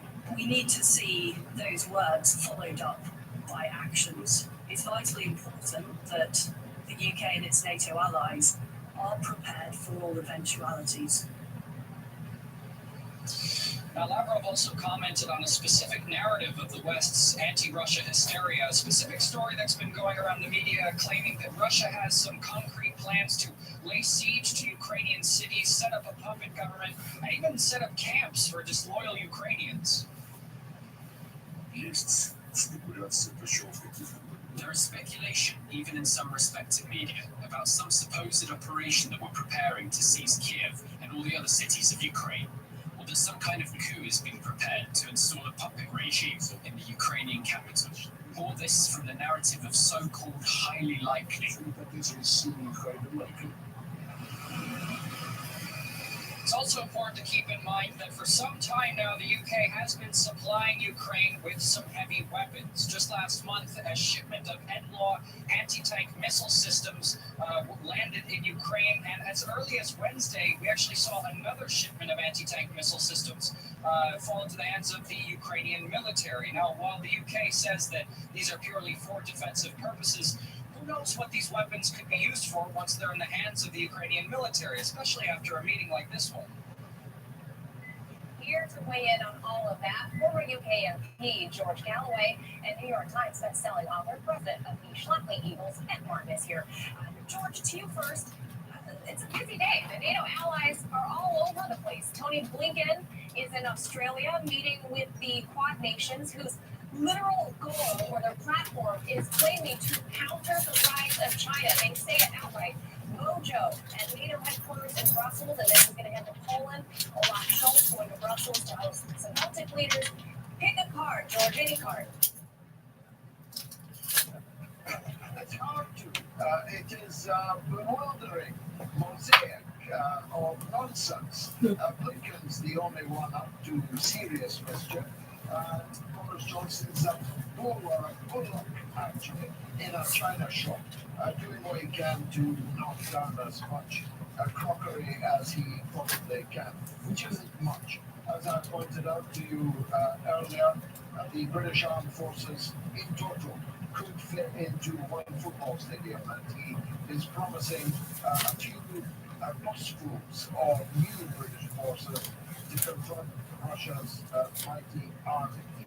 The Foreign Secretary of Britain, in remarks that your correspondent was too polite to mention, confused the Baltic with the Black Sea, confused Russian territory with Ukrainian territory, and no doubt confused our backside for our elbow. The laughing stock that is British military and diplomatic power on display today makes one embarrassed, cringe-worthy actually. But Blinken at least has the grace to move on. He's moved on to cranking up a crisis with China, leaving Russia alone, which is a good sign. It's a sign that the narrative of Russia about to invade Ukraine has deflated like a punctured balloon. Boris Johnson is running to the microphone because he knows he's endangered. His whole career is ending because he's having parties and all. In America, Joe Biden and his people know no one in America wants a war with Russia, not over the Ukraine. And so the shift is because of politics, and it's as simple as that. Now, the danger is that if you're Vladimir Putin, you've done what you wanted, which is force the Europeans and the Americans to acknowledge that NATO is the threat. And of course, the NATO nations, and there's Boris Johnson standing next to the General Secretary and saying, oh yeah, we're here to fight with NATO. NATO, take a poll of the NATO nations. They don't want this either, the people. And so we have this sort of game that's going on, and the easy way to solve it is for the NATO nations to say, we won't let Ukraine in NATO, and back this off. And instead, you've got Johnson and others running to the camera. And that's just politics. Now, Blinken is in Australia, and George and I disagree on this, because I do think that China is the larger threat to world stability, and I do think tweaking China, not for a war, George, but to keep China on their toes, I'm for that. I think we need them to be paying attention because they're getting away with the Wuhan virus, the Omicron Olympics, and now they're looking at Taiwan saying, that looks delicious. Let's do what we did to Hong Kong to Taiwan. And so that's why I think Blinken's moved on. And coming up, the House is talking about banning themselves from stock trading, with Nancy Pelosi doing an about-face after her husband's multi-million-dollar trade comes into question. Our friend Ben Swan is standing by to discuss it. And later in the Sports HQ, Steve Christakis takes us to England, where Formula One's Red Bull Racing has the latest edition of their award-winning car. Now keep your News IQ sharp 24/7 by downloading the Portable TV app today. It is TV as it should be. We'll be right back. Democratic House Speaker Nancy Pelosi and House Democrats are looking into potential policy proposals to ban lawmakers from stock trading. They're also calling for new rules for judges. Pelosi insisting any stock legislation be applied to the Supreme Court as well. RT's Trinity Chavez has the story. After months of pushback, Democratic House Speaker Nancy Pelosi is making headway on legislation that would ban members of Congress from trading stocks. and she's insisting the anti-stop legislation apply to the Supreme Court as well. Trusting our members. Now, Pelosi leading the charge as the House administration is working on drafting the rules for the legislation, expected to be put out for a vote this year, likely before the November midterm elections. Pelosi has said that she wants an increase in fines for violations of the current Stock Act to serve as a better deterrent. I trust our members. If in fact we should have severe penalties for delay in reporting on the Stock Act, we're going to do that. I've said to the House Administration Committee, review all the bills that are coming in and see which ones where the support is. Questions remain about what types of investments will be prohibited, what incoming members will be required to comply with the new law, and whether family members of lawmakers would also be banned from trading stocks. The Stock Act, which was passed in 2012, makes it illegal for members of Congress and their families to profit from inside information and requires lawmakers to report stock trades to Congress within 45 days. The move comes after reports that senators from both sides of the aisle traded healthcare stocks in the early days of the pandemic, after receiving closed-door briefings about COVID-19.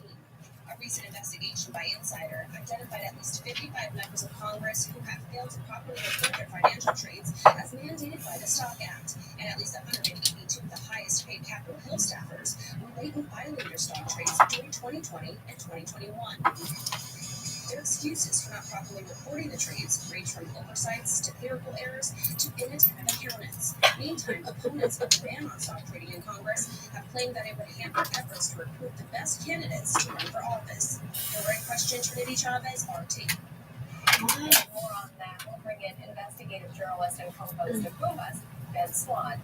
Ben, I see you smiling. I know you have a lot to say about this. You have long criticized Congress members, their ability to continue to invest in stocks while simultaneously being the same people who make the laws around those industries. I mean, isn't all of this, Ben, isn't it very obvious? It's tantamount to insider trading.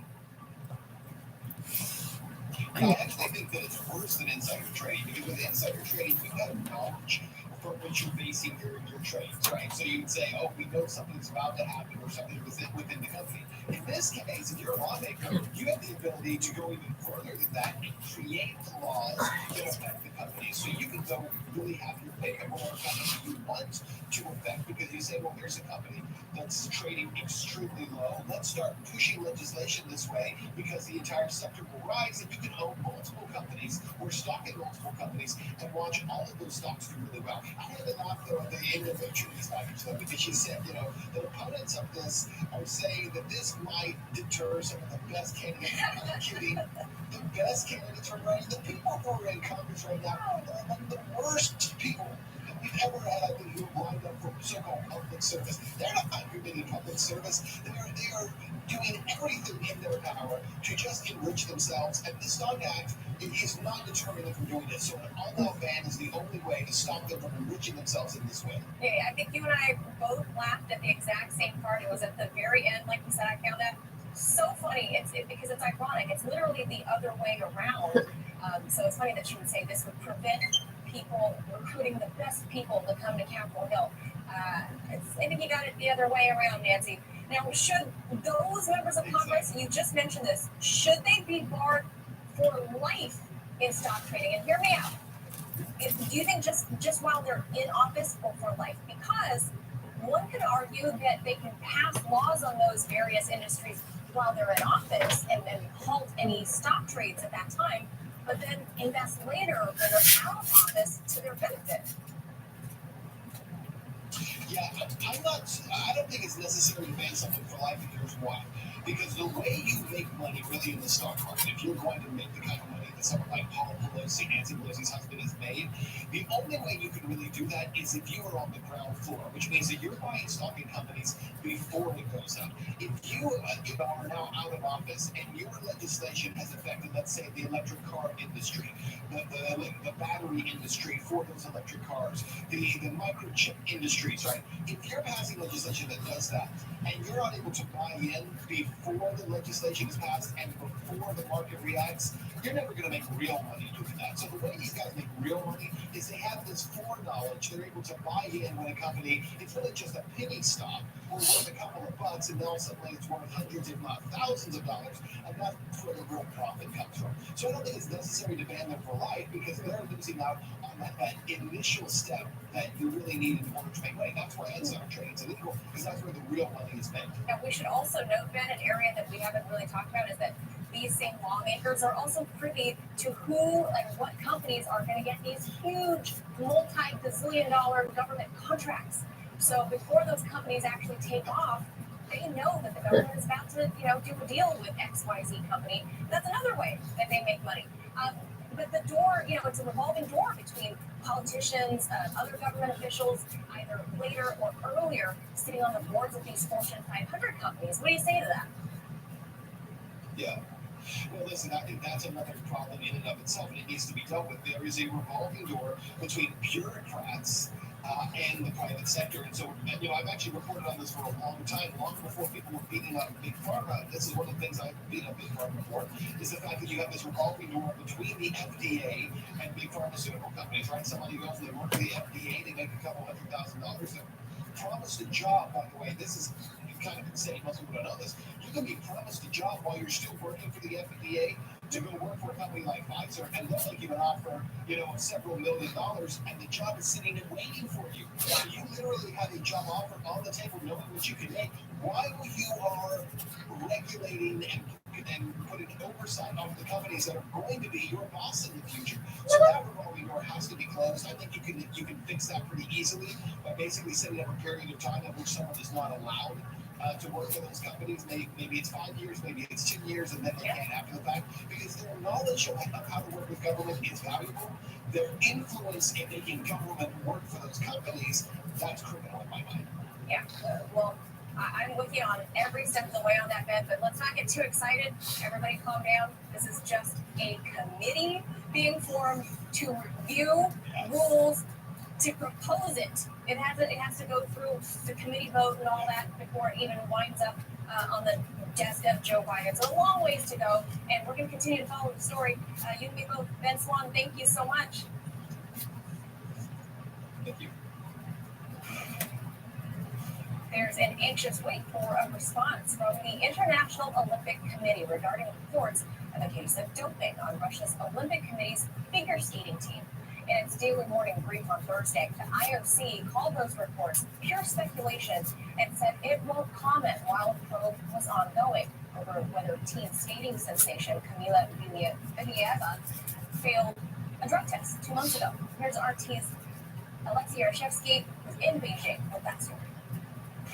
We were expecting a statement by the International Olympic Committee at 1 p.m. local time. Now, the only official information or the official comments we've heard so far came from the spokesperson of the IOC, Mark Adamson's Thursday morning's press briefing, where he explicitly said that this was a legal case, and even addressing a direct question about whether this was a doping case or a doping allegation, he said that for now, everything doping related remains purely a speculation, and that is as far as Minister Adams went with his comments. Said that we need to wait.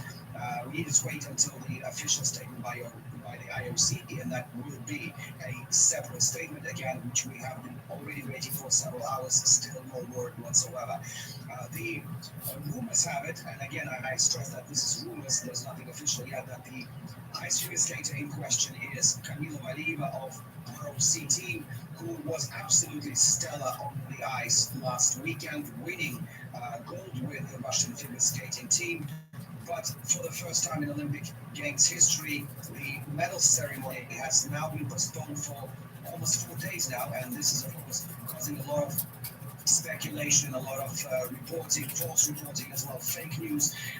Last night, several media outlets jumped the gun with some absolutely ludicrous statements. So obviously this is creating a very unhealthy situation here. But again, if we come back to the official statements, and there are very few of those so far, we also heard from the spokesperson of the Russian Figure Skating Union, who told us that Kamila Valieva was not suspended from the participation at these Olympic Games in Beijing. She will continue participating here. Moreover, Valieva herself, a 15-year-old skater, took to the ice this morning in a training session, which is already a good sign that she is allowed to participate. So this might not be a doping case after all, but what it is eventually we are yet to find out. Meanwhile, we've already been receiving words of support for Camilo Valiva in this very difficult situation, including that from former Olympic athletes. Let's listen. Such talent appears once in a lifetime. Camila Valiva's program at the European Championships made me want the short program to be a little longer. What a wonderful skater. If her performance didn't inspire the whole world to take up figure skating, I don't know what would. It is a case of some complexity, definitely. First and foremost, because the medal ceremony is now being delayed for an unprecedented amount of time. Secondly, because we are still waiting for the statement for several hours now. It still hasn't been produced by the IOC. With the talk of the town, and I spoke to both ex-figure skaters and journalists and experts available at the venue, that this may be already delivering a very serious toll psychologically on the Russian ice figure skating team and the whole ROC Olympic team in general. For instance, I can only assume this is related, but during the male figure skating performance this morning, all three of ROC's skaters fell during their performances. It's not something we see every day when all members of the team manage to, mess up their performances. So it might be the case of the team already going through a very serious psychological situation here. But of course, we are anxiously waiting for any statement from the IOC. This situation is expected to be resolved during this day. And of course, I'll be keeping you updated with all the news in Beijing as soon as I get it. All right, let's head over to Steve Christopoulos at the Sports HQ for a Golden Olympic update. Steve? Yes, good news for Team USA. But after a slow start at those Beijing Winter Games for the Americans, we saw a gold rush after day 5, and one familiar face made history in the process. That's right, it's snowboarder Chloe Kim cementing her legacy as the queen of the halfpipe, becoming the first woman to win 2 Olympic gold medals in the event. The 21-year-old defending her 2018 title from Pyeongchang and needed only one run to do it. Kim landed a 900 and 2 1080s for the winning score of 94 even. And when she won her first gold at just 17 years old, Kim admitted to throwing it in the trash after suffering from anxiety, stress, and social media abuse after returning home. But this time, Chloe says she won't be tossing anything up. I definitely won't be doing that again. But I think I am really excited for everything that's to come. I'm so honored to be able to take home the gold for the U.S. That's honestly what it's all about, is representing your country in the best way possible. At the Olympic Games especially, where it's all about unity. And so it feels unreal that I was able to do that today. Elsewhere, it was the Quad King himself, U.S. figure skater Nathan Chen, grabbing gold in the men's individual competition. He is just the 7th American man to win the event, the first since 2010. The 22-year-old Chen sealed it after landing all 5 quad jumps in his long program for a score of 218.63, pushing his total for the competition to 332.60, winning by more than 22 points. That made 2 golds for Team USA, and they added a 3rd to cap off the day, winning the mixed team aerials event, which was making its Olympic debut. So how about a look at the latest medal count? Germany in front, 6 gold medals. Norway coming in second with 5. Austria, the U.S. jumped up there now, and the Netherlands all rounded out the top 5, each with 4 gold medals. However, Austria has the most of any country overall with 13. And with the Formula One season upon us, the reigning champion Red Bull Racing team launched that new 2022 car, and world champion Max Verstappen will be driving around the track in it. So the RB 18 was shown off to the public at the Red Bull Technology Campus in the UK, also announcing Oracle as a title sponsor, extending their partnership with the American cloud company. And the team said working with Oracle allowed them to increase the number of simulations they ran 1,000 times to improve the accuracy of their predictions with the evolving new regulations. Verstappen will have the number 1 digit on his car for the first time for that title defense when the season launches in Bahrain on March 20th. Before then, there is testing with a preseason run in Barcelona on February 23rd, and the Dutchman says he's still curious to see how his new ride performs. Well, a lot is unknown about the car. So personally, I feel good. I mean, what is important is that you prepare yourself in the best way possible physically. But in terms of the car, you don't know. So that's why I think I'm also very curious to see how the car is behaving on track. Young 24-year-old kid there going for another championship. We'll see. He's really good. Talented young guy. Now, can we go back to Chloe Kim revealing that she threw away her first gold medal. Yeah, those Olympians face a lot of, pressure. They're teenagers a lot. She was 17 when she won her first one. And social media, they're all on Twitter, on Facebook. People can be cruel. I know, Steve. Right, yeah. I know. Social media. Yeah, I hope her parents or somebody retrieved it. I mean, it's not like in a landfill somewhere. Yeah, well, she has this one. Because it's real gold. Yeah. It's real gold. Just saying. All right, that's going to do it for us right now. Make sure you download the Portable TV app so you can watch us anytime you want. I'm Manila Chan. Thank you for watching. I'll see you soon.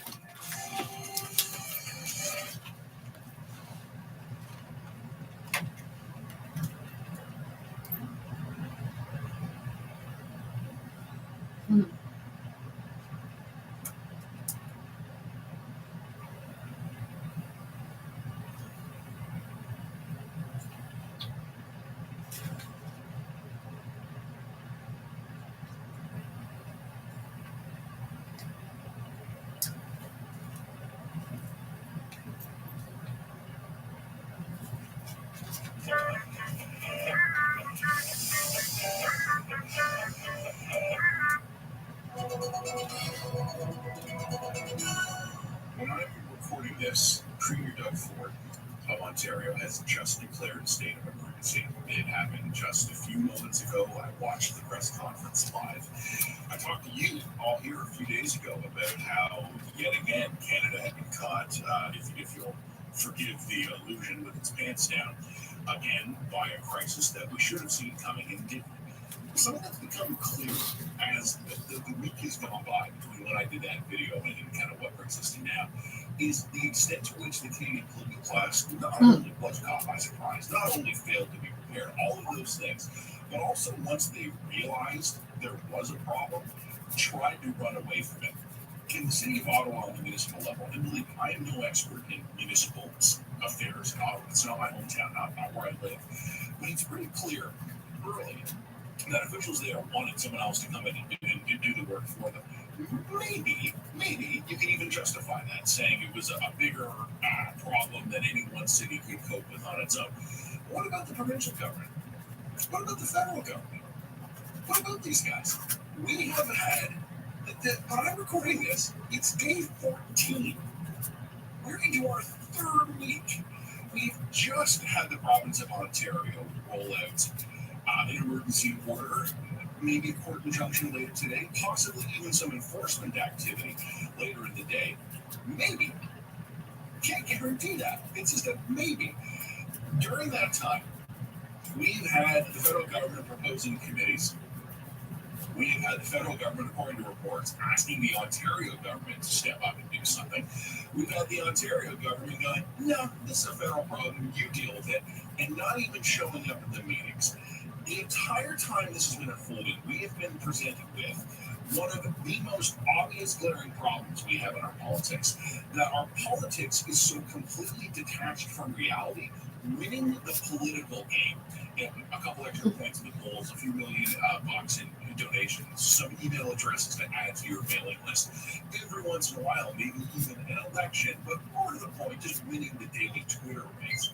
Our politicians play the game of politics, and they don't know that they're actually supposed to be leaders. They're competitors in this game, and we, the public, the media itself, not blameless in this, we treat it as a spectator support instead of how we choose who will govern us in a democracy. We have completely unserious people in our government at the provincial level in Ontario and at the federal level, conservative provincially, liberal federally, who, when presented with this crisis, responded by going, yikes, that's that other guy's problem. And we had weeks go by. If we had cleared out Ottawa peacefully, quickly, smoothly, and said, by all means you have a right to protest, by all means you have a right to be loud, wave your placards, march, blow whistles, but don't block the streets and use those air horns. Don't actually colonize outlying sites and build encampments. Nothing against protesting, but against sort of this so-called occupation that's said. If we had had action in days in Ottawa, we would not have borders blocked today in Windsor. We would not have borders blocked in Emerson, Manitoba, or in Coutts, Alberta. If the message gets out that protest is permitted, even loud, rowdy, raucous protest, but that we will not permit lawlessness, we don't have the problems. But unfortunately, we sent the opposite message. When government intervention was required to uphold the rule of law and to maintain the integrity and the authority of the state, no one wanted it. Because either it was politically awkward, or it was hard, or they're so damn naive because all they'd ever worried about was winning their next office and they've never thought of the big picture concepts like the law in a democracy. They were so stunned into numbness by reality, or they were so desperate to turn this to their political advantage by Trudeau going, hey, we'll have Ford deal with it, or Ford going, I'm going to let you twist in the wind. It's your capital city. Our so-called leaders allowed this to develop into a crisis that sent a signal to anyone.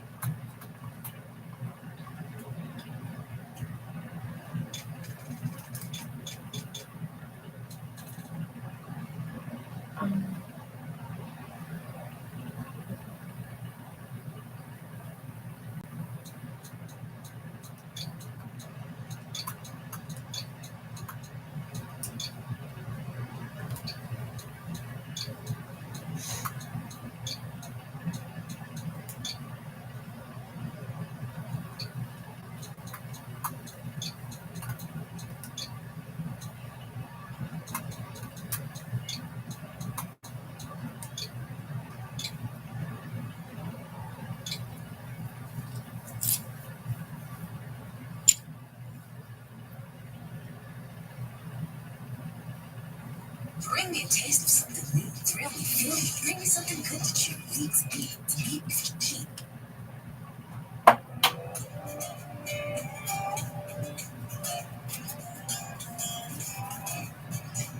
During the 1970s, cities across the US and Canada were awash with cocaine smuggled in through the port of Montreal by the Irish-Canadian criminal organization, the West End Gang. Police estimate that the gang brought in drugs with a street value of over $90 million over a 15-year period. And they believe that the man who set up and managed the trade was Irish-Canadian criminal Frank Dooney Ryan.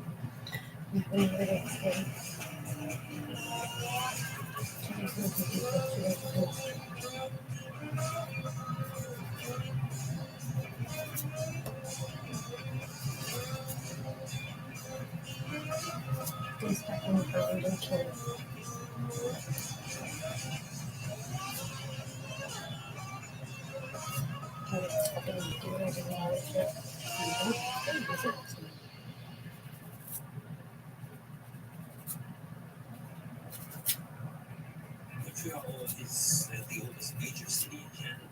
And I started when the Italians were first moving here from Sicily. It was called Sin City. It was wide open. There were after-hours bars, gambling casinos, which were totally legal, and most of them were probably so-called Jewish mafia. This would be in the 30s and 40s and so on. It was a very wide open city. The Irish was a place called Griffintown, St. Charles. So Griffintown first. Oh, shit. And these were good shanty towns. Very poor, very working class. If you came from the point when you were going to be a criminal, or a priest. That's kind of the way Griffintown was. Anyone visiting here will tell you, I can't swing a dead cat without hitting a Catholic church. And a lot of that comes from both the French-Canadian side, but also from the Irish side. It was into this melting pot that Frank Ryan Jr. was born on the 10th of June 1942, into a family whose roots stretched back across the Atlantic to County Tipperary. It was here, on the streets of Griffintown, that Dooney Ryan would earn the nickname which followed him throughout his life. He mispronounces as a 2 or 3 year old. Junior as Judy. And so his mother just started calling him Judy. And that got changed to Dooney. And that's where he picked up the Dooney. His father found out when he was 3 years old. So he was raised as a single child by his mother. One of Dooney Ryan's best friends was Billy McAllister, who would have had the same background as Ryan's family, poor and of Irish descent. They were out of control, and even as teenagers, were heavily involved in crime. They started getting in trouble I guess it's 15, 16, and started a small gang in that area, downtown area of Montreal. The West End gang is basically a bunch of young kids that initially were involved in petty crimes. They were all of Irish descent within the western part of Montreal, and they were doing all these little petty crimes, thefts, bullying people, and so forth. They had a cousin boss called Peter White who invited them down to a big sport. So he and Bill McAllister and a couple of others went down to a town outside of Boston where they robbed the bank. At midday on the 24th of August 1966, Dooney Ryan, Billy McAllister, and Peter White managed to steal over $50,000 from the Essex County Bank and Trust in the town of Lynn, Massachusetts. But what Dooney didn't know was that the American authorities had been keeping a close eye on him from the time he crossed the border into the US, and it didn't take them long to track him down.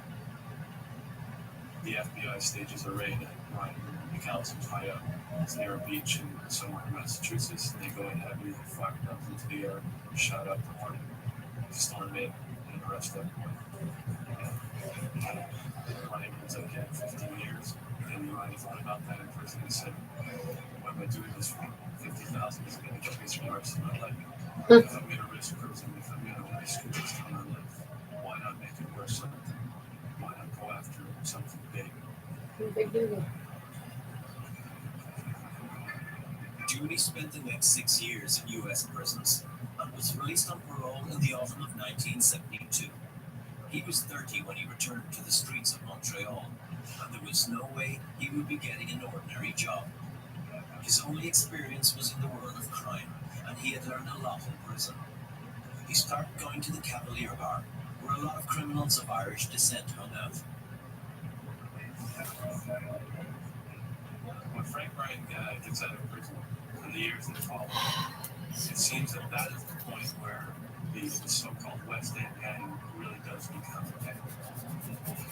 In order to boost the West End gang's power and strength, Dooney Ryan knew that he would have to start at the bottom again.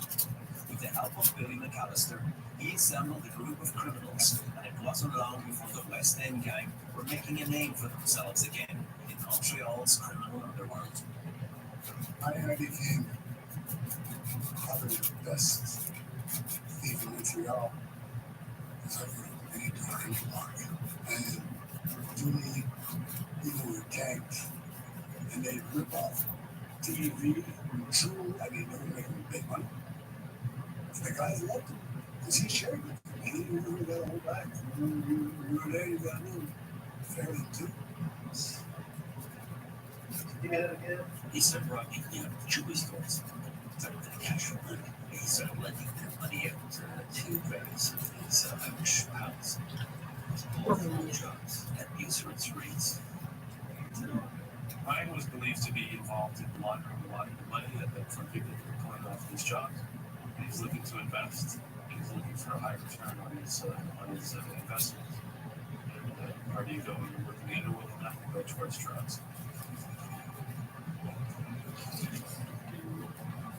Ryan, when he got into the cocaine business, did make some connections with the cartels in Colombia. He also had some connection in Afghanistan, and then he established connections with Port of Montreal, which then was pretty well controlled by the Irish people.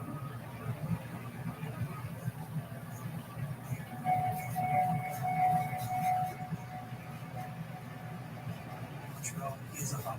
Organizations that want to traffic drugs here in Canada or in North America basically kind of utilize Montreal because of its geographical area and as well as its proximity to a 300 million population in the United States.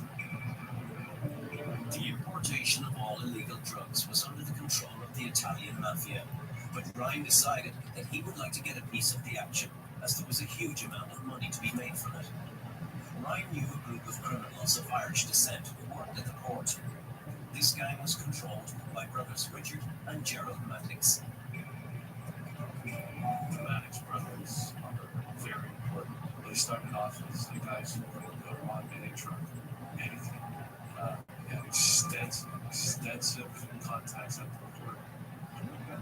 Jerry Maddox had such control of the port that not only was he helping bring in the drugs and taking a percentage, he was also paying a huge amount of money to bring in these drugs. We're talking millions of dollars. Close. Irish. Everybody to the name. So they were all in there. Control the pussy, all control them. They would arrange to have containers full of cocaine hidden maybe inside goods in the containers. The Maddox brothers who were controlling the port stand knew which container contains whatever drug that they were importing. Jerry Maddox himself would say, it was easy for me.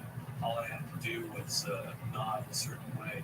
I could get that container put on a truck without anyone would have had to search it. That's power. It's huge power, especially when you're in drug trafficking. The container would be taken off the port docks and driven somewhere in Montreal.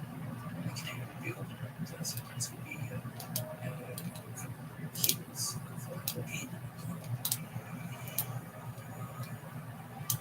Now that he controlled the port of Montreal, Dooney Wright had control over the city's drug trade, and he was now looking to position himself as a major player in Montreal's underworld. But he was disturbing the status quo. When Ryan is making his ascent in Montreal's underworld, at the same time, at that point, the Catroni family is quite well established in Montreal. They're the local leadership of the mafia in Montreal. The Catroni family is basically seen as controlling most of the rapids in Montreal, drug trafficking, loan sharking, extortion, things like that. The Italians weren't too pleased with the fact that the Irish were busted on their character. There were some veiled threats made against any religious with the famous comment in Mafia, we've got the IRA. There's a geography involved here as well. A lot of Italians are in the northeastern end of Montreal. And that's where they control, that's their part of the city. So Ryan's got his part in the western part of the city. Do they get along? It's hard to say. There was often cooperation between the West End Gang and the Italians, because the West End Gang, because of their connection with Montreal, was able to get the containers through. Ryan was prepared to work with anybody who would make a profit. If they could make money, he didn't care who they were. Maybe it was ingenious. I mean, even a businessman, good businessman, wouldn't have the foresight that he had. Like, he was always a step ahead. He was in total control. Within the space of a few years, Dooney had become King Coke, and he started supplying drugs to the Hells Angels. The Hells Angels started off in California as war veterans, and they were not so much a criminal organization then than they became. So they expanded all over North America. Then they became truckers. 46, 47, they came to Canada and established the first club here in Montreal. And they were active of the late 70s. They really started taking control of the drug distribution in Quebec and mainly in Canada.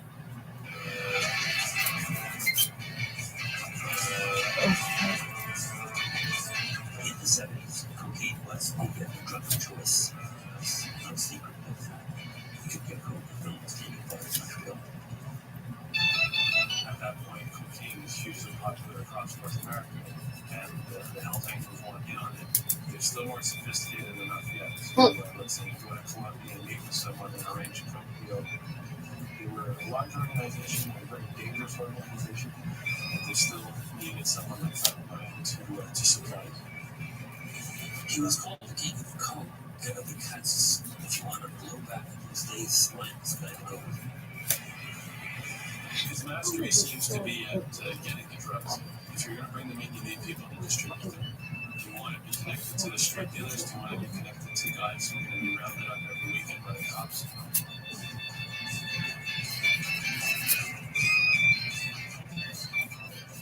What they do is that the boat, they sag around there, they had no money for boats. But Dooney put them to work.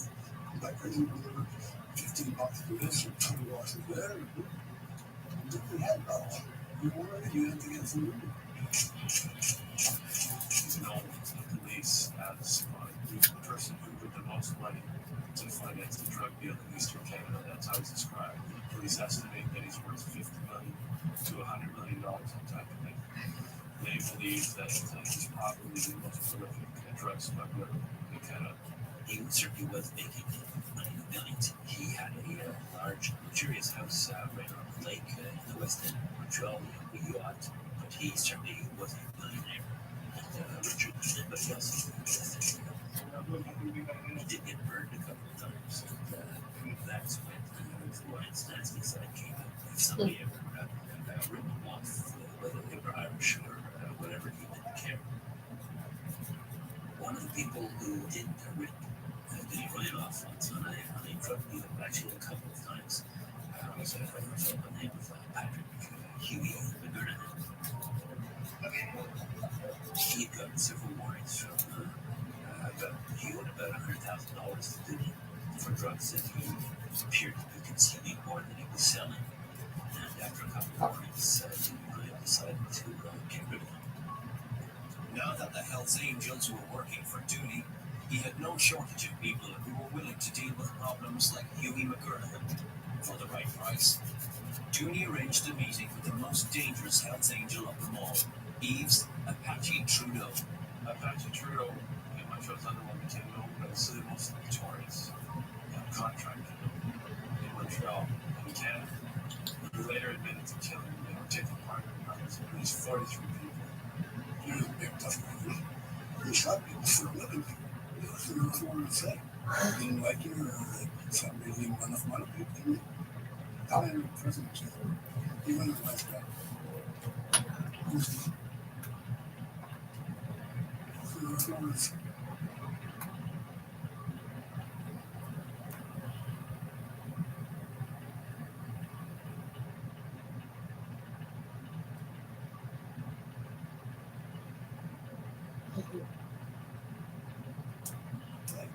Didn't like you or somebody didn't have enough money, didn't he?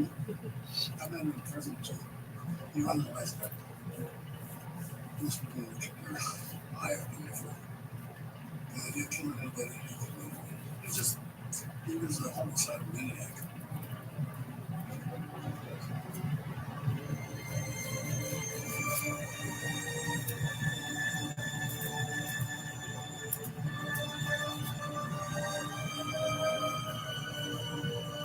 On the night of the 17th of September 1981, Huey McGurnahan arrived home and parked his car outside his apartment on York Street in downtown Montreal, where Apache Trudeau was waiting for him.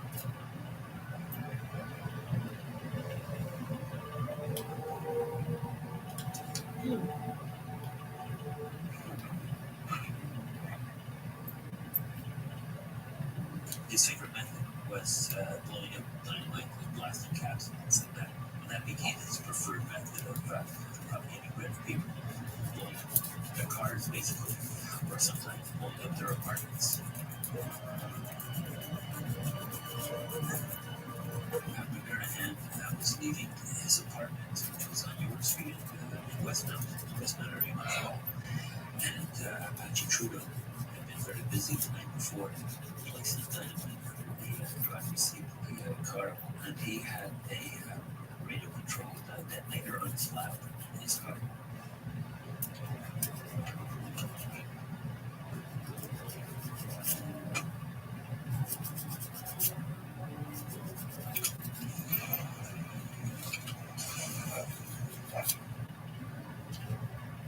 The killing of Huey McGurnahan sent a clear message to the authorities that crime in Montreal was getting out of control. The police had been trying to take down Dooney Ryan and the West End gang for years, but they could never build a solid case against them.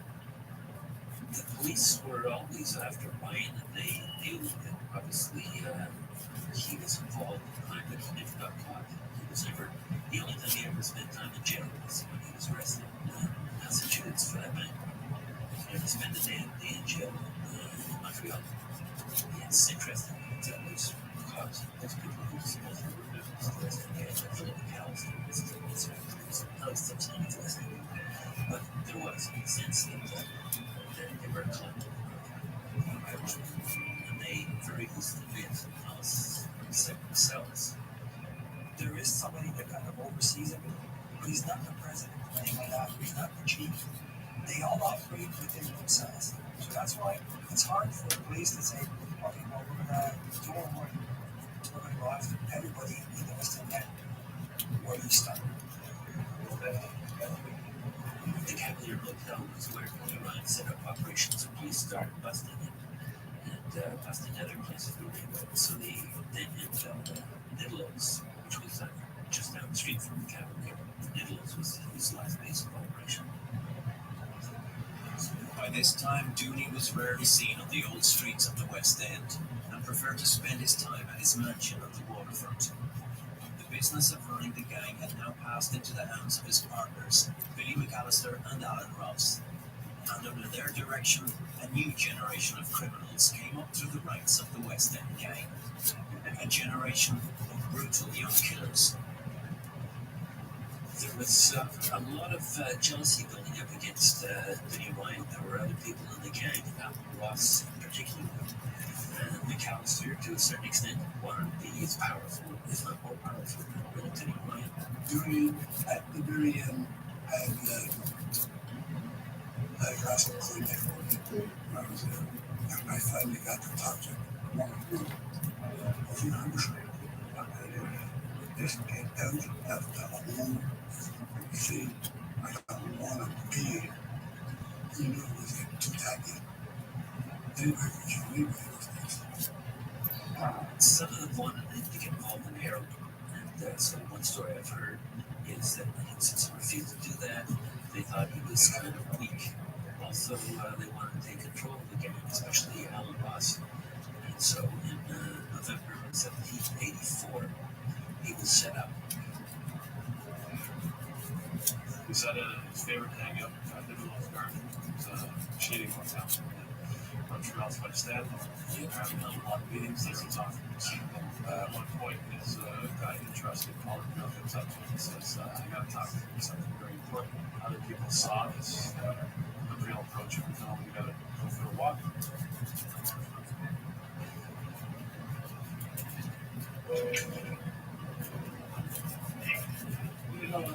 All people had been hired from stories I've heard by either McAllister or by Alan Ross to kill Vinnie Ryan. It was Paul April and a Lavalier, another gangster, who was hiding in the bathroom of the hotel.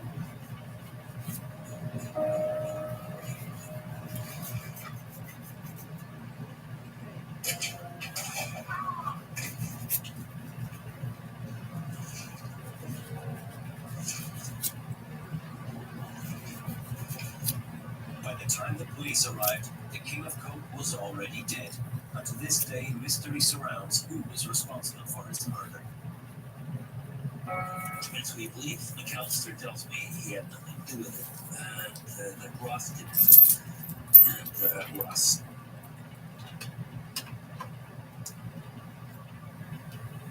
All the Englishman they have St. George the Street. All the Welsh they have St. David Street. All the Jews are all upon the correct street. The Spanish and the Greeks have the mead. All the Scots they have our land in you. The French they have good old Cote St. Paul. But the Irish you can't beat. Or they have St. Patrick Street. Every nation has a street to put it all down. Here we go.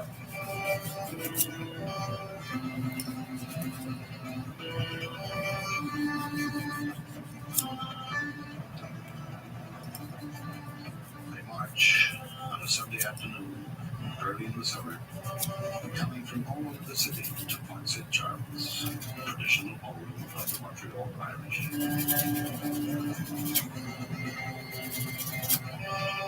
Every year they come. United Irish Society, St. Patrick's Society, the Ancient Order of Hibernicus. They march to commemorate not the lives, but the deaths of their ancestors. The ancestors who fled from Ireland in the potato famine of the 1840s. 1 million 1.5 people had died of starvation and had been buried by the roadside. For many who survived, emigration was the only hope. They left by the thousands. The McGuires, the Kellys, the Shaughnessy's,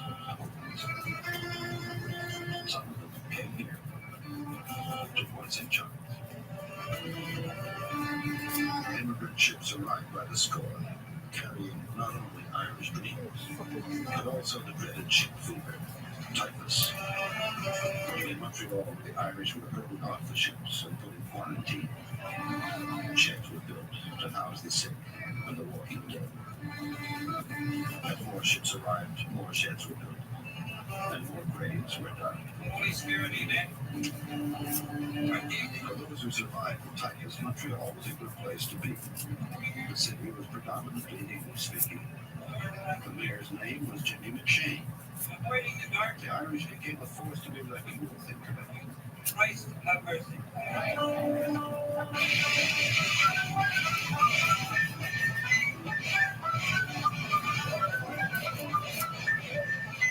The Irish of Fort St. Charles had not traveled on soft sheets. They came to Canada looking for work. And they found it. They found it building the Grand Trunk Railway, or sweating in oil shops and in foundries, or laboring in factories and along the roadside, or raising and riveting the wondrous Victoria Bridge. They built their houses here, on Congregation Street and Hibernia Street, Sebastopol Street and Dublin Street. It's changed over the years, but these threadbare streets in the belly of Montreal still make up one of the toughest neighborhoods anywhere in Canada.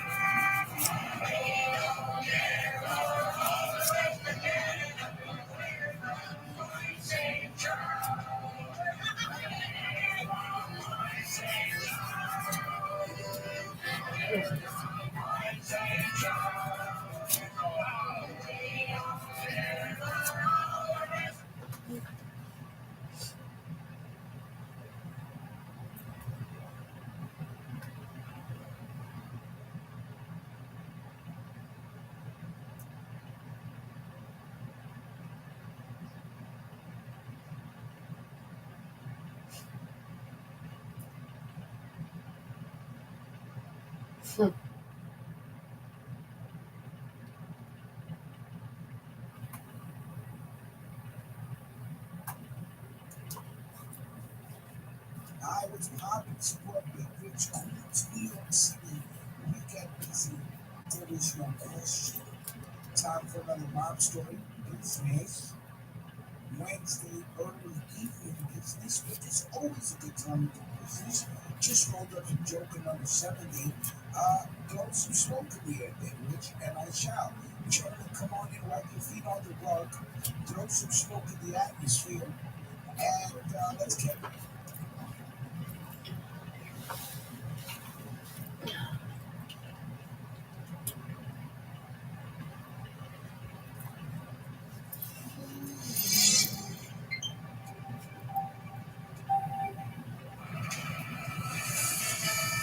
Good evening and welcome to the news on RT America. I'm Karen Franzak, reading the headlines from the RT America studios right here in our nation's capital. Here's the headlines we're reading deeper on. First up, a bombshell report. The CIA has been secretly hoarding data on Americans for years. How it could impact your privacy. Plus, could it affect everything from the supply chain to the Super Bowl? How the Freedom Convoy we're seeing in Ottawa, Canada, could be coming to a city near you. And finally, remember this guy? Don't call it a comeback. How the former mayor of Chicago and Obama's chief of staff just landed a big position from President Biden, despite his record of failures. The news on RT America starts right now.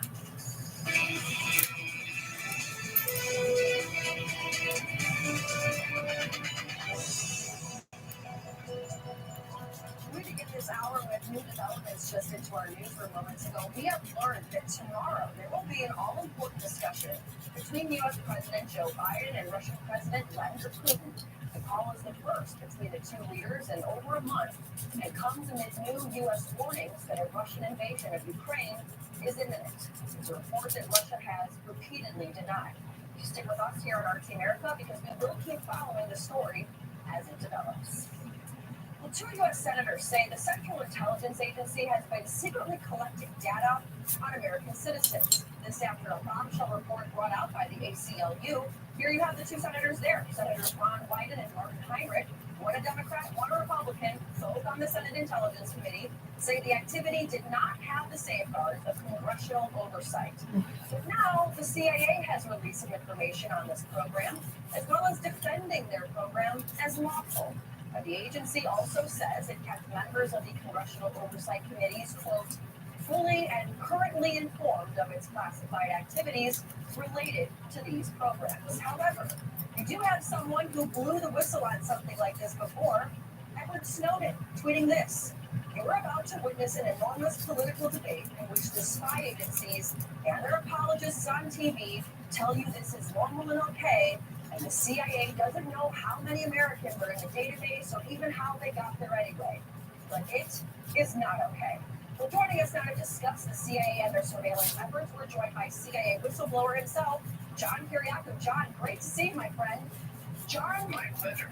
John, you were in the CIA. Need I say more? How long do you think this has been going on? And, were you ever kind of involved in this and what this report's showing?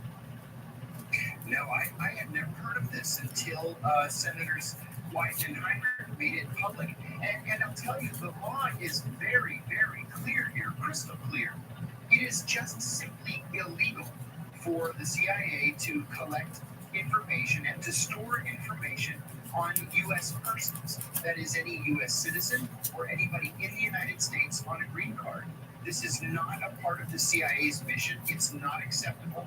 And Senator Wyden, for his part, in a press release that his office submitted to the media this morning, said that the oversight committees had not been informed by the CIA. The senators stumbled on this case and demanded an explanation. Now, we really don't know much in the way of detail here because what the CIA sent them was very heavily redacted. But whatever it is, it looks like it's been around for a long time. This is exactly the kind of program that Ed Snowden warned us about back in 2013. Well, and also yourself, I don't need to get personal here, but you are a CIA whistleblower. For those unfamiliar with you, you blew the lid off on a number of things the CIA did. You pled guilty, you served time in prison, and even after you got out, they still tried to make your life a living hell. Do you feel a little bit vindicated knowing that some of these illegal practices are now starting to come out? I do feel vindicated, actually. Thanks for asking that. I felt vindicated when John Brennan, as CIA director, was caught hacking into the computers of the Senate Intelligence Committee. The case was referred to the Justice Department, and Barack Obama's Justice Department decided not to pursue charges. So the CIA does this kind of thing all the time. When I was there, I remember very senior CIA officers when trying to decide if they should push the legal envelope. The answer was always yes, that it was better to ask forgiveness than to ask permission. And so that's what they do. They keep pushing and pushing and pushing until somebody like Ron Wyden and Martin Heinrich tell them, you can't do that. It's against the law. The only shame is that nobody's ever prosecuted. It's interesting, around Valentine's Day, I had a boyfriend that once said that same thing, that it's easier to say sorry than ask for permission. It's why he's an ex-boyfriend now. But, I want to pivot here really quick, John, because I want to get your opinion on this.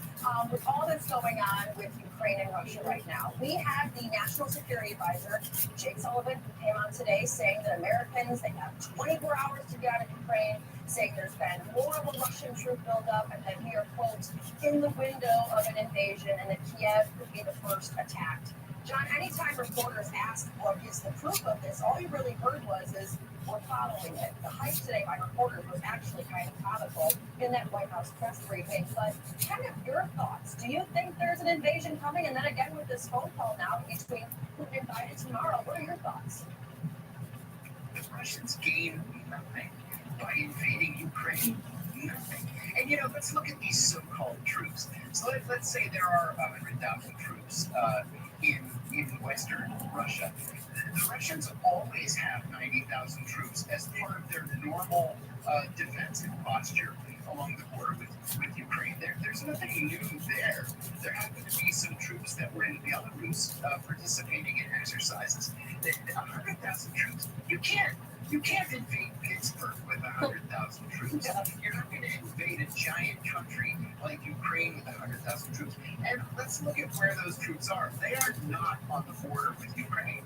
They're 140 miles away from Ukraine. They're actually closer to Belarus than they are to Ukraine. So I've never believed that the Russians were going to invade Ukraine because it doesn't make sense. You know, what the Russians really want here is a promise, a real promise, not a fake one like they got, during Boris Yeltsin's time in office. A real promise that Ukraine and Georgia are not going to join NATO, or for that matter, Finland and Sweden. That's what they wanted from the very beginning. This frenzy about troops on the border planning an imminent attack where they're going to sack Kiev, it's just not within the realm of reality. CIA whistleblower John Kiriakou, thank you for all that you've done, and I'm glad that this report gives you some vindication. Thanks so much for being on today. Thank you. For 2 weeks now, the Freedom Convoy out in Ottawa, Canada, has been asking for one thing: to get rid of vaccine passport systems. Today, truckers got their wish with the Ontario Premier, Doug Ford. Take a listen. Faced with consequences of inaction, this virus has consistently forced us to make decisions that no one ever wanted to make. And we heard from Dr. Moore last week and again yesterday that he is now working on a plan that will allow us to remove the vaccine passport system. So there you have it. In Ontario, the vaccine passport system, no more. But there's one little caveat to this. Listen. So let me be as clear as I can.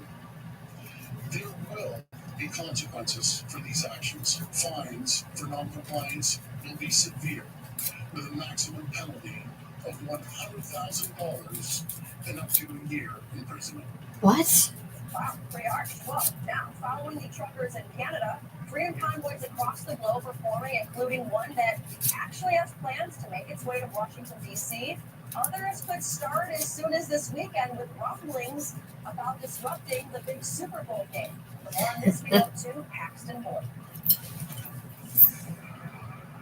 Truck drivers are blocking the busiest border bridge between the United States and Canada in protest of the country's vaccine mandate. And that blockade, now in its fifth day, has cut off transportation over the Ambassador Bridge, which accounts for more than a quarter of the goods traded between the two countries. Now, as a result, what we're seeing, that blockade is affecting car manufacturers and dealerships, much like this one here behind me. Ford Motor, Honda Motor, Toyota Motor, and Stellantis have all had to either cut off or limit production shifts due to part shortages caused by protesters. And the impact is especially being felt in Michigan, where the Anderson Economic Group estimates workers in the Michigan auto industry could lose up to $51 billion in wages this week alone.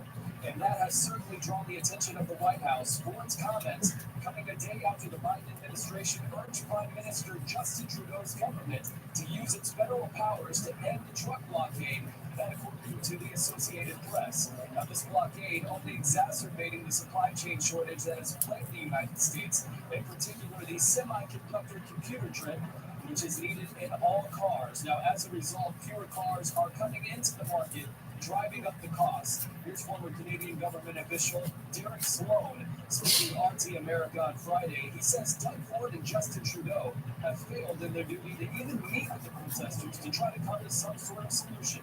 Any other protest that comes to Parliament Hill, Justin Trudeau has been involved in various protests, whether it's Black Lives Matter or other protests.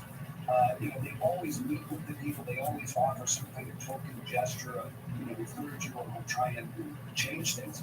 That hasn't happened here. So, to be asking them to leave without in any way showing them the least bit of respect, I think, the fault for this lies on the shoulders of Doug Ford and Justin Trudeau. And now a development here in the United States. The Department of Homeland Security now says that a U.S. convoy of truckers is also planning on protesting COVID-19 COVID-19 vaccine mandates. As a result, DHS is sending extra security to SoFi Stadium in LA, of course, the site of the Super Bowl on Sunday. And that bulletin that has been released says that they could be heading to Washington, D.C., perhaps for President Joe Biden's State of the Union address on March 1st. In Alexandria, for RT America, I'm Paxton Wood. So did you remember almost $7 billion of Afghanistan's money that's being held hostage here in the United States? Well, a big decision about that money was made today, and it's got a lot of people raising red flags. Here now is RT's Enrique Rivera. The Biden administration is raising eyebrows today as the president just signed an executive order regarding $7 billion of Afghan money frozen in the United States. Half of the money will be put in a trust fund for victims of the 9/11 attacks, where 2,077 people were killed and 6,000 more were injured. The other half of the $7 billion will be set aside for aid to Afghanistan, although no details about what this aid would consist of or how it would be delivered were given. The U.S. government froze the $7 billion of Afghan money held in the United States as the Taliban took control of Afghanistan's government last year. Since then, Afghanistan's already delicate economy came crashing down. Hospitals are closing, and people are dying. It's a difficult situation, like lack of oxygen, medicine, and other medical supplies. Even our staff did not take the human service. This is 2-year-old Arizo and her parents. Arizo didn't survive what took her to the hospital. A combination of freezing temperatures and lack of food. Some Afghans have resorted to selling their organs and eating their children. The Secretary General of the United Nations, Antonio Guterres, recently sounded the alarm on this crisis. 6 months after the dictator by the Taliban, Afghanistan is hanging by a thread. For Afghans, daily life has become a frozen hell. Guterres went on to call for the unfreezing of Afghanistan's financial assets, a call which is being echoed across the globe by leaders such as John Egeland, Secretary General of Norway's Refugee Council. The number one problem now is that the Western sanctions are creating a liquidity crisis, which means we cannot get even aid funding into the country, and we cannot save lives as we should. Unfortunately for the people of Afghanistan, President Biden and the U.S. government is not particularly heeding this call. Only half of the $7 billion of Afghan money will be sent back to the starving country, while the other half will stay in the United States. For RT, I'm Enrique Rivera. Well, we told you we were going to stay on top of this story of President Biden and President Vladimir Putin having a call tomorrow. This just into our newsroom. You also have President Macron will speak over the phone Saturday around noon Paris time with President Vladimir Putin before his phone call with President Biden. Again, stick with us. We're going to be following this story for you all weekend. Still ahead, we get reacquainted with former Chicago Mayor Rahm Emanuel. Find out what he's up to after the break. In the meantime, make sure you download our portable TV app to stay on top of that live news we're going to be covering for you all weekend long. We've also got live sports and a whole lot more 24/7 in the palm of your hand because it's TV as it should be. We'll be right back.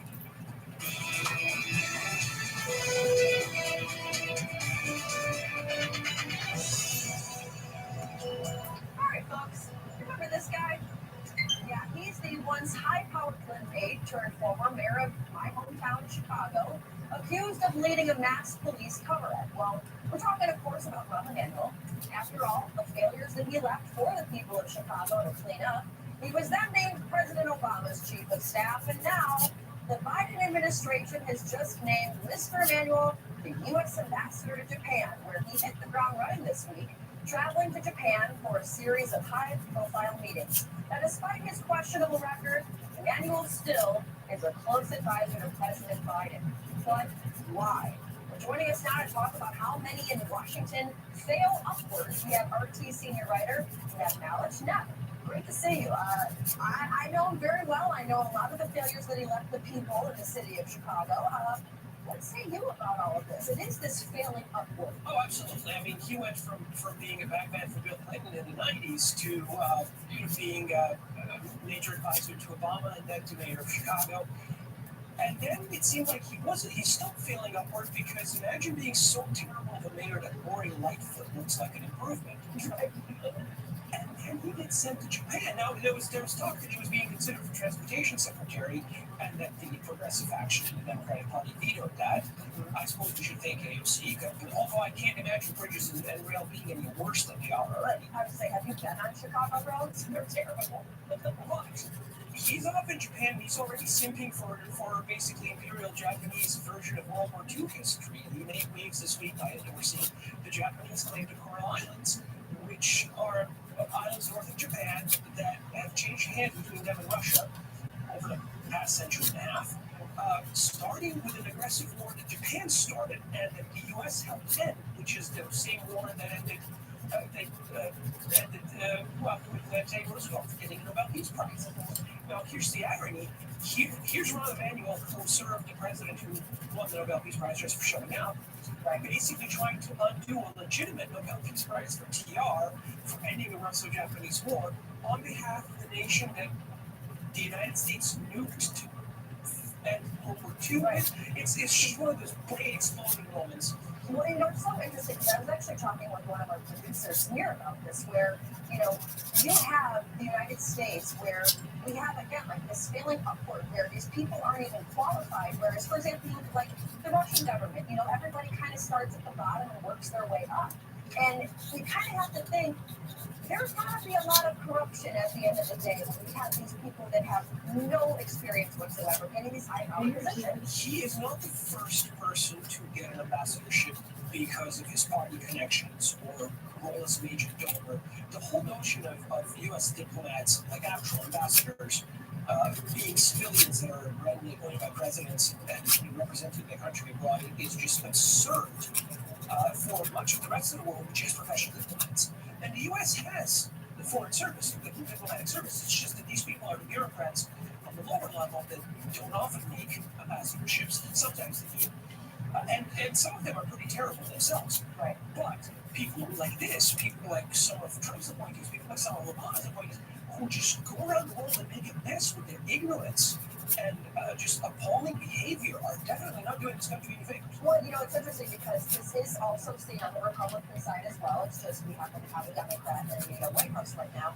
However, these ambassadors are approved. They have to go through Senate approval, and you have these senators approving it. And it's like, well, why? They should be asking more questions. Am I wrong? Well, I believe that Emanuel's nomination was sort of sped through the Senate in December after Ted Cruz dropped the hold in all of the State Department departments in return for a promise of a vote on a Nord Stream 2 sanctions bill that actually fell through because the Democrats filibustered it. So it's all a result of this one colossal ineptitude fest in the Senate, and the fact that the progressive wing of the Democratic Party didn't really make any.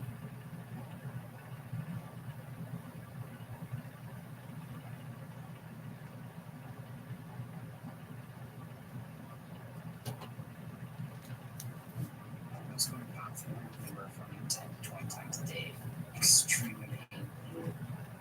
Skylar Brent Sapir Solomon was a father of two, a member of the Napaguk, also known as Tobit First Nation, and only 28 years old when he passed away on January 31st. His mother, Dora, still cannot believe it. Breaks my heart, and I just feel angry sometimes. His family says it all started when Skylar tried to get mental health treatment. He breached his probation when he spit on a hospital security guard, resulting in 3 months at the St. John Correctional Center. Skylar died about 2 weeks before he was supposed to be released. Rayanne is Skylar's older sister and says her brother was intubated as soon as he arrived at the hospital. I don't understand why he's so sick because he's fully vaccinated, get a booster. He's only 28 years old. There's no underlying health conditions. Like, they just really didn't understand. His family alleges the correctional facility did not get Skylar medical attention in time. He must have been sick for a while, and I feel that they took him to the hospital way too late because he died really fast.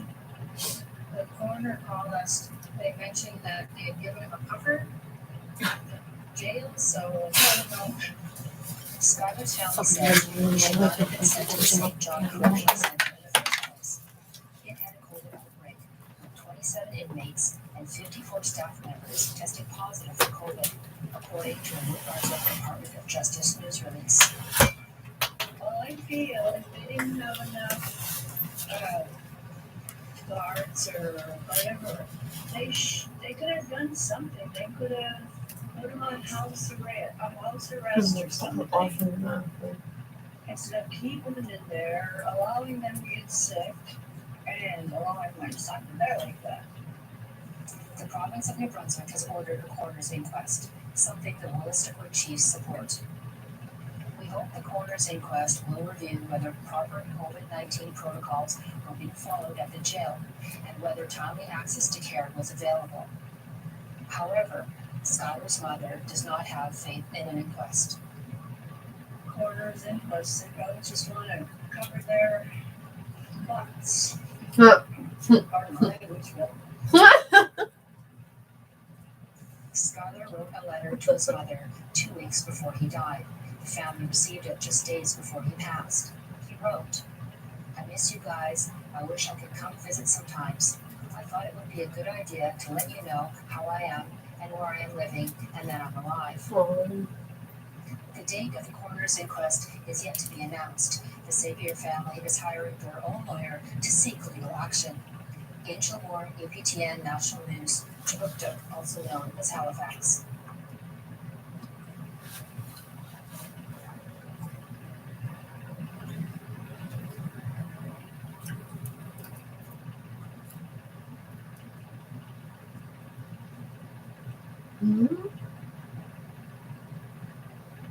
Deal Vegas Online Casino presents Mega Fireplace Roulette.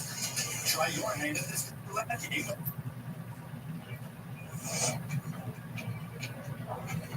Tonight, the executive director of Child Welfare Agency in Manitoba is fired amidst allegations of financial irregularities.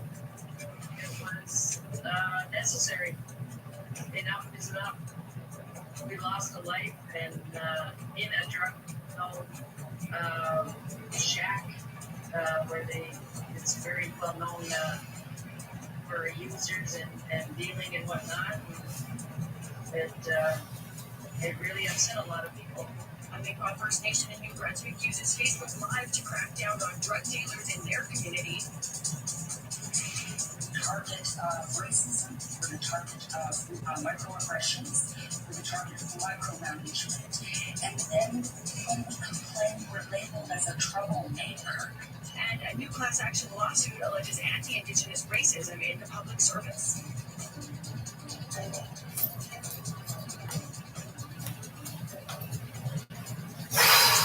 Good evening, welcome to APTN National News. I'm Melissa Bridgen. The executive director of a First Nation Child Welfare Agency in Manitoba has been fired as an audit of the agency's expenses is ongoing. The Southern First Nations Network of Care, which oversees Sandy Bay Child and Family Services, said through a spokesperson today that the agency became concerned after noticing irregularities back in June. At that time, they took over administration of Sandy Bay CFS and began an operational and forensic review.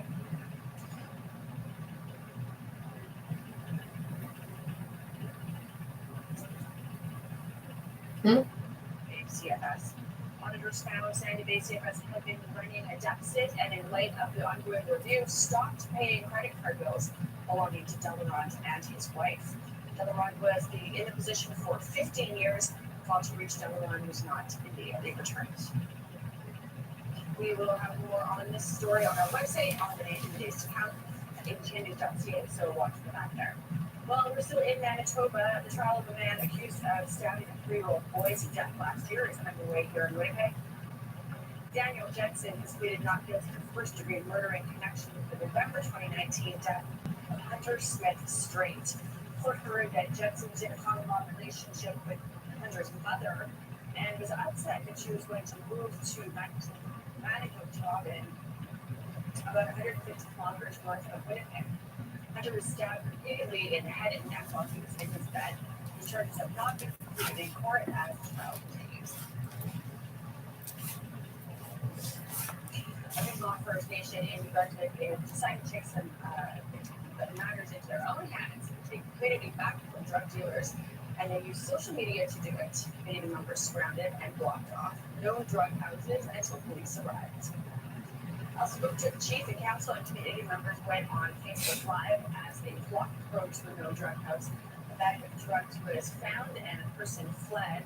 RCMP arrived and confirmed to APTN News that no arrests were made, but the investigation is ongoing. Community members formed the drug task force to patrol the community and offer support for addictions. Lorraine Clare says treatment will also be offered, but action needed to be taken now. It was necessary.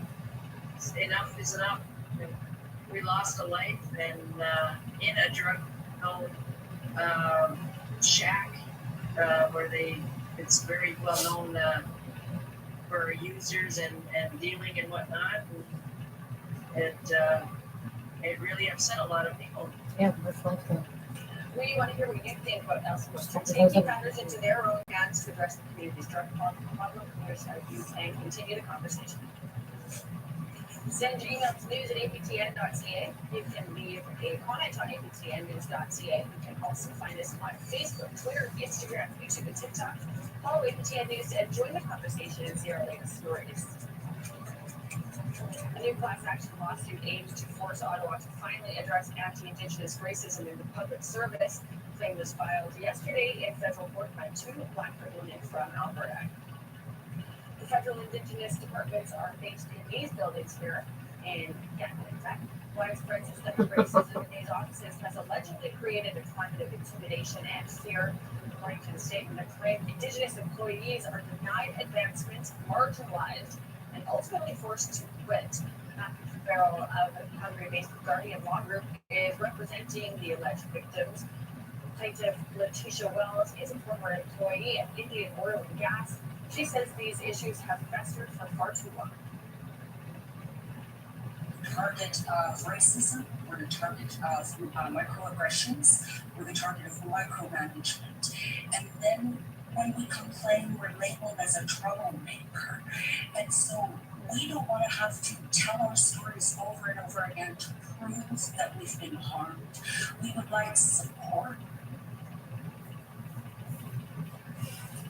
And to ask about that class action lawsuit we just told you about, what more could be done to address systemic racism within government? He had this to say.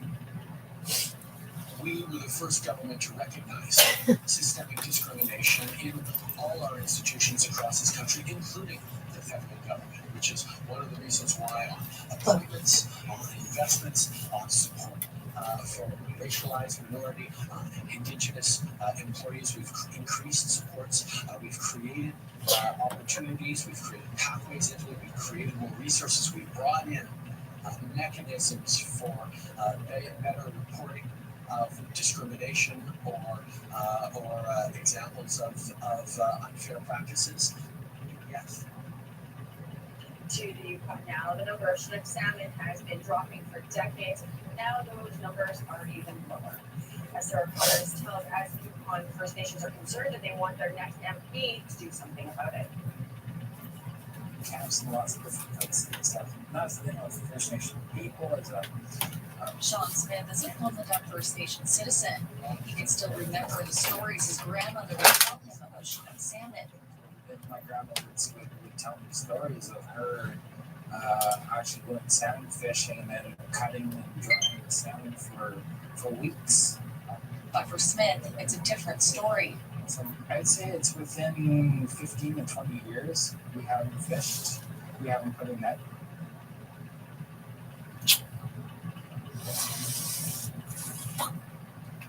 Brother. That's because these fish have been declining for decades. Last summer, around 33,000 Chinook made it to their spawning grounds in the Yukon, well below the historical average of around 55,000 fish. This year's numbers are even lower at 31,000 Chinook. Like many others, Smith no longer harvests Chinook, so they have a chance to repopulate. It's something that definitely has affected the cultural connection to the river, and that's a piece that should really be understood by the younger generation that are coming up. Out of precaution, many Yukon First Nations voluntarily closed Chinook harvesting to their citizens. The issue is so pressing it was raised at an all-candidates forum last week hosted by the Council of Yukon First Nations. Yukon First Nations have been restricting Aboriginal rights to harvest Yukon River salmon for well over 20 years. How do you plan to address this major issue for Yukon First Nations on a national front? All 5 candidates say they're committed to the issue. I've got a little boy, and I really do worry that he's never going to have an opportunity to fish for salmon. James McDonald is a Ta'ank's Washington Council citizen and the chair of the Yukon Salmon Subcommittee. He says there's a combination of factors for the Chinook's decline, including climate change. Salmon are cold water fish, so they like cold water, and warmer temperature we think has had a detrimental impact on their mortality in river. With the federal election right around the corner, he wants to see a vested interest in Yukon River salmon. Anytime, salmon is in the news or there's a public awareness initiative around salmon, that's a positive signal that people care about these species, that they want to maintain and protect these stocks now and into the future. Which fish along over large? Meanwhile, Smith says he's trying to stay positive about the salmon. We want to have hope and do what we can to really put our efforts to help the salmon recover. Those are things that we need to do in a bigger picture. Sarah Connors, APTN National News, Whitehorse. Time for us to take a break, but here's a look at something that we're working on for you. Thanks to this water treatment facility behind me, the people from Shoal Lake 40 First Nation can turn on their taps and take a sip. They've just lifted their 24-year boil water advisory, a huge win for the community after struggling with water and land access for over 100 years. I'll have more on that story tomorrow about the treatment plant that cost $29 million to build, along with Shoal Lake 40's journey to get here tomorrow at 5. Michelle Carlenzi, APTN National News, Shoal Lake 40.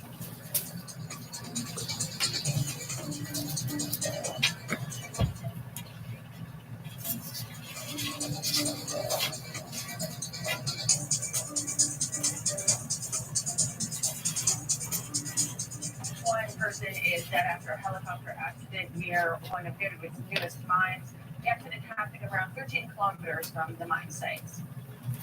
After landing, a helicopter rolled over, killing a contractor on the ground. The deceased has not been identified pending notification of next of kin.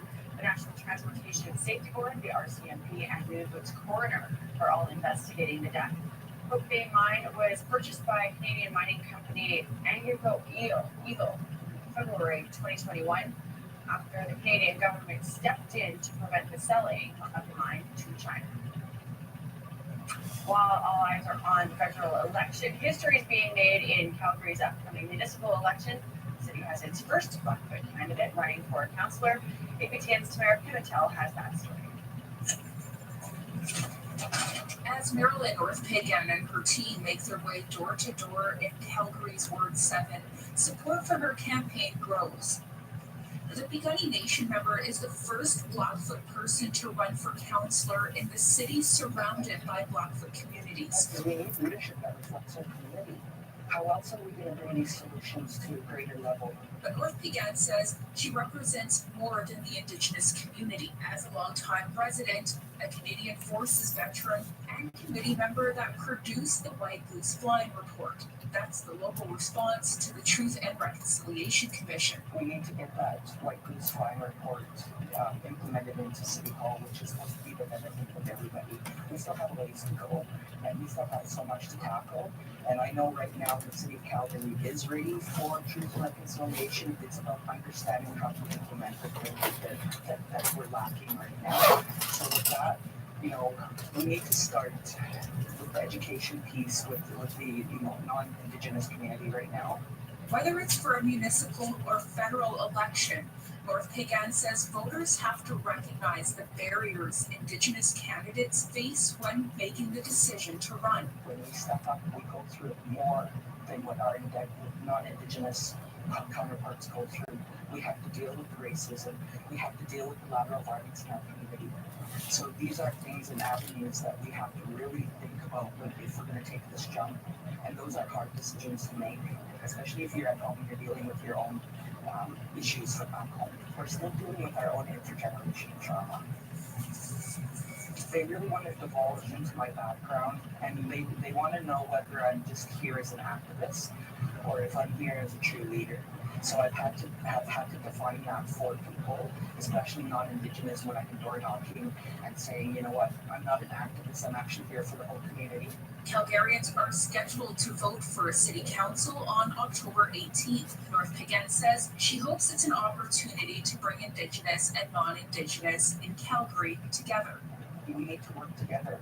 And with that, our Indigenous people and our leaders especially, they bring that experience and that wisdom, those two worlds together. And that's what I'm very happy that I have right now, are those two worlds. Tara Pivotel, 8 to 10 National News, Calgary. Chez nous, sur l'avantage, on s'explique, c'est COVID-19 cases are on the rise in many parts of the country as the fourth wave of the Delta variant rages on. Indigenous communities are also being impacted. With a look at the current situation, here's Gerald Stranger. The fourth wave of the COVID-19 pandemic is seen by many as one among the unvaccinated, with cases within mostly that demographic rising once again across the country. According to the latest numbers from Indigenous Services Canada, there are 1,682 active cases of COVID-19 in First Nation communities. Since the beginning of September, the reported active COVID cases among First Nations people has risen to 3.5 times higher than Canada's general population. In Manitoba, as of September 13th, there are 213 active cases of COVID-19 among First Nations people. 18 of those are people in the ICU. With the fourth wave also comes the return of school. Dr. Marcia Anderson of the Manitoba Pandemic Response Coordination Team says vaccines are the key to beating the virus and to keeping schools open.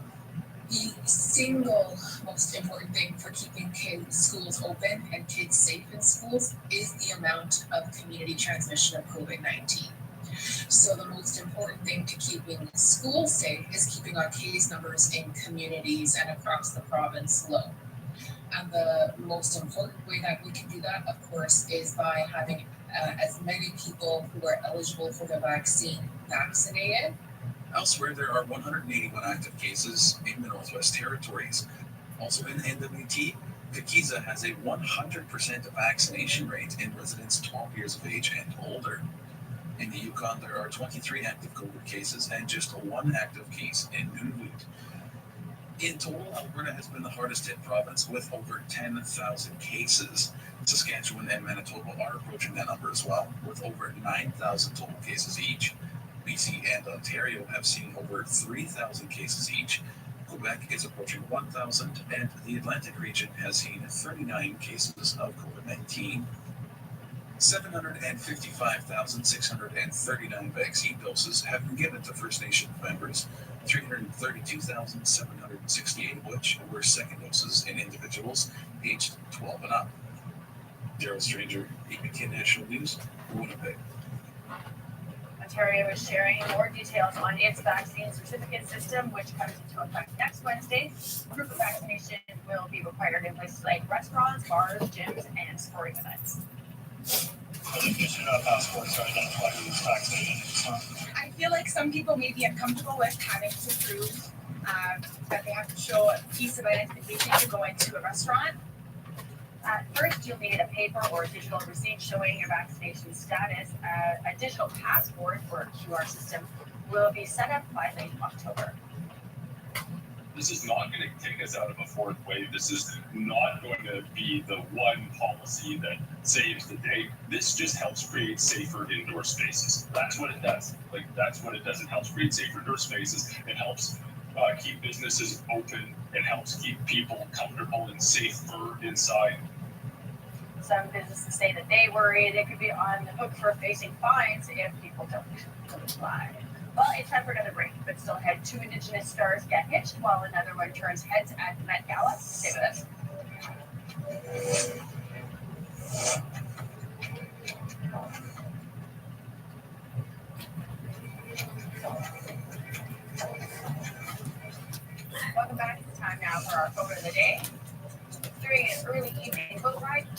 sent us this picture of the river back near St. George, northeast of Winnipeg, Manitoba. Keep those photos coming. You can email them to share@aptn.ca, and you might be our next photo of the day. Let's take a look now at our weather. Off to the east coast, we've got 22 and some cloud for Fredericton, 19 in showers expected for Halifax. Maine, sunny and 12 degrees. Cartwright, 15 in sunshine. 19 in Gaspé with sunny skies, 20 in Quebec.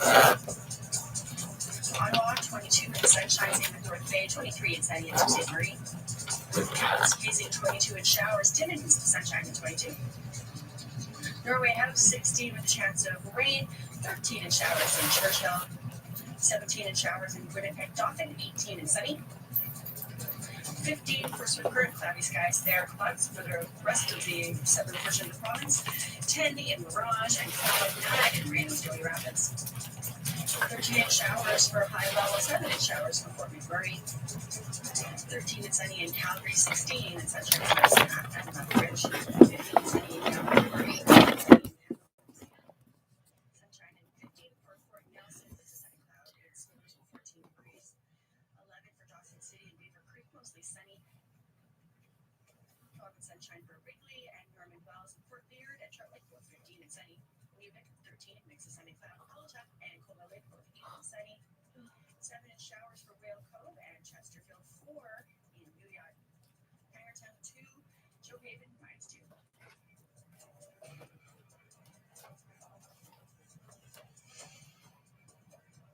In Southern Ontario, the province's Lieutenant Governor and Canada's first Indigenous Appeals Court judge were among trailblazing volunteers, community members, and allies honored by Mississaugas of Credit First Nation over the weekend.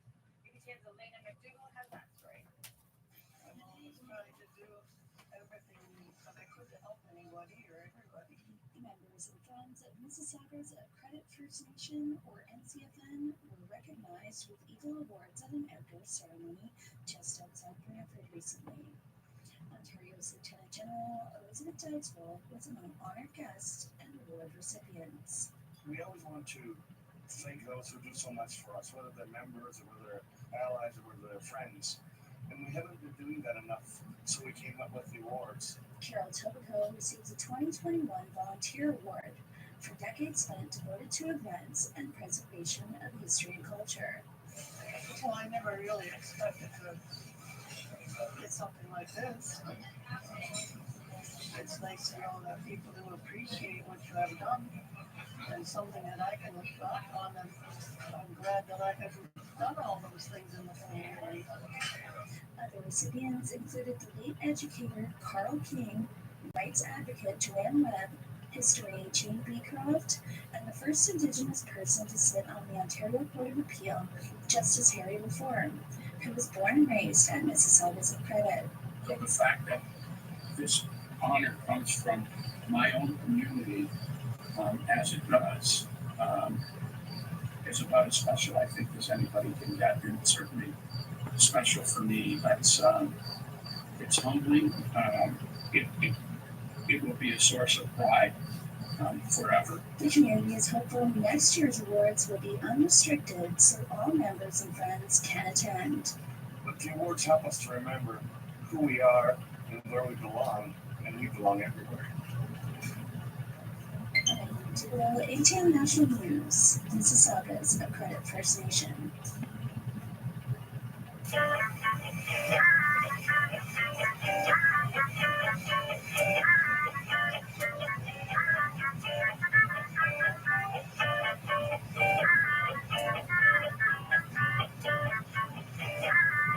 She's still cold.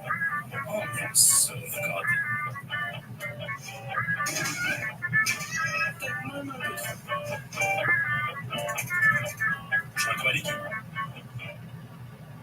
Hey scholars, it's time to submit your claim.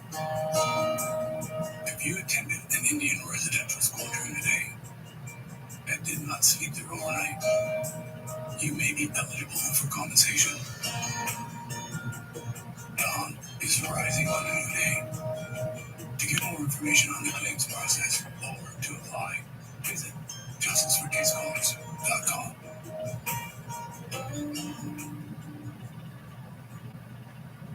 Well, the annual Met Gala in New York is a star-studded haute couture spectacle that fashionistas fuss over each year, but this year, an Indigenous model and actor stole the show. On a chasing horse is seen here in what appears to be a photobomb by Kris Jenner of Keeping Up with the Kardashian fame. The Indigenous activist and model from Alaska turned heads and dropped jaws in a dress by Peter Dundas and jewelry by Navajo designer Jocelyn Billy Upshaw. This year's Met Gala theme was American Independence.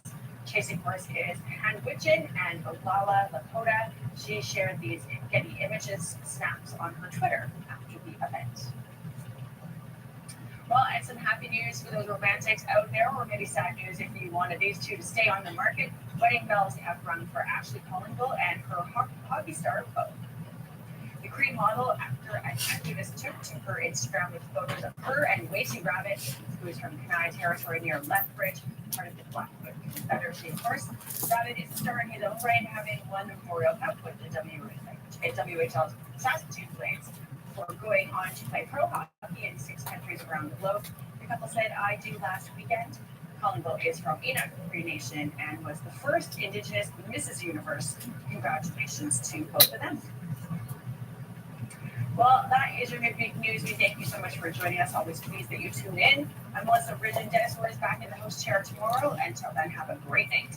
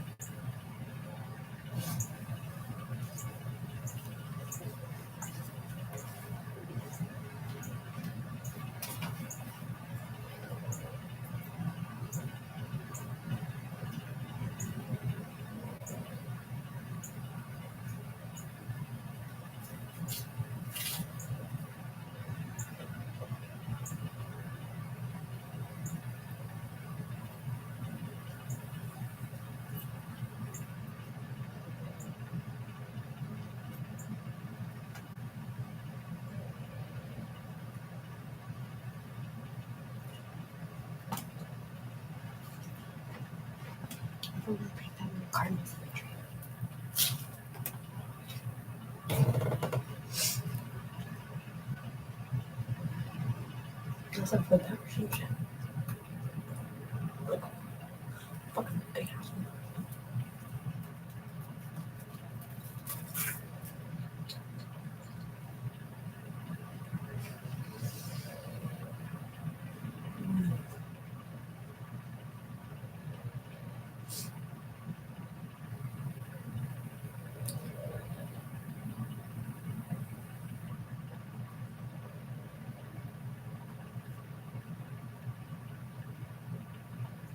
Bring me a taste of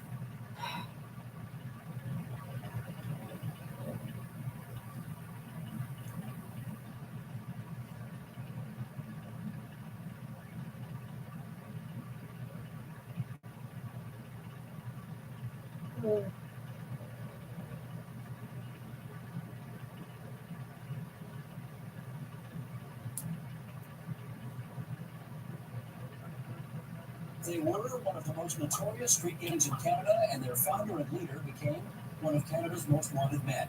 Wolf was serving life in prison for 2 counts of first-degree murder. Nationally, we have the reputation of being the murder crime capital of Canada and violent crime capital. A lot of people refer to Winnipeg as murder bay. Hey guys, in today's video, we'll be turning our attention to the Aboriginal gang scene in Winnipeg, Manitoba, where native gangs have been active for decades. More specifically, we'll be talking about the Wolf brothers, Daniel and Richard, aka the founders of Canada's largest street gang in history, named the Indian Posse. Let's get into it.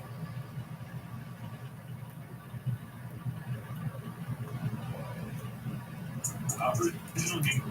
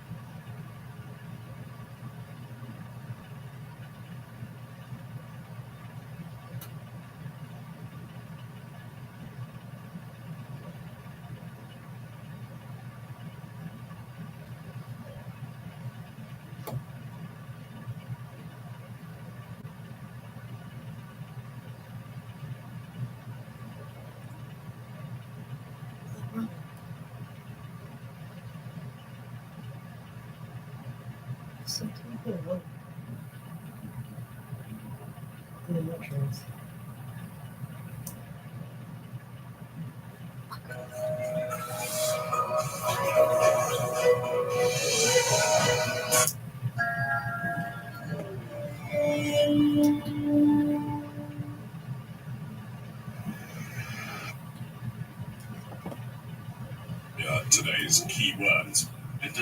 Right, let's form up. This unit is getting ready. 300 gendarmes.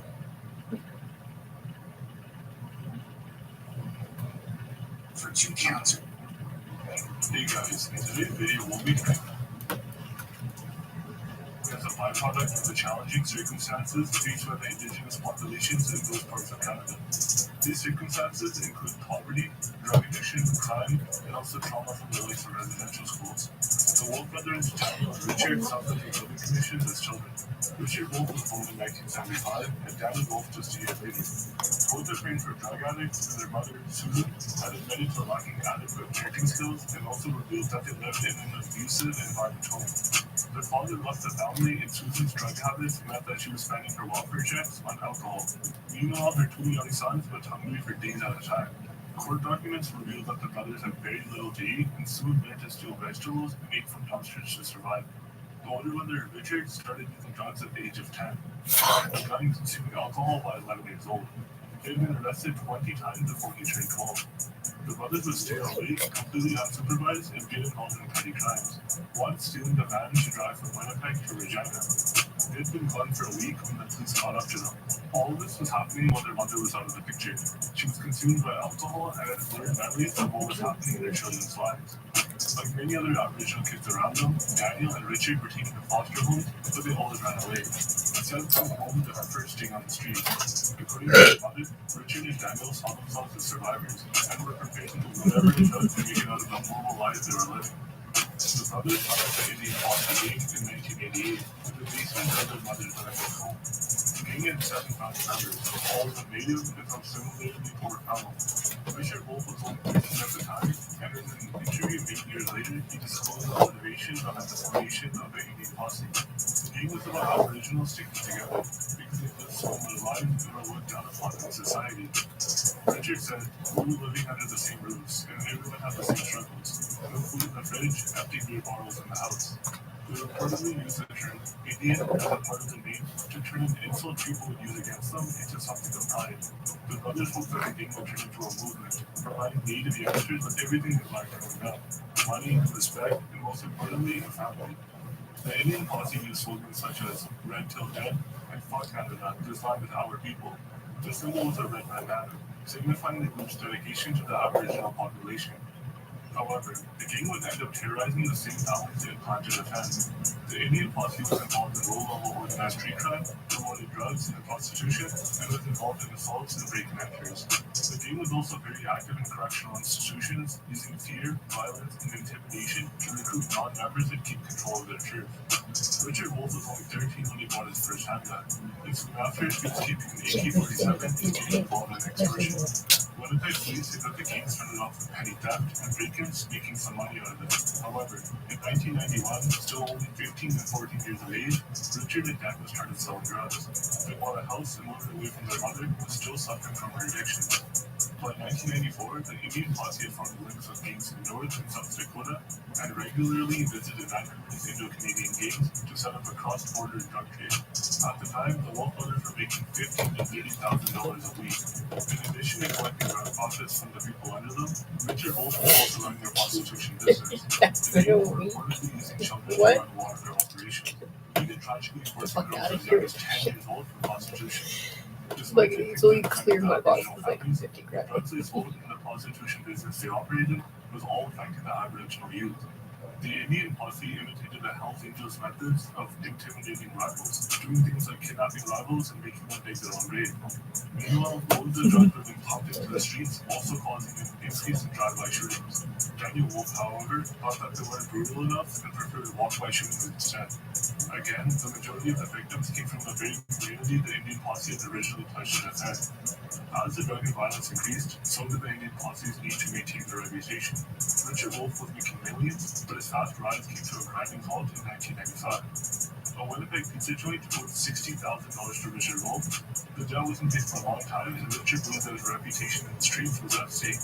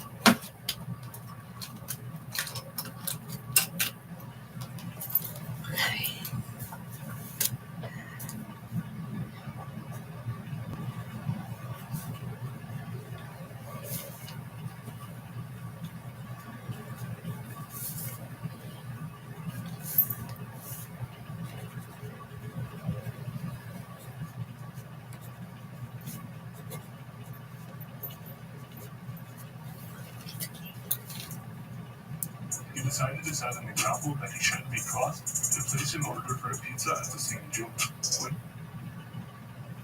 In Franklin Templeton, we think new times call for new thinking. When his delivery arrived, he opened fire, but luckily the driver survived. However, warrants were out for Richard's arrest and soon he was behind bars. Before the trial, Danny Wolf tried to intimidate the witnesses to help his brother out, but he too was arrested by the police and charged with obstruction of justice. Richard's previous run-ins with the justice system and his open act of violence earned him a 17-year prison sentence. Danny Wolf himself was a serial offender and had been in and out of prison ever since the brothers established the Indian Posse in 1988. He was also sentenced yet again for 2 years. The Indian Posse's aggressive recruitments continued in prison, and there they developed a fierce rivalry with the Manitoba Warriors. The Warriors were also an exclusively Aboriginal gang and adopted the style of the Hells Angels to grow their crime syndicate. Jail confrontations became a common occurrence for the two gangs. During one feud, an 18-hour-long riot occurred at the Hemingway Correctional Center in Manitoba in 1996. The riot resulted in serious injuries to 8 prison guards, 4 of which had their fingers chopped off. Violence of such magnitude brought the Indian Posse to national attention.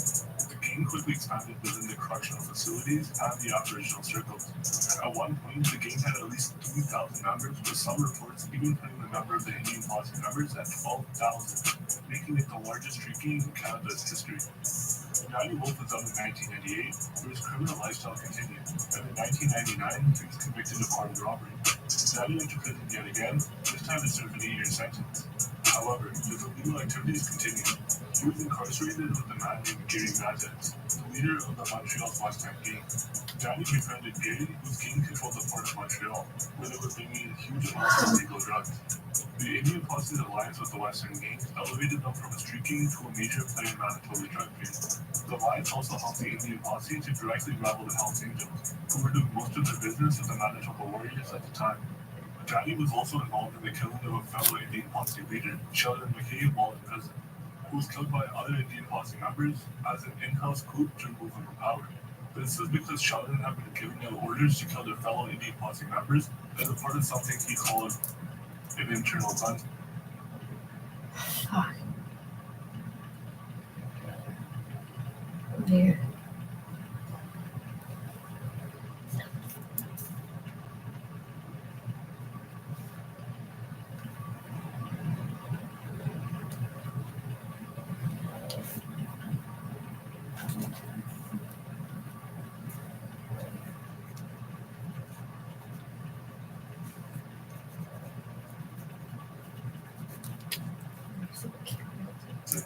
Danny and other Indian Posse members weren't happy with this, so they took him out.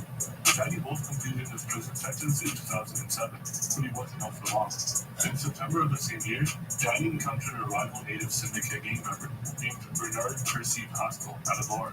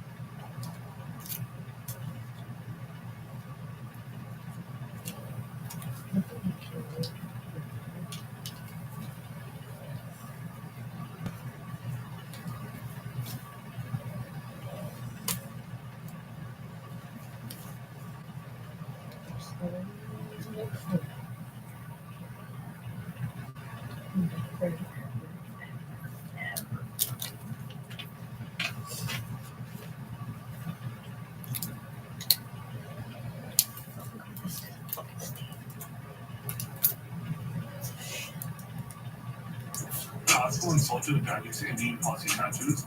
After Pascal left the bar, Wolf remarked they don't know what's coming for them. Danny showed up at Percy's house later that night and opened fire.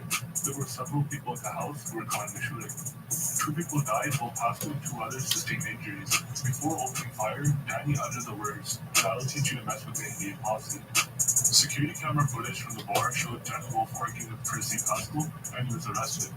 Police records reveal that the case against Danny wasn't rock solid, but the police put an undercover cop with him to get a confession. Danny admitted to the cop that he was done, and they were surely going to give him a life sentence. While awaiting trial and not liking his chances of being able to avoid jail, Danny came up with a daring plan. He was going to break out of prison. He started digging in a spot where the prison security cameras were blinded and kept digging for 4 months. Finally, in August 2008, he, along with his accomplices, decided that it was time to go. The hole in the ground was big enough, and Danny, along with some other inmates, ran away into the darkness of the night. Once outside, he decided to stay in Winnipeg, a place where he was known, feared, and respected. He managed to stay away from the police radar for 3 weeks, until someone betrayed him and tipped the police of the whereabouts. He was arrested again at a gas station. In November 2009, Danny Wolf was convicted of 2 counts of first-degree murder and 3 counts of attempted murder, and given a 25-year sentence. In sentencing Danny, the judge remarked that his case showed that Danny had no regard for human life, also saying that it was one of the worst of his type in the history of this province. Once again, Danny wouldn't stay in jail for long. However, this time he didn't escape. Just 2 months into his sentence, Danny was killed after a brawl involving 10 inmates inside Saskatchewan Penitentiary. He was stabbed in the chest and died just moments later. Danny wasn't the target of the attack, but had got involved to protect a fellow prisoner and an Indian posse member. Danny Wolf was no more, but Richard was just completing a sentence for attempted murder. He was released in 2010 and had vowed to turn his life around. He joined counseling groups and tried to teach youth about the hazards of being involved in gang.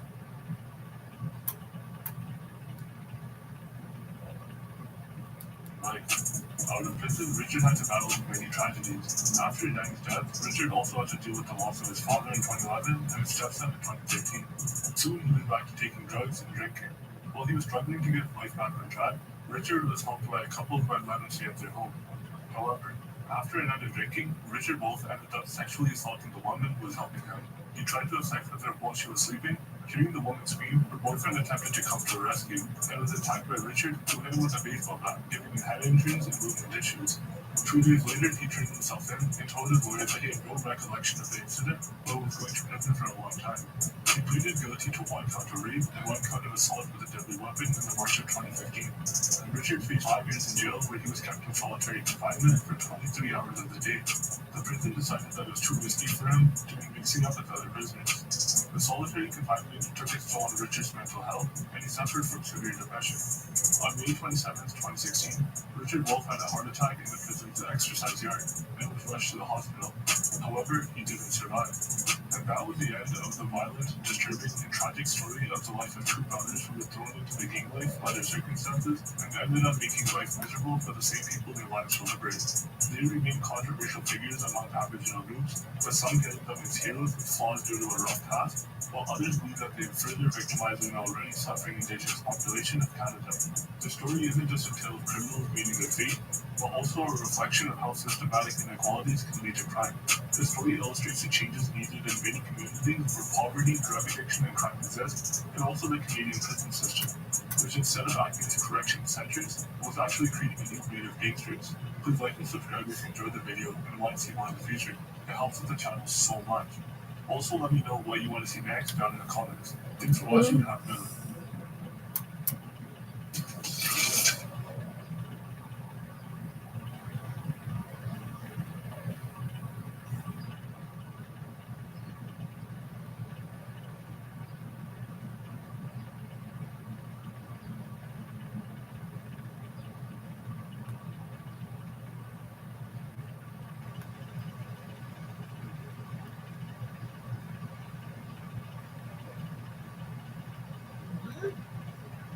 Fauci, in a recent British study, in this study, which was published in Science, Dr. Crotty showed that antibody levels stayed relatively constant with only modest declines over 6 to 8 months. Dr. Crotty reported that Notably, memory B cells specific for the spike protein, or RBD, were detected in almost all COVID-19 cases with no apparent half-life at 5 to 8 months after infection. In other words, Dr. Crotty found significant evidence of long-term immunity after COVID infection. Furthermore, Dr. Crotty noted B-cell memory to some other infections has been observed for as long as 60-plus years after smallpox vaccination, or even 90 years after natural infection with influenza. That was a woman who got the Spanish flu, still showed immunity 90 years later. So rather than being pessimistic towards people gaining immunity after they've had COVID or had a vaccine, studies argue for significant optimism. In fact, there have been no scientific studies arguing or proving that infection with COVID does not create immunity. There have been no studies showing significant numbers of reinfections. Of the 30 million Americans who have had COVID, only a handful of reinfections have been discovered. In fact, the New York Times reported last fall more than 38 million people at the time worldwide had been infected with the coronavirus, and as of that date, fewer than 5 of these cases had been confirmed by scientists to be reinfections. Scientists interviewed for the article concluded, in most cases, a second bout with the virus produced milder symptoms or none at all. Given that no scientific studies have shown significant numbers of reinfections of patients previously infected or previously vaccinated, what specific studies do you cite to argue that the public should be wearing masks well into 2022?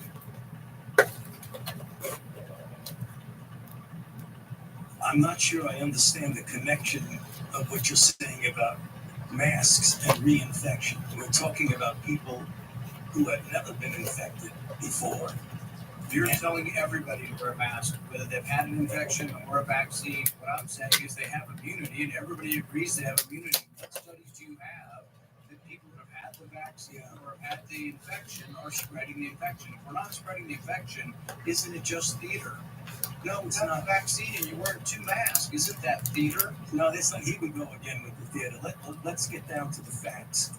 Okay, the studies that you quote from Crotty and Sete look at in vitro examination of memory immunity, which in their paper they specifically say this does not necessarily pertain to the actual protection. It's in vitro. And what study can you point to that shows memory infection? There are no studies that show. Just let me finish the response to your question, if you please. The other thing is that when you talk about reinfection and you don't keep in the concept of variants, that's an entirely different ballgame. That's a good reason for a mask. In the South African study conducted by J&J, they found that people who were infected with wild type and were exposed to the variant in South Africa, the 351, it was as if they had never been infected before. They had no protection. So when you talk about reinfection, you've got to make sure you're talking about wild type. I agree with you that you very likely would have protection from wild type for at least 6 months if you're infected. But we in our country now have variants that are circulating. Significant reinfection. What study shows significant reinfection, hospitalization, and death after either natural infection or the vaccine? It doesn't exist. There is no evidence that there are significant reinfections after vaccine. In fact, I don't think we have a hospitalization in the United States after a 2-week period after the second vaccination. Yeah, you have a death in the United States. You're not hearing what I'm saying about variants. We're talking about wild type versus variants. And now, what proof is there that there are significant reinfections with hospitalizations and death from the variant? None in our country. 0. Well, because we don't have a prevalent of a variant yet. We're having one. Can I finish? We're having 117 that's becoming more dominant. Policy based on conjecture. No, it isn't based on conjecture. So you won't be able to wear a mask for another couple of years. No. You've been vaccinated and you parade around in 2 masks for show. No, you can't get it again. There's virtually 0% chance you're going to get it. And yet you're telling people that have had the vaccine, who have immunity. You're defying everything we know about immunity by telling people to wear a mask who've been vaccinated.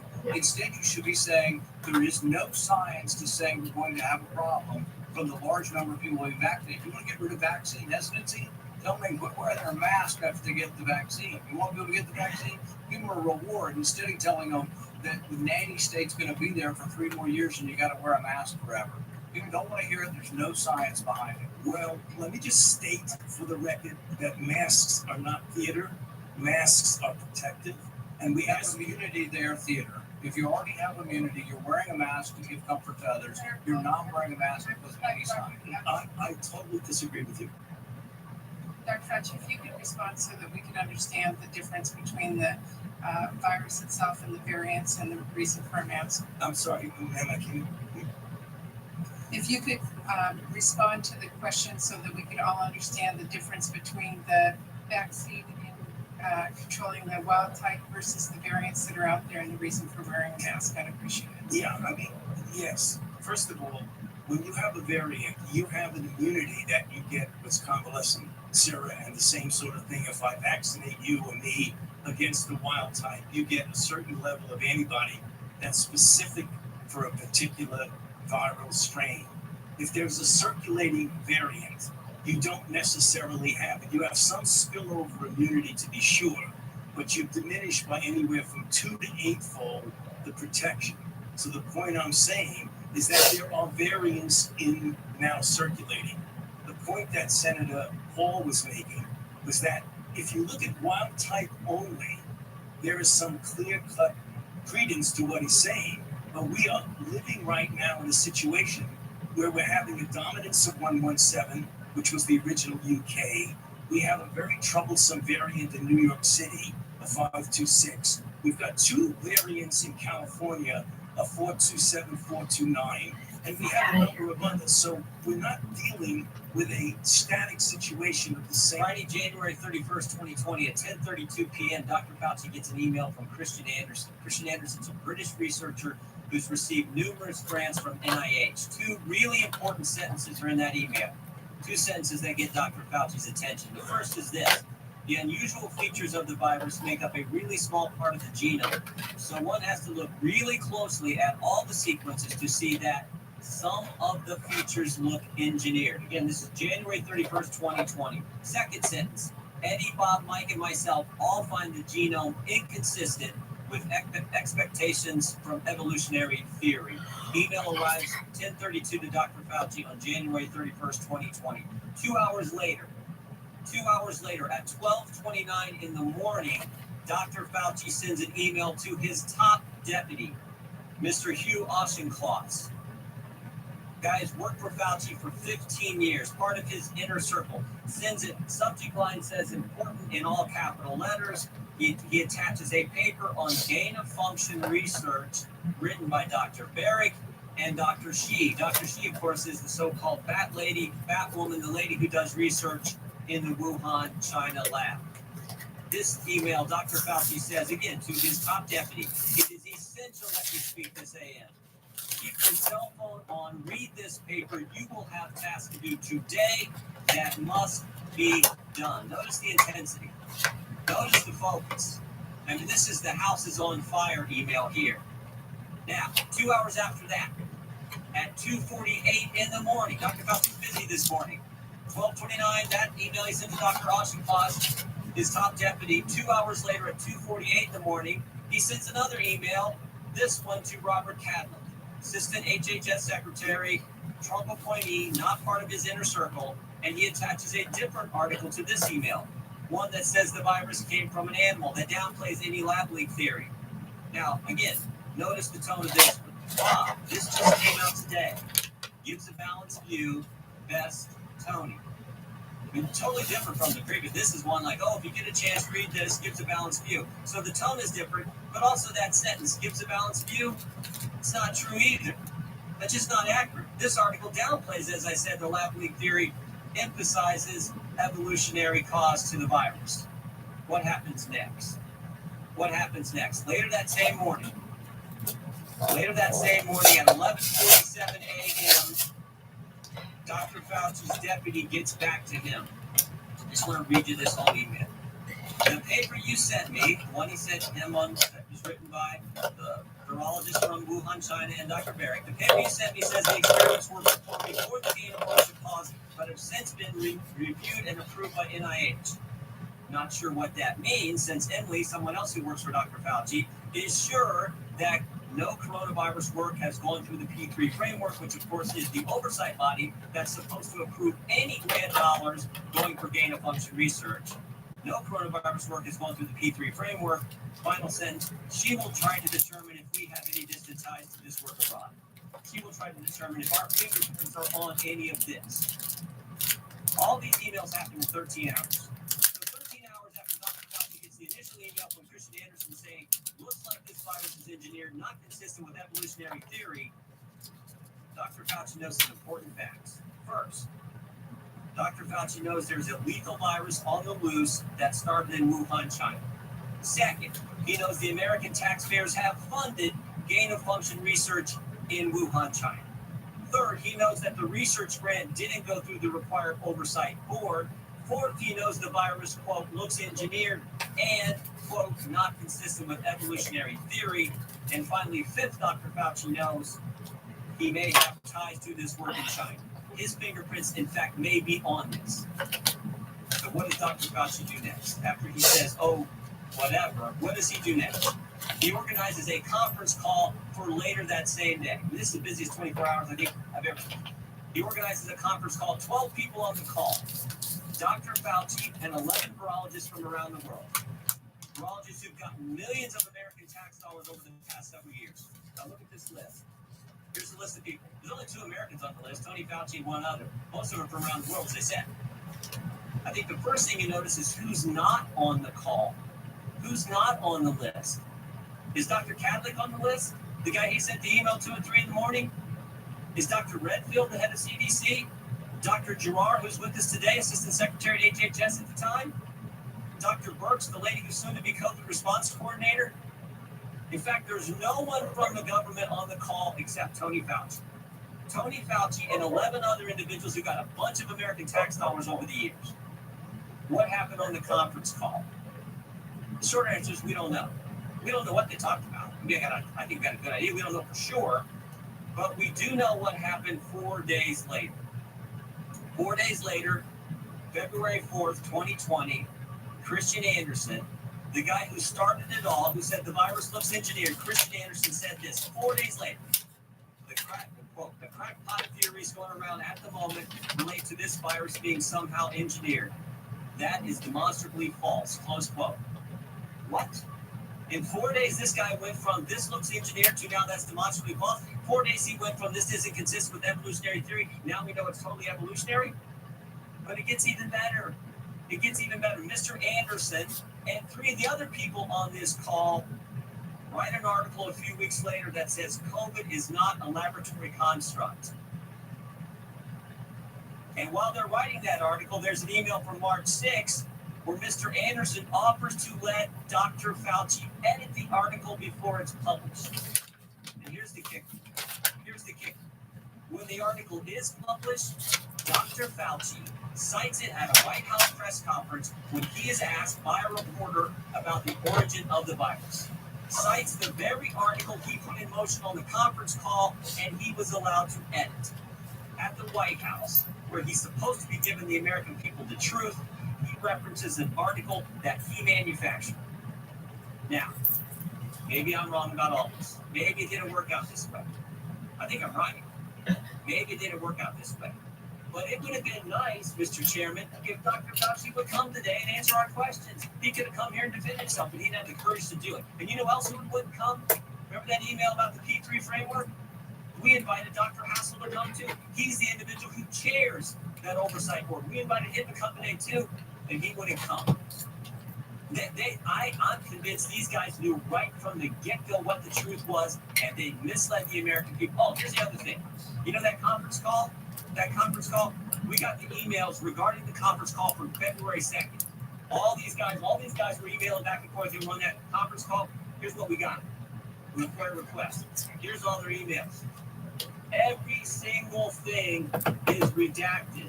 Every single thing is redacted about what took place in that conference call, because I'm convinced it was at that conference call where they said, we got to cover our tracks. And again, maybe I'm wrong. Maybe I'm wrong. But Dr. Fauci could have been sitting right there and answer our questions if he would have come here. By you, Thank you, Mr. Jordan, and let the record reflect that Dr. Fauci was invited Friday afternoon. He declined.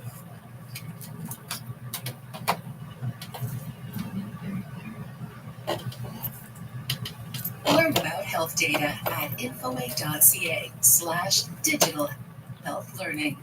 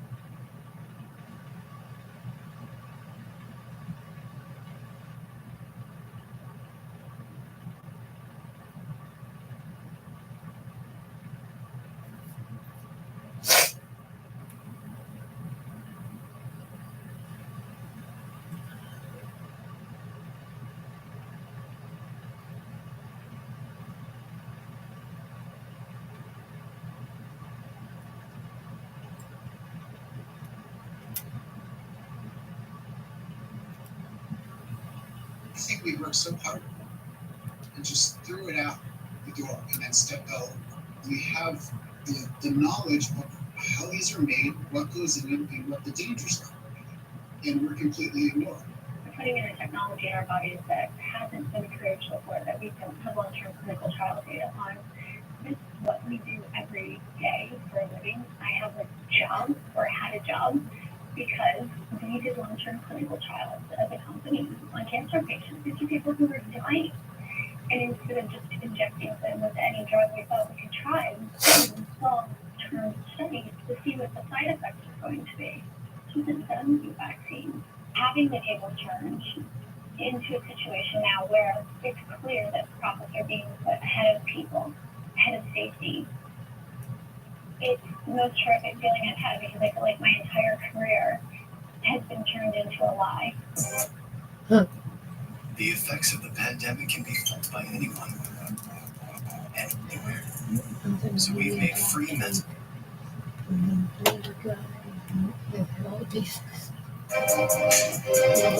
Today on Faithful Freedom, we go inside Big Pharma with two employees from Bristol Myers Squibb. One who has yet to be fired over their vaccine mandates because he says he is a part of a Oh, I hear the part of it. As a result, Breyer said, I think we worked so hard and just.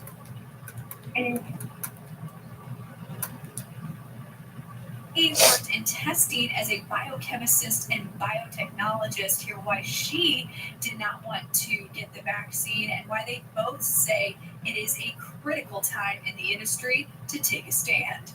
Freedom is non-negotiable. Mandates, free speech, cancel culture, parental rights. These are real people that have stood up for their freedoms no matter what. in Baseball Freedom with Jerry Gregson. Presented by Feed the Patriots USA, helping everyday Americans defend their God-given rights.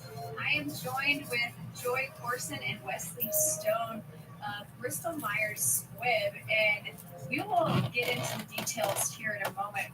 Unfortunately, Joy, though, you are no longer with Bristol Myers Squibb as the mandate came and went on December 6th. But can you just give people your background on what it is that you did for Bristol Myers Squibb?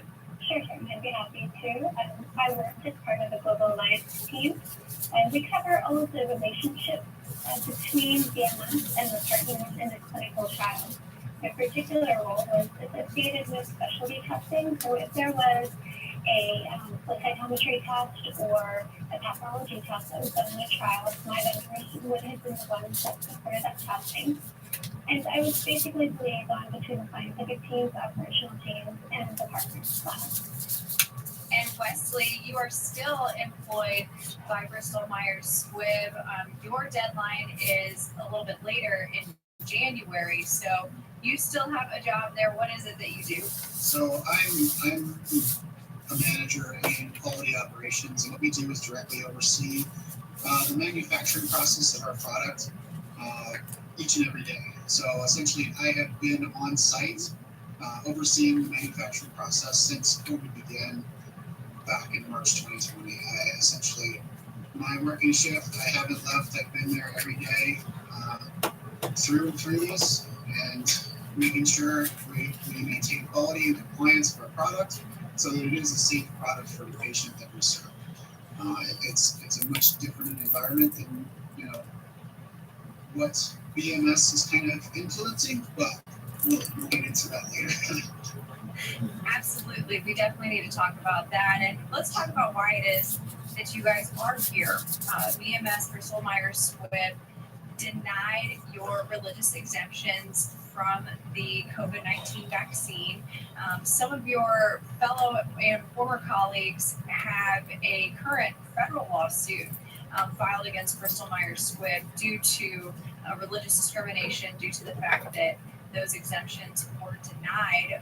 But you two are not a part of that particular lawsuit, but you've very much been a part of this whole process and are two of thousands of people around the nation right now that are dealing with these mandates. So, Joy, I'll start with you. How did this process start to play out for you and your fellow employees at Bristol Myers Squibb? Well, it really all started in late July of 2021 when there was a town hall and a question was posed to our CEO about vaccine mandates taken back into the office.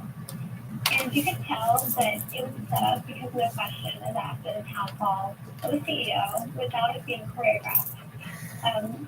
So that's really the starting point. Then on August 23rd, we received an email stating that we needed to inform everyone about our vaccine status and that, of course, BMS would take our privacy very seriously.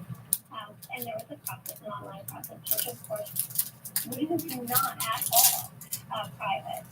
The information got to our management, and from what we've heard, although I didn't experience this myself, our entire line management was aware of our vaccine status right away. It was through an HR portal. It appears everybody in HR had access to the portal. So that was the start of what we went through as a group of people who had not yet been vaccinated. Then 2 weeks later, I believe it was September 7th, BMS said that there would be a vaccine mandate. And if we did not comply, we would be terminated as of November 1st. Many managers, including mine, asked us to file religious accommodations if we could, or medical accommodations. It was suggested that we do that. For me, I wasn't so sure about even going through that process. I didn't know if it would apply to me, but one of my colleagues encouraged me that while my belief may not be traditional in religion, they would certainly be considered as part of this. So I went through the process. It was quite stressing. I would not say that it was confidential. I would not say that it was in any way considerate. We're respectful of our beliefs. were inclusive as BMS likes to claim that they are. I believe it was mid-October when we found out that there were so many people that had applied at Bristol that they had to extend the deadline, and the deadline became December 6th. We found out at the end of November, just before Thanksgiving, I believe it was the week before Thanksgiving, that we were not being accommodated and would be terminated on December 6th if we were not vaccinated. And it's my understanding that there were, as you said, also a chance to submit medical exemptions, and those were granted for the most part. I have heard a few have been granted, but I don't believe we know the full scope of those from documents that have come out of the lawsuit. We know a bit more about both religious communications. And Wesley, did you have that same experience on the questioning and the way that they went about asking you about your beliefs and solidifying your religious accommodations request? Yeah, so the questions were very linear. So a lot of us that have shared our experiences through this have very much the same experience. However, the beginning is kind of where we differ. So both my wife and I work for VMS. We both tend to be terminated on January 31st. We both, we both have the same personal beliefs, personal, sincere, spiritual, and religious beliefs, and we very much aligned on that. The submission process was very different for both of us. So with me, no questions asked. Here's my submission. I'm submitting it on the VMS letterhead. For her, immediately click everything she's doing. So it's essentially seeing somebody from a position that they're in and not giving them a hard time versus somebody else who they can take advantage of. So I don't know what the intentions are, but it was clearly a very different situation, and it's very different for everybody. However, as we go through the process, everybody's kind of asked the same very intrusive questions, and they're not directed to help them understand what one's personal, sincere, spiritual and religious beliefs are. It more seemed to extort personal information out of them and also entrap them into conflicting with their statements. So to Joy's point, it was very distressing the whole time. And as we went through the process, it got more so because it just kept drilling and drilling and drilling and trying to get you to either give up or say something that conflicts with my previous statement, or to just get you to quit. So, why do you think, this is such a blanket approach to, to this pandemic, if you will, but yet, Wesley, you alluded to the fact that they treated you and your wife's religious exemptions, even though you have the same set of beliefs, very differently. Why do you think that is? I think there was, we can kind of see this in the communications from VMS across the network, that they want everybody to personalize everything. So I think the people on the evaluation side of this had their own personal intentions and their own personal disagreements that intertwined with everybody's process, so to say. So just for instance, like talking about my wife's experience, it was using VMS letterhead to submit. The agent that she was working with, or the representative she was working with, said, I don't think you should submit that. You should submit that on VMS letterhead. This is a personal letter. So we went to the corporate branding support team to say, hey, this is internal communication on a BMS requirement to an internal BMS entity. Should we be using the corporate branding templates and materials for this? They said you should always be doing that for internal communications. So we brought that back to the person, we said, hey, this is what they said. And they said, well, I disagree with that. I don't think we should have done that. And then immediately after, she gets the next series of questions that, again, very intrusive, going into our personal medical history, our children's personal medical history. And then after that, another series of questions. And then another series of questions. Whereas for me, it was very long and drawn out before I got any responses. I even followed up after she had her experience to say, hey, just want to check in. Have you received my information? And they acknowledged me with, oh, yes, everything looks great. We'll process and let you know later. So it seems like it's more personal vendettas with each person that they deal with and their own interpretations of what people are providing versus an actual, true, fair, legal evaluation process. I think that so many people have felt that same experience across the nation when dealing with these mandates in their workplace. But what makes your story so intriguing to people is the fact that you are both, tied to Bristol Myers Squibb. You are in that world of big pharma and pharmaceuticals and the healthcare industry in general. So to have people from the inside that are experiencing this as well is very intriguing to people. Joy, is this something that you've ever had to deal with on any level at all prior to COVID-19, or is this just a completely new lane that your company has taken with its personal, its employees' personal private medical information?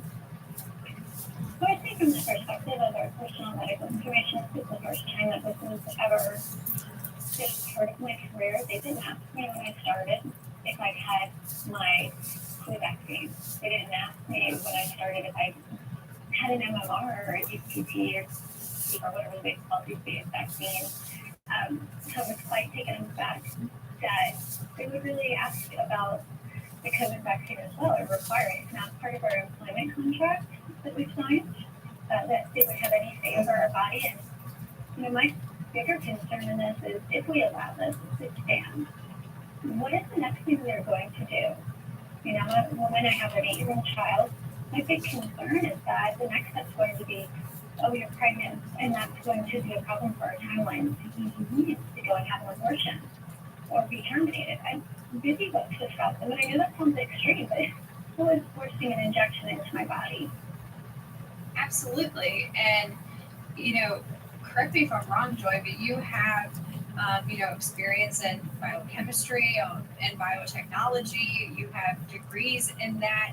And so you would probably have a little bit more understanding and knowledge than, everyday person about this vaccine, about the response to the pandemic. Did that factor into your belief set and how you arrived at your conclusion? That's a really interesting question. EMS asked that in a very roundabout way. I happen to be a believer in objectivism and objective reality. I don't follow the traditional path. I was raised Catholic, but I really let that go and took on this belief that really is a holistic approach to life. And so there is no separation between reality and religion from my perspective. So I am kind of in a unique position to be able to talk about the science from a religious perspective. I know that sounds very odd, but so I look at the data as part of my belief in my ability to observe objective reality and make decisions based on it. And when I look at the data, it terrifies me. There are so many unknowns from the long-term safety that I'm scared for everyone who's taken this. And truly, I sit down at night sometimes I cry because I have so many friends who've taken this vaccine and I worry about them in the long term. We don't have long-term safety data. What we do know is that this protein, the spike protein, combines two proteins in the brain that can cause long-term side effects, potentially. We know that the vaccines cause neurological side effects. We know that they have the ability to get to the brain. Everybody who's taken it should be deeply concerned from that perspective alone, that the long-term side effects are enough. And Wesley, from your perspective and what you do with manufacturing and quality control for Bristol Myers Squibb.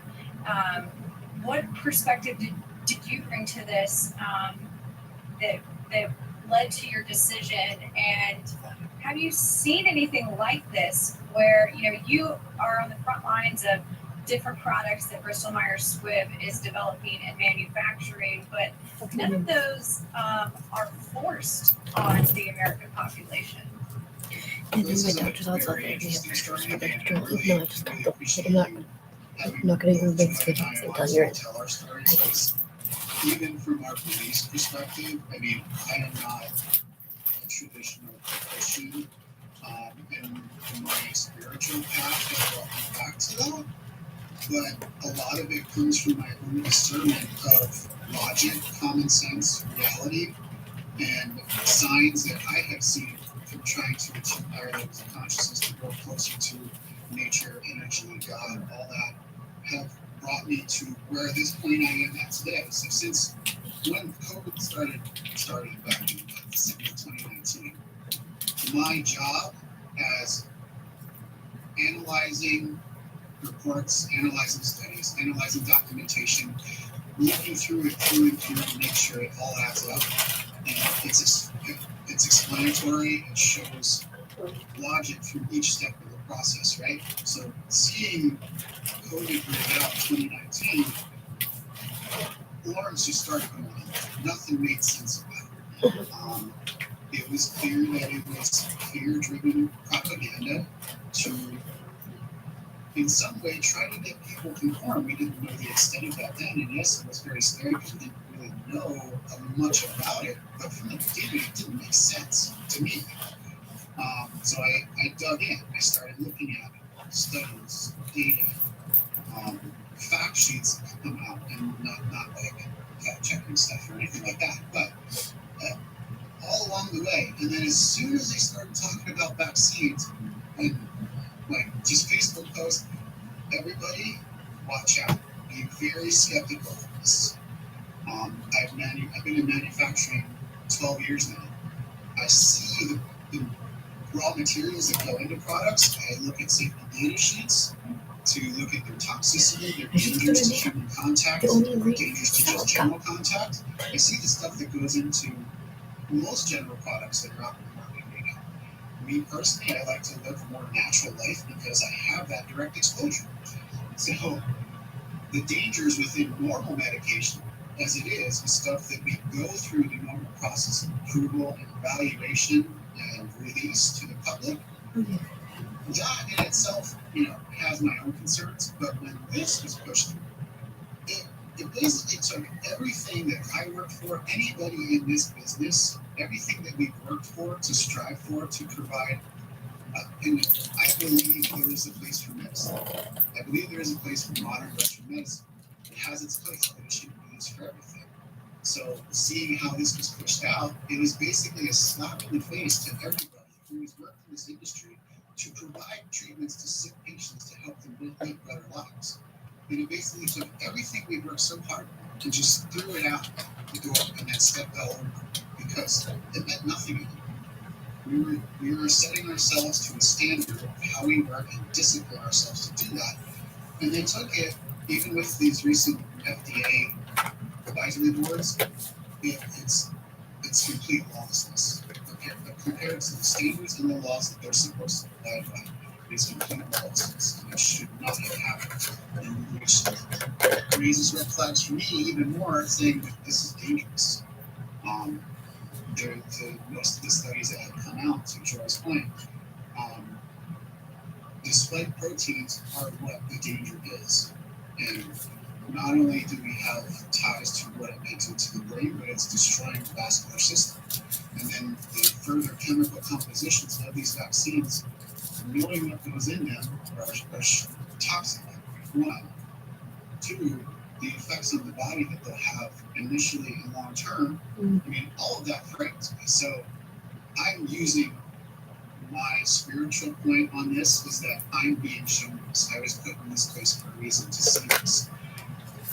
Much like Joy, I am very concerned. pretty much all of my family has done this. They have say, oh, this is science, I'm looking to listen to the science. Where the hardest part is I'm sure Drake can speak to this too, and everyone else is, we tell them. We've worked in the industry, we've seen this, we have the knowledge of how these are made, what goes in them, and what the dangers are. And we're completely ignored. So I pray for those that have taken it. I hope that somehow they find their way through and have long, happy lives. But it scares me to say that we're just going to accept this, set the precedent that everything is okay, and keep doing this. Because once we set the precedent that, oh yes, we believe in science, just because somebody said so, what else are they going to do? What else are they going to roll out to us? And now look, now we have this Miracon. Even statements from the places where it first broke out says it's not as dangerous. It's mild symptoms. Maybe it's more transmissive, but it's virtually harmless. And now they're pushing booster shots for that. And we completely ignored our natural innate immune system, which it's an amazing thing. If you put faith in your body, the way we put faith in other things, we would be so healthy from person to person to person. Joy, did you have that same feeling that Wesley is reflecting there about just being in the business and just having these red flags go off for you? Absolutely. So for different reasons, my red flags are about putting in a technology in our bodies that hasn't been approved before, that we don't have long-term clinical trial data on. It's what we do every day for a living. I have a job, or had a job, because we did long-term clinical trials of the company on cancer patients. These are people who were dying. And instead of just injecting them with any drug we thought we could try, we do long-term studies to see what the side effects are going to be. This isn't done with the vaccine. The Janssen vaccine, yes, has more data.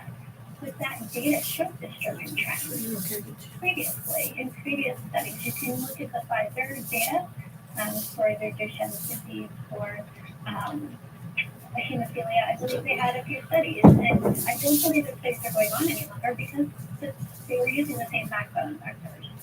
Because then those risks weren't unknown with Janssen. But with the RNA vaccines, the risks were completely unknown. We don't know how long that RNA stays in your body and gets utilized. Yes, we're told it's gone within 2 weeks, but is that true? And we have the long-term data on that to prove it. How did you go about doing that? We haven't seen all that data.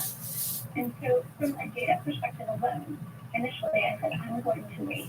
I looked at all the vaccines. I decided the Novavax vaccine was the best path for me because it was the protein vaccine. We know the long-term side effects of protein vaccines. It's an acceptable risk. With Novavax, that vaccine is a subunit vaccine, so it doesn't contain all the bindings, the problematic bindings in it.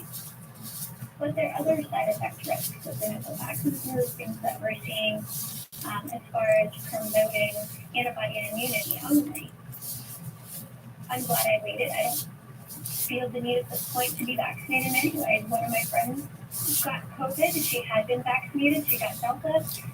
I spent lots of time with her when she was infectious, and guess what? I didn't get COVID because what I've been doing prophylactically, just by cleaning out my sinus cavities, taking a Zyrtec, and taking my vitamins has helped. Same for my son. Yet her family members, all of whom are vaccinated, they got COVID as well. I feel as though I'm hearing from both of you, because of the insider knowledge and the industry knowledge that you have and the red flags that were going off for you both with this expertise.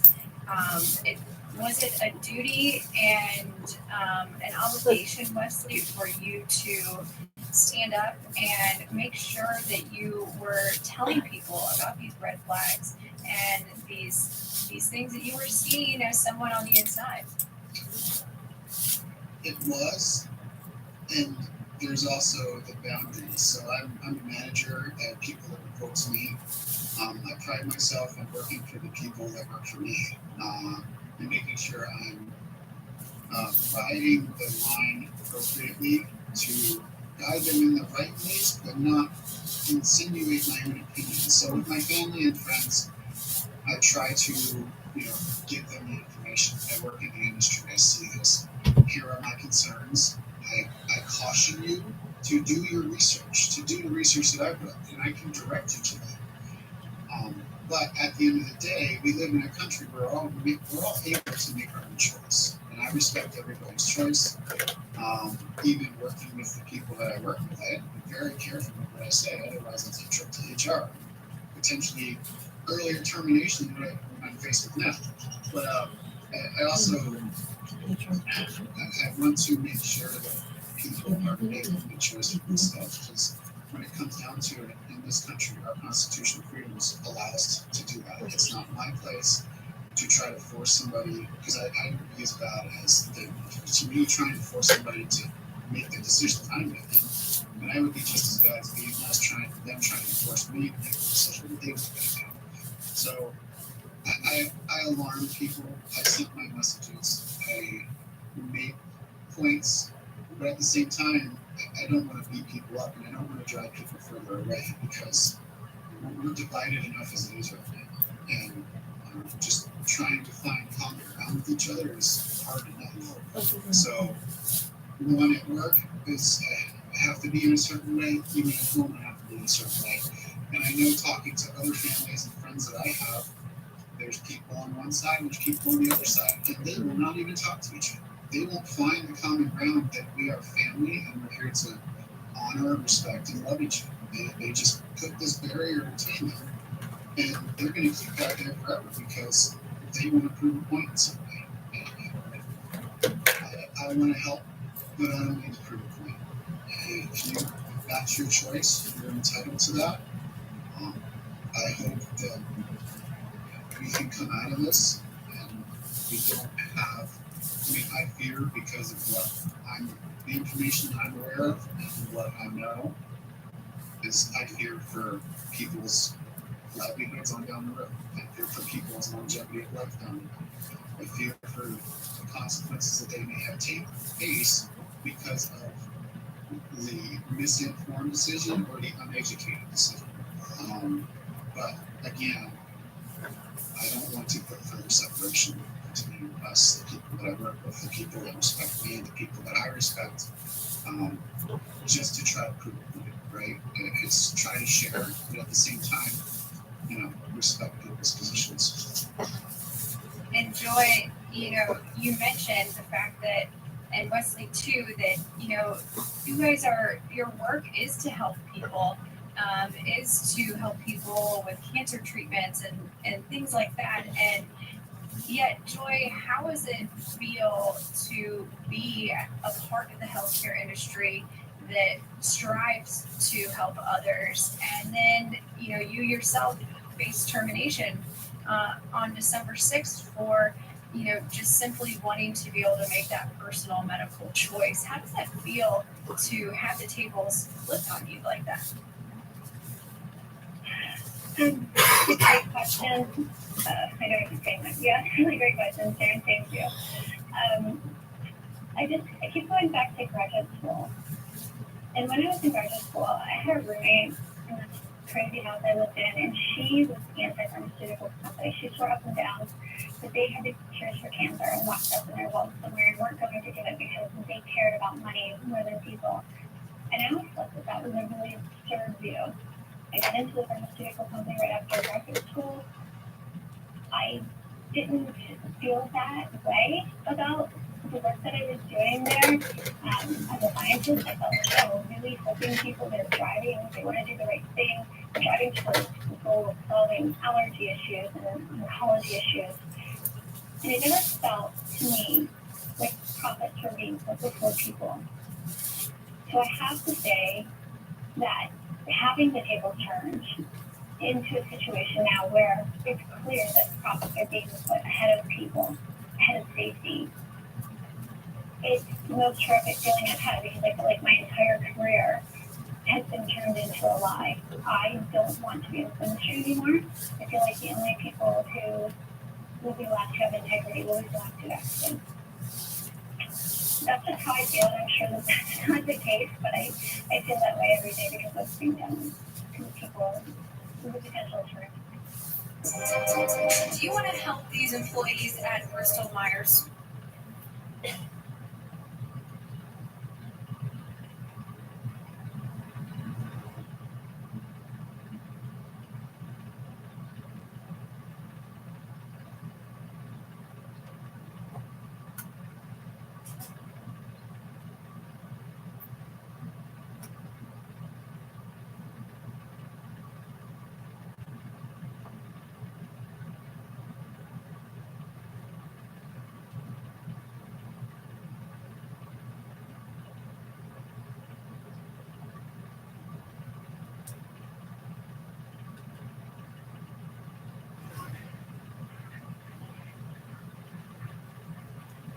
The Bambino boss has been taken out in a very ugly way. Police pulling the body of Salvatore Montagna out of the river Thursday. He was killed by gunfire in a Montreal suburb. Montagna is said to be the top mobster of the city's organized crime scene. Toronto Sun crime reporter Rob Lombardi has a long history covering the mob. He joins me now by phone.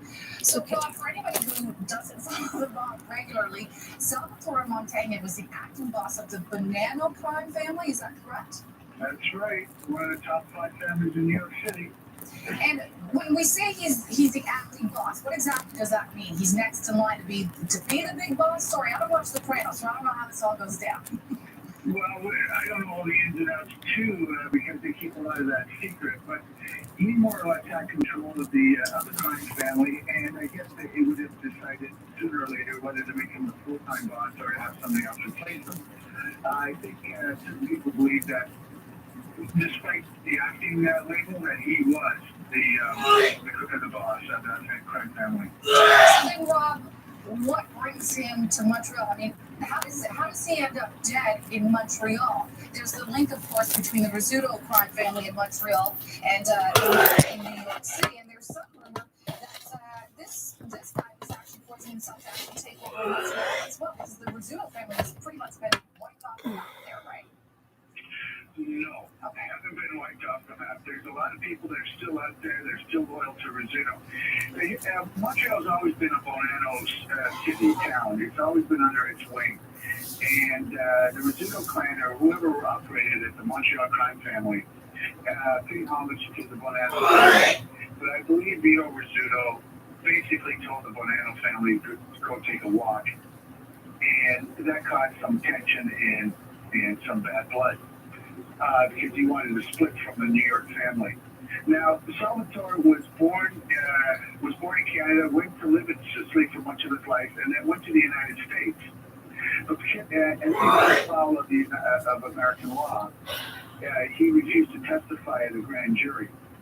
So, to that, U.S. immigration deported him back to Canada because he was a Canadian citizen. Canada could not refuse him. And he set up stakes in Montreal. And shortly after he arrived, April 2009, the bodies on the Rizzuto side of the equation started to fall. It's a coincidence. Of course it's a coincidence. All right, so now we have this killing yesterday. What does that signify to you is happening right now? I'm asking you this is pure conjecture on your part, if you could at all. Yeah, and I think it is for most people, even the police who are watching and listening and looking and whatever they're doing. More than likely, this is payback time. The Vito Rizzuto lost a lot here. He lost his son and he lost his father. And there's some things he could take by being in those circles, and there are some things that you cannot take and you cannot accept. And the death of his father, the death of significant people in his life, probably was too much for him. And maybe this is payback. There's also some speculation that it just might be a power struggle by the vacuum left behind by Vito Rizzuto's incarceration in the Colorado jail. Rob, for anybody who thinks that the good old days of the mob are done, this looks to me, I mean, listen, there's this trashy show on TV called Mob Wives. And a lot of people look at that and think, well, the mob really is over if they're letting cameras in and stuff like that. But then I see something like this incident yesterday and everything that has gone on with the Rizzuto family in the past few years. And I mean, it looks to me like the mob is anything but dead. Let's not kid ourselves. These guys are worth billions, if not millions. And they're not dead. They're far from dead. They just find new ways of doing business, find new products to move, and whatever. The Italian government has been quite successful against the Calabria mob the last little while, and they've been seizing billions of dollars in assets of crime families. We have not been doing that. They've been living high off the hog here in Canada. Our laws are pretty weak. It's pretty easy living for them here. So Canada will always, unless we change our act, will always remain a haven for the organized crime. All right, alive and well by the looks of it. Rob, thanks for joining me today. My pleasure.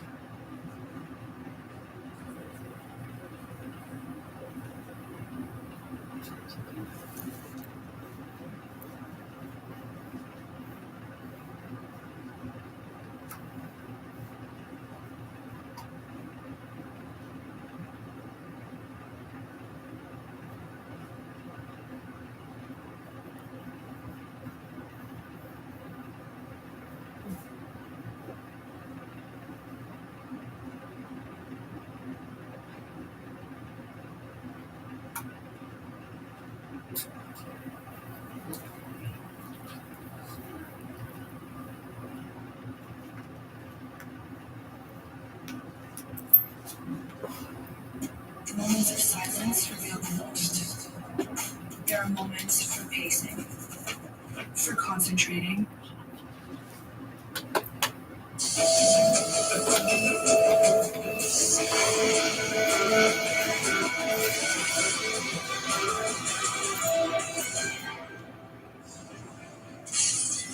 Tonight, after the biggest mafia roundup in FBI history, a bloody war against Canada's first family of crime. And there's not nothing no there. Just sounds that they're waiting for the next war. The Rizzutos of Montreal could have been cast by Hollywood. Vito Rizzuto is the boss. The Florida of the country, really. He's the John Gotti of Montreal. He's a flashy guy, proud of his ability to beat the system. With his father and son, he built an empire. As Canadians, we think all the Americans have gotten the best everything. We got the best pizza, we got the best Italian criminals. But you know what? We got the best Italian criminals, and we had Montreal. For the first time, wiretaps and hidden cameras will take you to the What? Italian criminals. But you know what? We got the best Italian criminals, and we had. As Canadians, we think all the Americans have gotten the best everything. We got the best pizza. Out of his ability to beat the system. with his father and son, You built an empire. There's Canadians who think, well, the Americans have got the best everything. You know, we got the best pizza, we got the best Italian criminals. You know what? We got the best Italian criminals, and we got to let it go.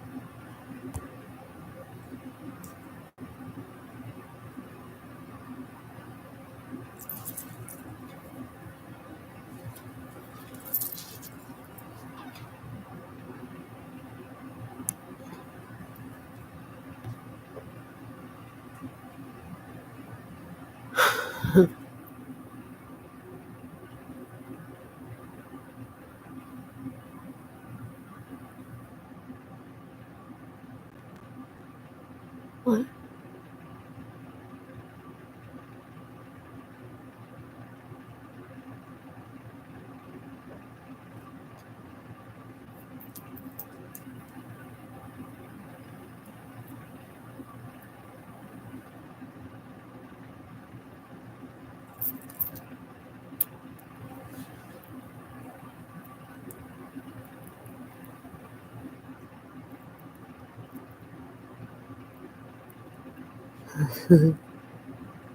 Yes. Carpal to a company. Blonde Anna. She found now assistant transfer.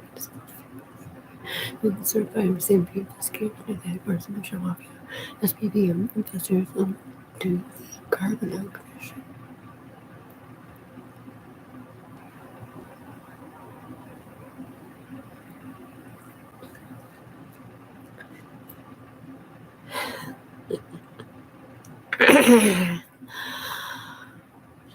Okay. Derek Fishina president was able to support 74 companies with a reduction of emissions.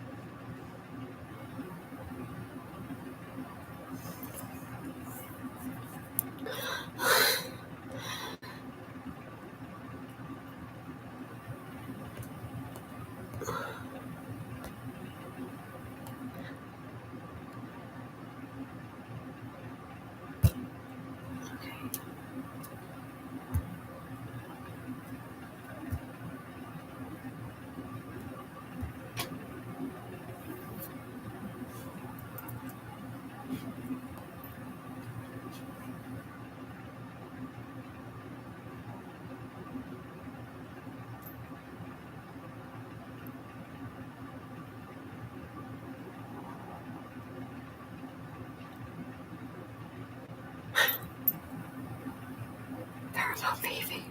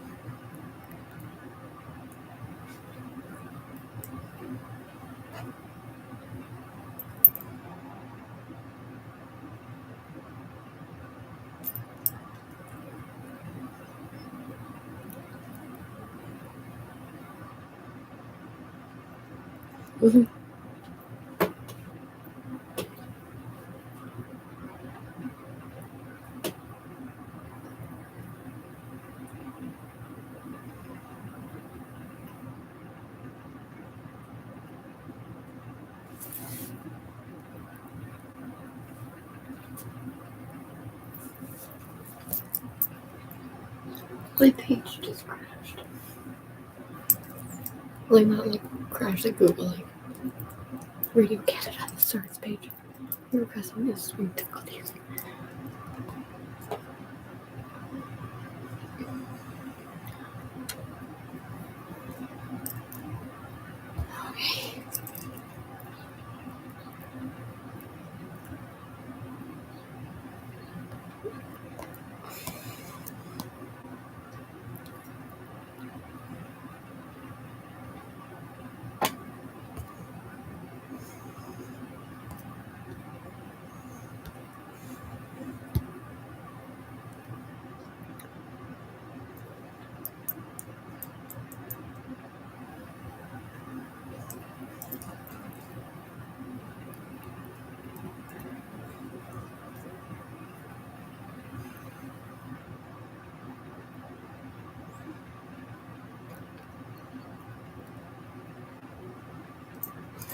Why?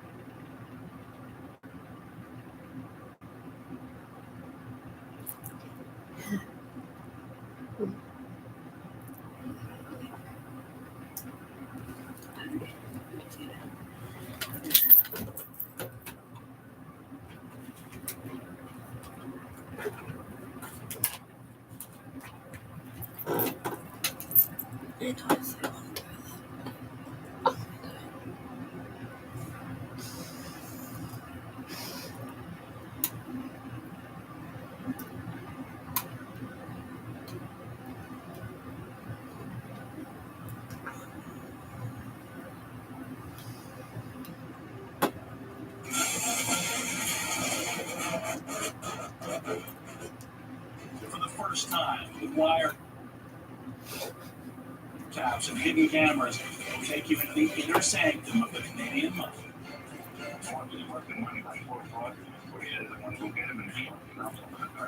It's a story of money and murder and a lot of fun.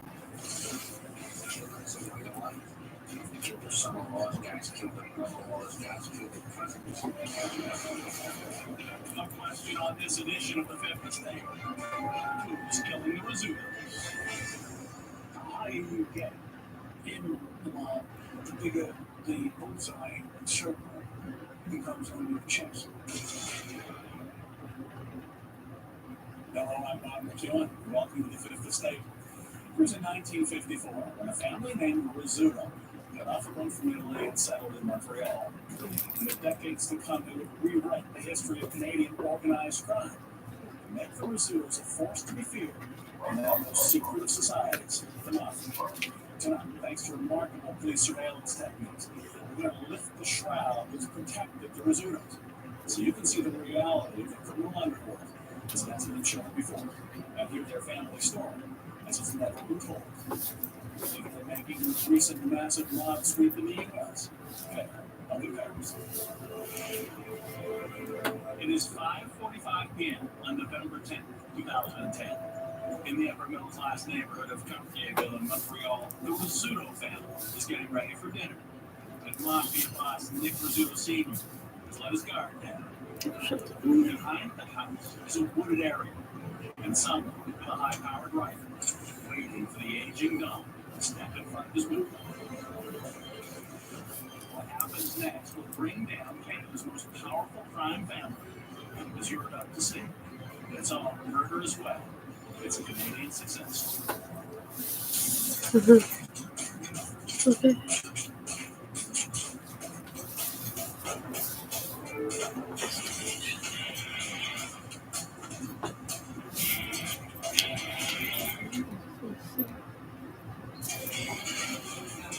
They pretty much had their hand in everything.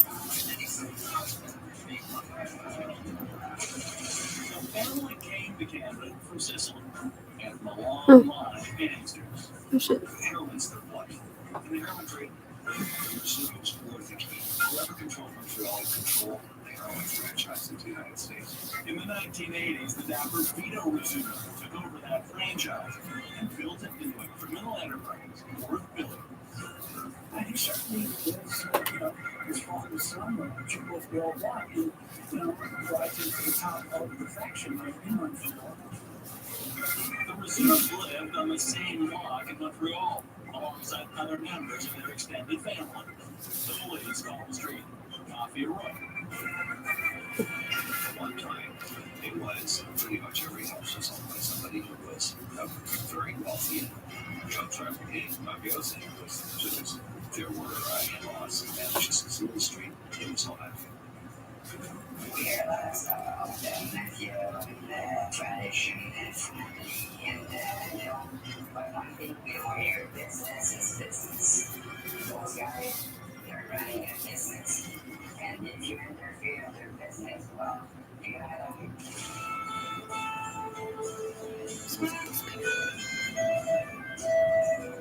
The ruthless rise of Vito Rizzuto is a little-known saga that begins in the mecca of North American organized crime, New York City. The setting is the grand old Pierre Hotel on Fifth Avenue. The occasion, a wedding reception given by an Italian godfather. It's the social event of the year for the infamous Bonanno crime family. They are a cult, and it's a culture that you're born into. It's a life that begins the day that you're born, and there is no way around it. What matters is the cult and the culture of living, and that's where they live.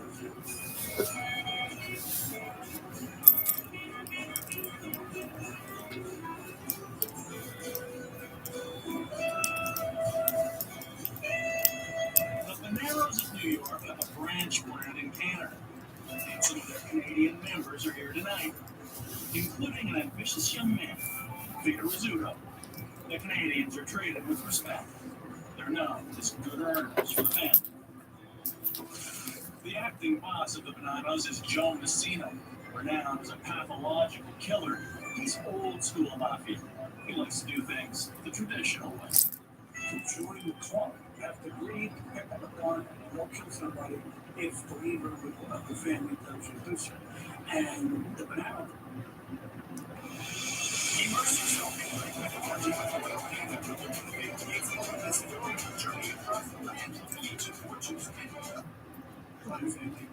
is one of the most notorious at that game. Vito Rizzuto and the others from Montreal are loyal to the Bonannos, and they're eager to show it. Their wish is about to come true.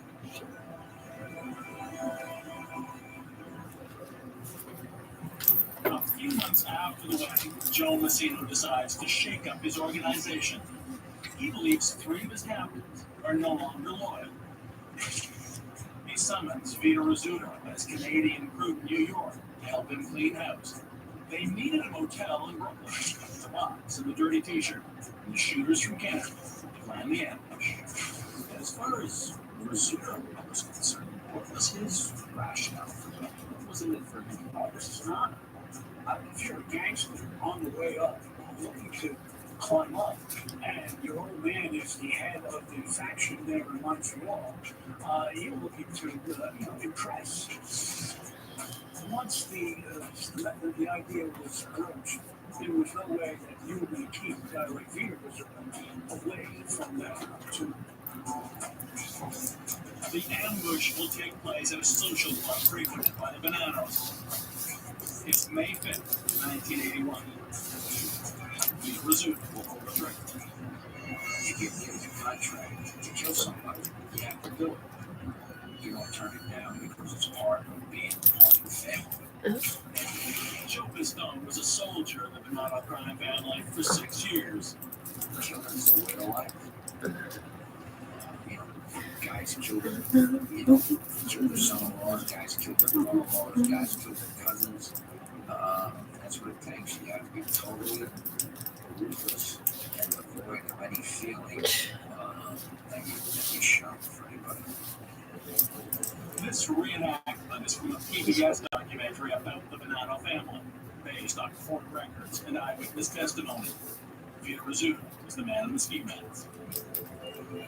They put the rival faction at ease, leading them to believe that the meeting that they were going to attend was in fact just another meeting between rival captains in the family trying to work things out. Inside the closet, Vito Rizzuto is basically the guy with his eyes out. He bursts out first and pulls stuff flying. And the three captains end up the bodies were cut up and disposed of. The grisly triple homicide became a mafia legend, a latter-day version of Al Capone's St. Valentine's Day Massacre.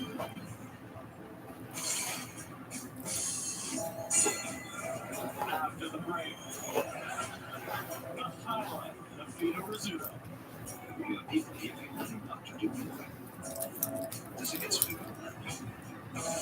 And one of the greatest law enforcement operations in history.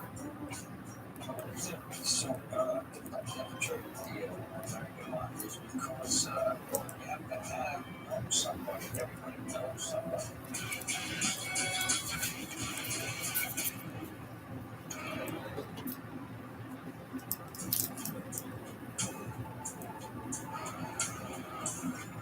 Early in the 1980s, Vito Rizzuto returned to Montreal after earning his stripes with the mob murders in New York. For the up-and-coming CEO of Canada's most successful criminal organization, business was good. And anyone who's already a significant criminal by virtue of some of his blood in his birth. But now he's a man who gets worked out.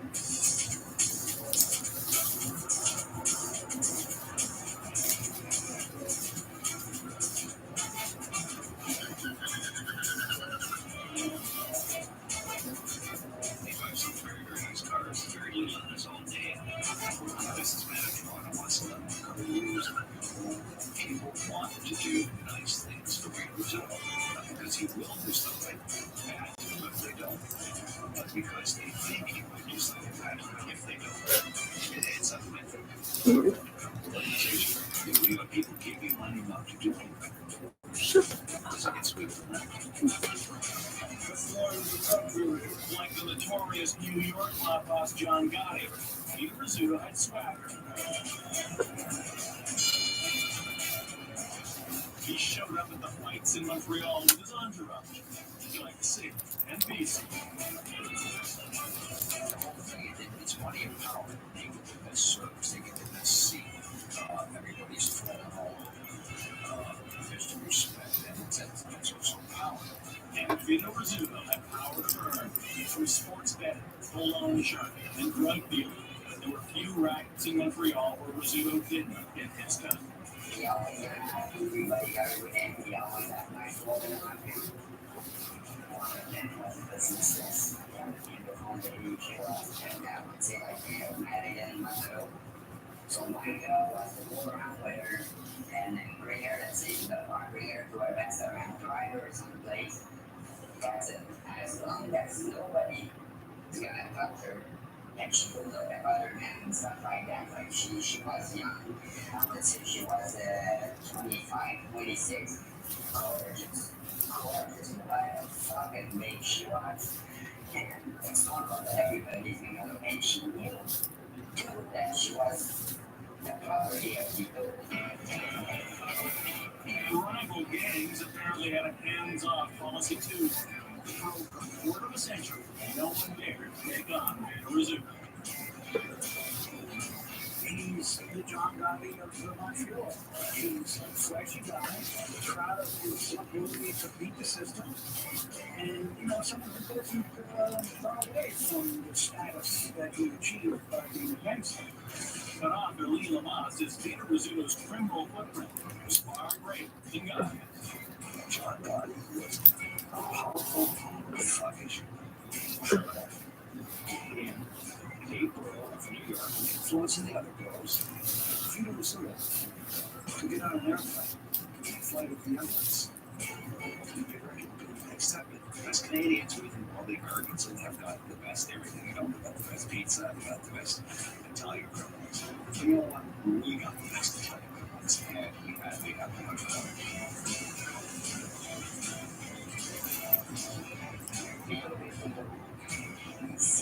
You see things coming. He's got lots of power.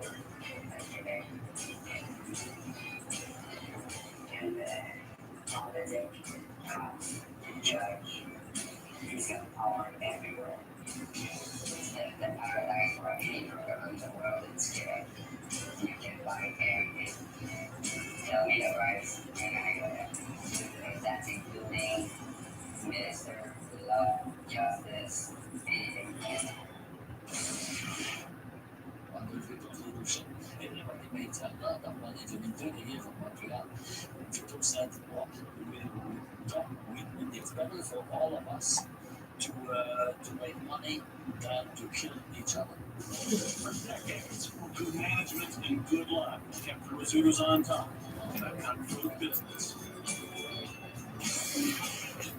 Mr. Fucked up shit.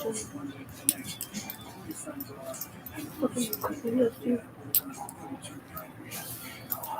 Fucking crazy. The bigger the pressure becomes on your chest. You might forgive Vito Rizzuto for a little overconfidence. 25 years had passed since the triple murder in New York that cemented his reputation and career. He was Canada's Teflon Don, apparently even to the authorities. In 25 years, the best the Canadians could do was to get Rizzuto to settle a minor tax case. What side of the border? There's a different story. And it started with one of the greatest law enforcement operations ever. In the mid-1970s, the FBI managed to insert one of its own agents inside the Bonanno crime family. Someone who gained the trust of some of the most cunning and homicidal men in America. Something never done before or since. So, I'm never traded the American bondage because you have to have someone, everybody knows someone. You know, everybody has a company, everybody has a friend, you have to have a grown up one of the neighborhoods. You have to have somebody who says, say, Our mafia expert Joe Pistone should know. He was the FBI agent who spent 6 perilous years as a Bonanno soldier. That's him on the right in his undercover identity. Pistone's story was told in a movie by 20th Century Fox. The title was his mob name, Donnie Brasco. When I introduce you, I'm going to say, this is a friend of mine. That means you'll connect me back. Now, if I said this thing, this is in the house, that would mean you will pay it back. I got me. Friend of ours. What do I call you, friend of ours? Or fucking mouth shut about me. That's it. Johnny Depp plays the title role of Donnie Brasco. Al Pacino is his mafia mentor. What do you want, 100? What are you doing? Why is there no carry his money in a wallet? Hey, why is there carry money in a wallet? Like this. Reno, What Pistone did and the way he was able to do it for so many years is certainly that was huge. And it was incredible. And the repercussions of that landmark FBI operation are felt in gangland to this day. The mob put a price on Pistone's head. He survived to testify in more than 100 criminal trials. Bit by bit, the mafia's code of silence crumbled, and the dominoes started to fall. They led all the way to the man who ordered Vito Rizzuto to pull the trigger of that social club in 1981. The then Don of the Bonanno crime family, Joe Messina. Well, I always said there's no honor amongst thieves, and that proves that. Found guilty of murder, incredible. Even Messina, the one-time boss of bosses, began to talk. Here he gets convicted. He's facing a death penalty, facing a lawsuit, $10 million or so, civil suit. And the first thing he does is he goes to the authorities and says, not the way B and C, keep covering the break, cover the death penalty. Messina fingered Vito Rizzuto as the trigger man in the 1981 killing. The Americans charged him with conspiracy to commit murder. After fighting extradition for 2 years, he was driven from prison to Montreal's Trudeau Airport, waiting on the tarmac for an executive jet and FBI agents. Before long, he would be in a U.S. federal penitentiary, sentenced to 10 years. Before he left, Vito Rizzuto had a prediction. He turned to the car. This is cool.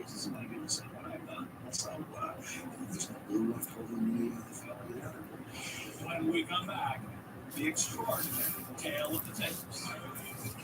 There's no fucking money. There's no money. Don't give me time to finish this up. And what happens when the mob calls you? I'm with my money today or in the set. He's gonna grab me. He's gonna fucking turn out for it.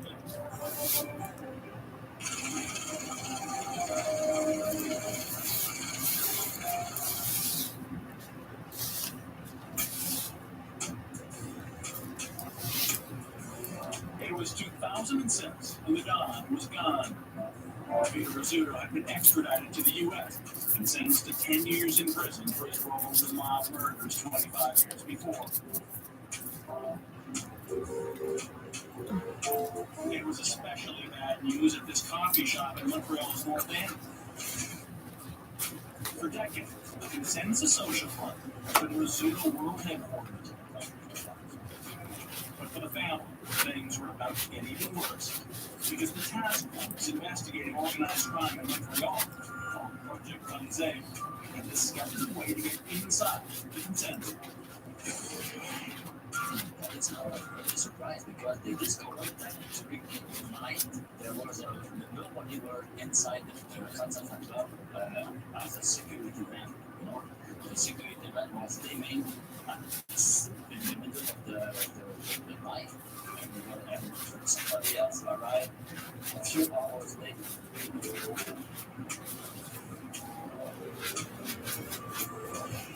In other words, a few hours in which it was possible to access the club and install state-of-the-art microphones and video cameras in the city. It was a joint operation by the RCMP, Montreal, and Quebec Provincial Police Forces, known as the Combined Forces Special Enforcement Unit.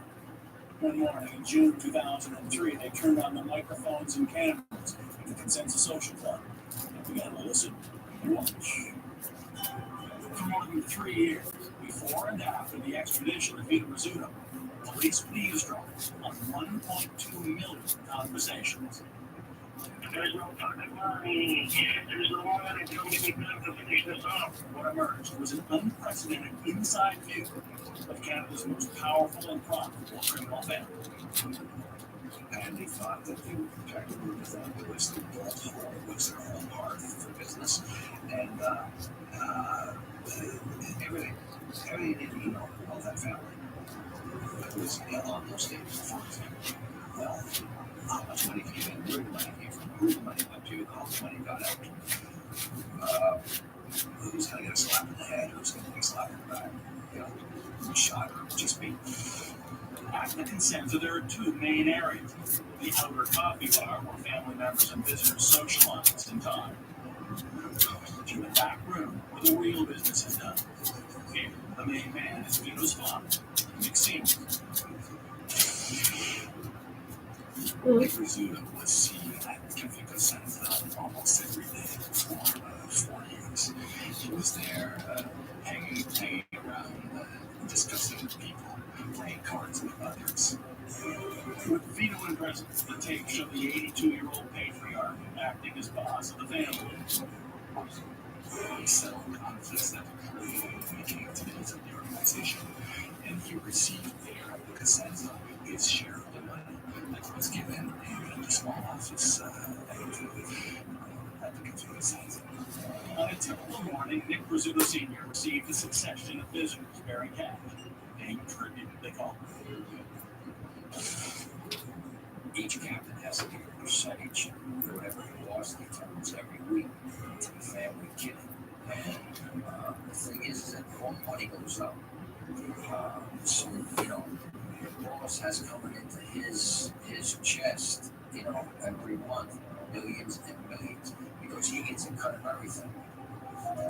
When he gets his cut, Nick Rizzuto's first question is, how much? And he always counts the cash twice, taking 2 bundles, one for himself, one for his absent son Vito. Oh, and to his son. Sometimes Larry had a video of him stuffing money into his sock, so the man pulling out his pad. Nick trying to count what bills he's got, trying to make sure nobody else got working him. I'll take this for my son. I'll take this for my son. It was like, Sometimes there were 6 guys in the room, there were 45 hands, and they're all just grabbing on this money. So if you have, 15 cowboys that are giving you $10,000 a month, and then you're getting a piece of the action from every illegal activity, that's a lot of money going into that force's treasure chest. The money's in my account. Just billions of dollars a year. And the scope of the illegality directly from the consensus back room was breathtaking too. They were involved in ranging from importation of cocaine, using containers, bookmaking, gambling, extortion, possession of At least you know the return of the nation was actually used for fucking idiot. Popular people were supposed to distribute money. Archives revealed something astounding at Montreal's Trudeau Airport. The Rizzutos had a dozen people there on their payroll. Baggage handlers to customs agents. Police cameras caught couriers arriving at the airport for a Caribbean cocaine run. Reported their financial arrangements.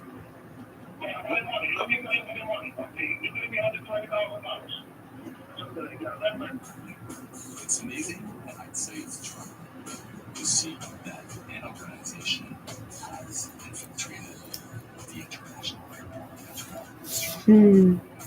The woman on this surveillance tape is a customs officer. A court found she was supplying pre-stamped customs declaration forms. Drug couriers like this man avoid being searched upon their return to Canada. Oh yeah. Don't take it.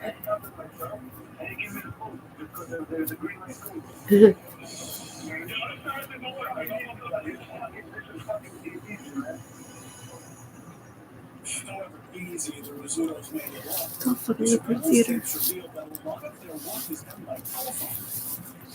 Theater. Remember, they're not actors reading a script.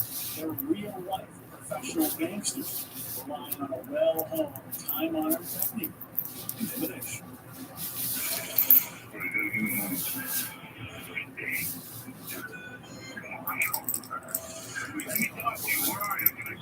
The unlucky recipient of this call owes a gambling debt of $112,000. I'm not waiting until today.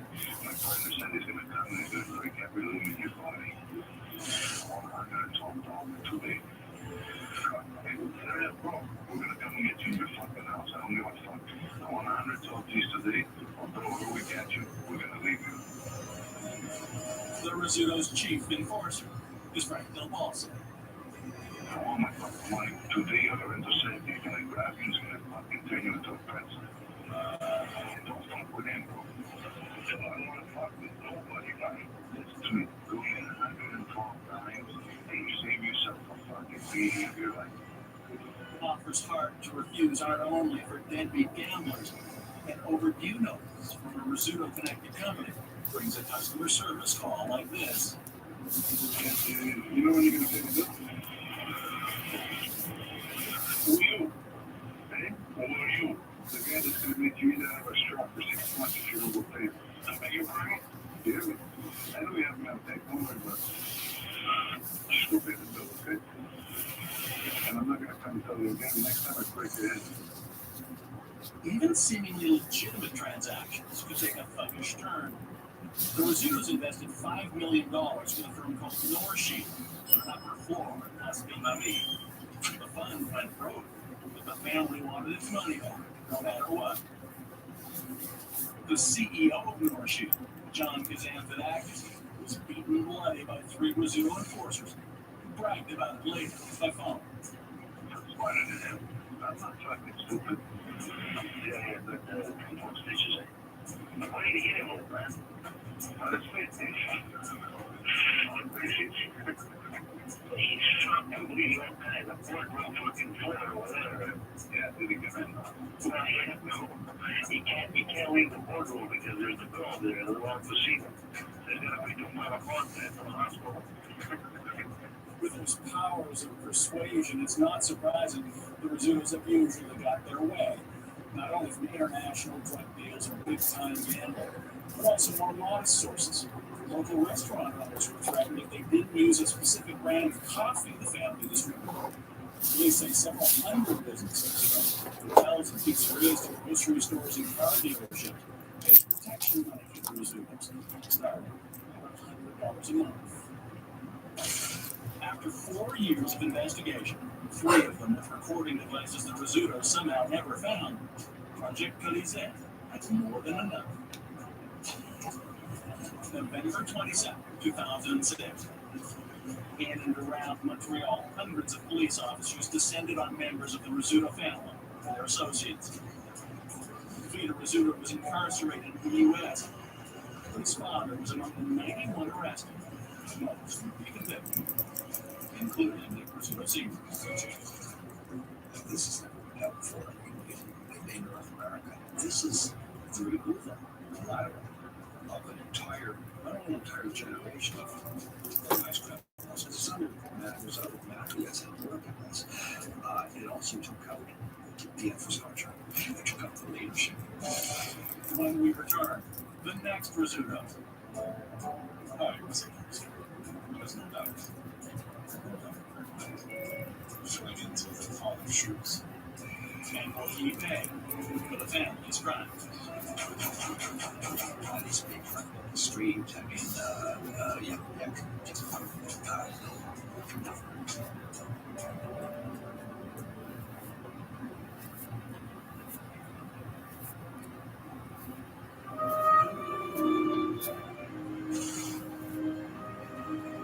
By 2007, the Rizzuto family was unquestioned on the ropes, decimated by the arrests of Project Colisée. The 2 Dons, father and son, both behind bars. Still, there was no question the job of Bonds would stay in the family. They are a cult.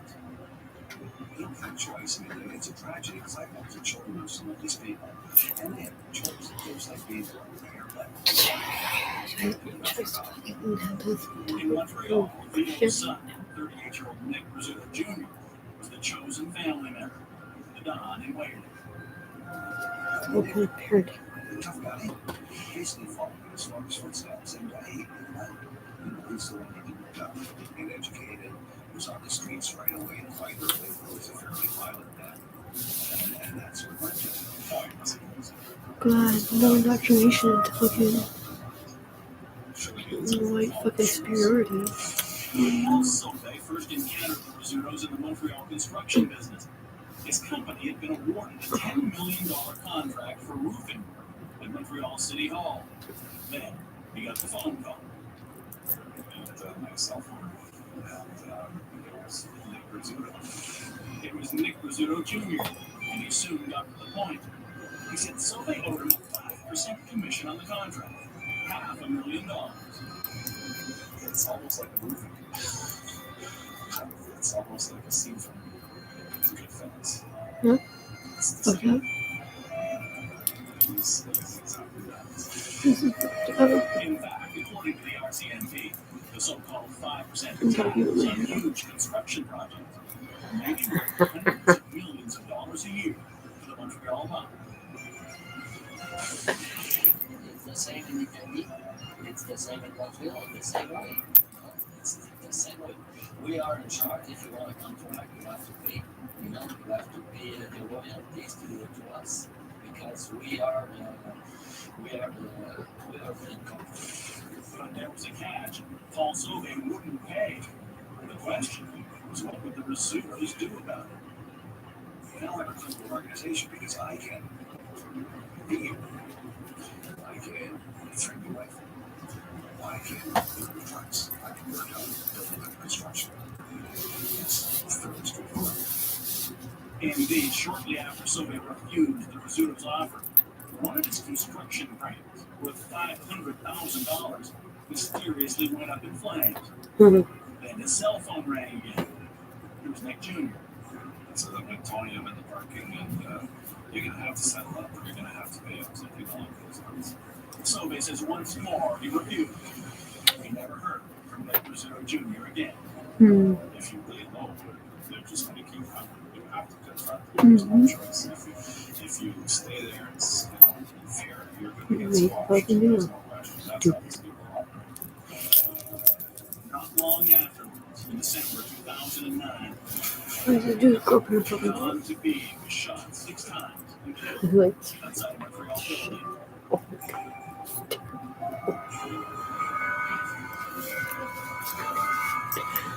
At Nick Jr.'s funeral, the old Don, Nick Sr., now out of prison, was front and center. With his grandson dead and his son still behind bars, at 85, he was back in charge of the family. Arrested. He was out, so strong figurehead. The guys on he's still giving her daughter he died, still a master criminal. There's a family who lost a lot of members to Nick Rizzuto. Nick Rizzuto killed an awful lot of people. Nick Sr.'s past was coming back to haunt him with a vengeance. When the Rizzutos consolidated power in Montreal in the 1970s, they gained the upper hand by ruthlessly killing members of rival families with names like Petrone and Viola. The survivors of that bloodbath apparently have long memories of what happened 30 years ago. One of the older brothers, like this Rocco, was at home, sitting at his kitchen table. His family was with him from the kitchen. And a sniper shot him to death. He shot him dead in front of his family.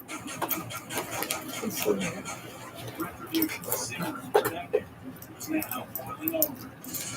Vito's son, a successor, murdered. A family associate gunned down. His brother-in-law kidnapped and presumed dead. His underboss shot to death. And it's not only violence against the Rizzutos. Epidemic of firebombing and arson has also sent a message to those who do business with the family. It's some towns trying to expand their territory.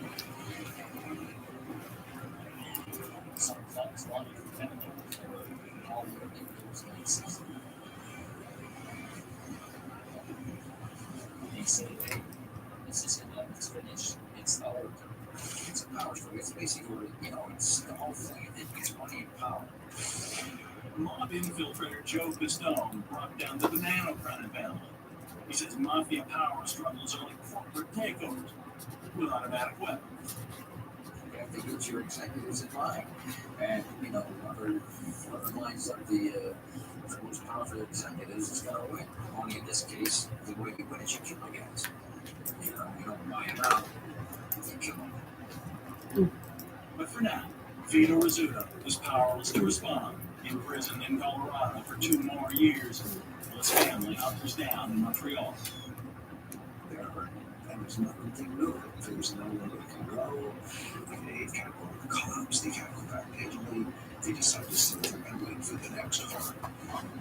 But I think his pain must just be horrible sitting in that cell and can't do it. After 30 years in power, Rizzuto soldiers now appear outgunned and outmaneuvered, and it doesn't seem likely to change 2 years from now when their boss's sentence is up. In Philadelphia, I don't think Vito will try to take over the power again in Montreal because it will be 67, and he knows that the message is clear. We don't want any Rizzutos on power. It's our time. The Rizzuto time is finished in Montreal for sure. oh dear. No. But I think now he's got the little range last when somebody else can run the show. It's been a long time, not no more effective. But they'll find someone. For now, whoever knows who's behind the takeover is insane.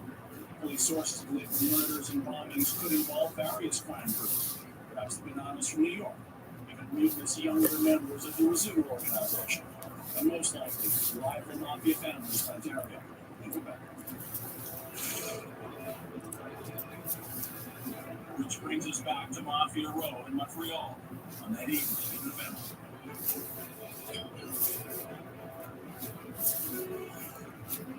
And the single shot from a high-powered rifle that kills Nick Rizzuto Sr. in front of his wife and daughter. And then his own murder story. Yeah, his house was surrounded, so how does all that go? think who ordered that. It's in his husband's family. It's like the traditional. Thanks down. Thank God.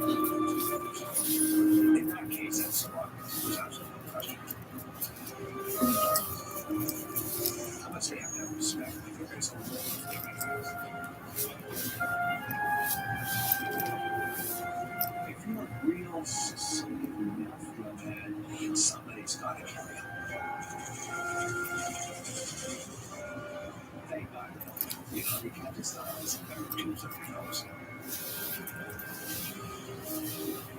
You gotta have an enemy so strong yourself, that your enemies without acting.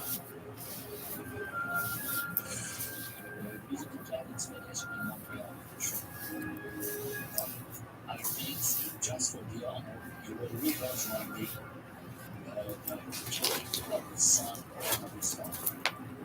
But revenge would seem to be the least of Rizzuto's problems.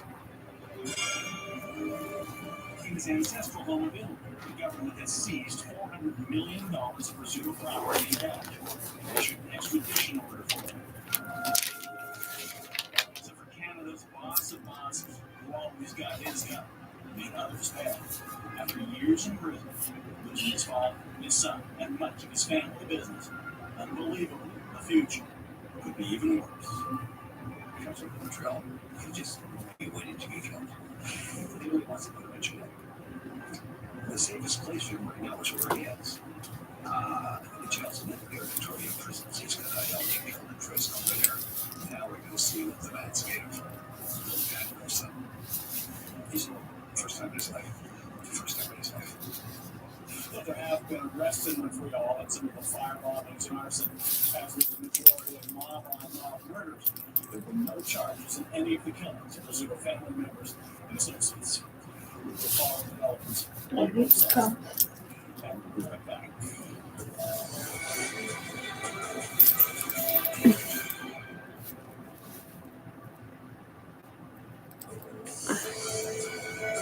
Making a fucking jump.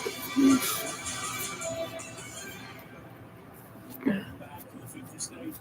For every story we do on the program, you can find out a lot more about it on our website. Just go to cbc.ca/fifth. Up next, a sneak preview of some stories the 50th state is working on right now.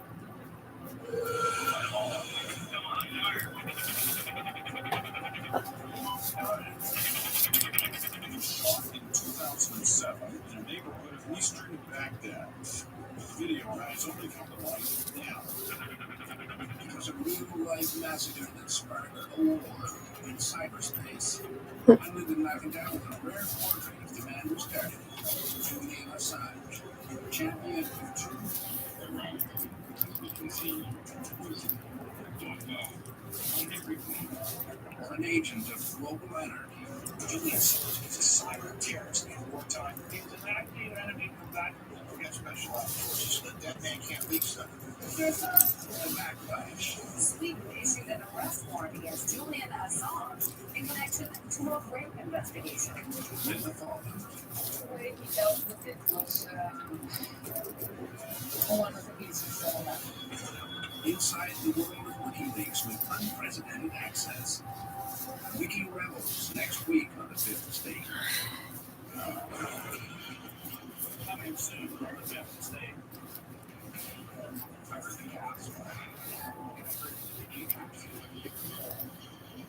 It's a moment few Canadians will never forget.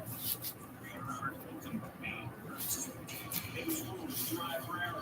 We turning this political science crisis. Now, the question is about the official version. Charles, too fast. We don't want to accept blame for this. And that's the big mistake. Shoot. It's a story some don't want you to hear. That's Death at the Olympics. Coming soon on the 5th Estate. And another way to find out what's going on at the 5th Estate these days, you can find us on Facebook and Twitter.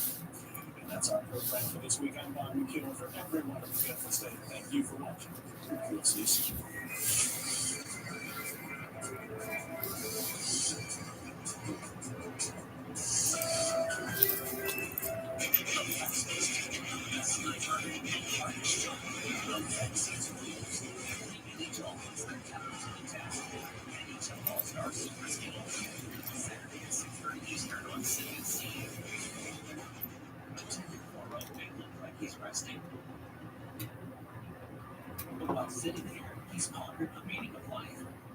considered changing his mustache style.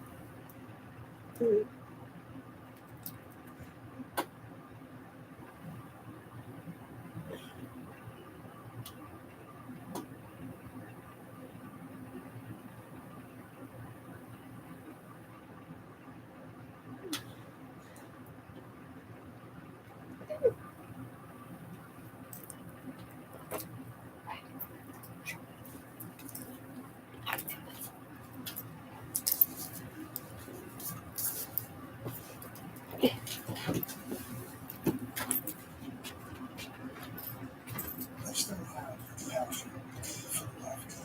And I think I'm part of the good, the bad, and certainly the ugly. In my time, the heydays, the other bodies all over the place. When you make a mistake, I'm going to be the last face you say, it's not the guy who pulls the tree you got to worry about. It's the guy who plans it. What the biggest difference is. I did so many things for this guy. I worked the trials. I threatened people. I fucking blind people. And it turns on me. There's a dispute between the son and the son to this man. What do you want me to do? You gangster. I'm not doing all the shots, don't do shoes. Look at the whole fucking picture. You don't think this guy's got balls? You know what I'm thinking about? I could have gone here. It's all good. It's all about money. What do you know about that, Jack? This is going to sound fucking crazy. I don't know. You follow anything else and stuff. Maybe you need to be worried for this piece of shit. Every other said people not to do anything. Johnny Alvarez is an asshole. Take away guns from all the good people out there is every day. If I die tomorrow, this was my choice, my life. You still trust me? It's in every book, every move. They shot the whole world. You know what I mean?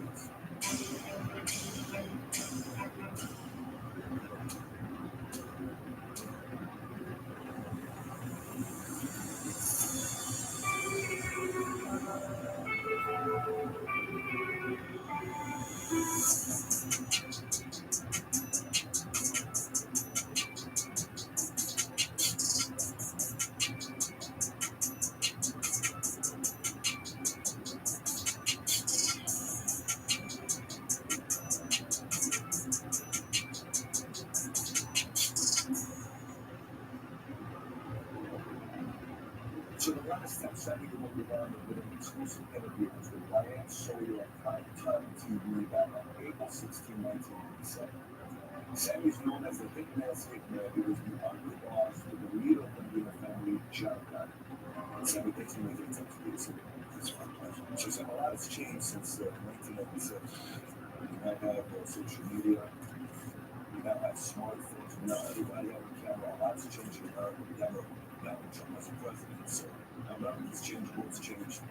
Sammy looked a lot changed. To an extent, I mean, I didn't change much like people would think. I'm coming down into a legitimate business and going into Hollywood to pursue things that I'm doing in my life now. I've changed my life. I still have passion for the mafia, from where it came from, how it started, how it existed. It's part of my heritage. It's not just a gang to me. I was in a gang when I was young. But this isn't a gang. This was part of my heritage. It started in Sicily in the 12th century. It fled to the United States. Now, they said it fled. It didn't come here because they liked the United States.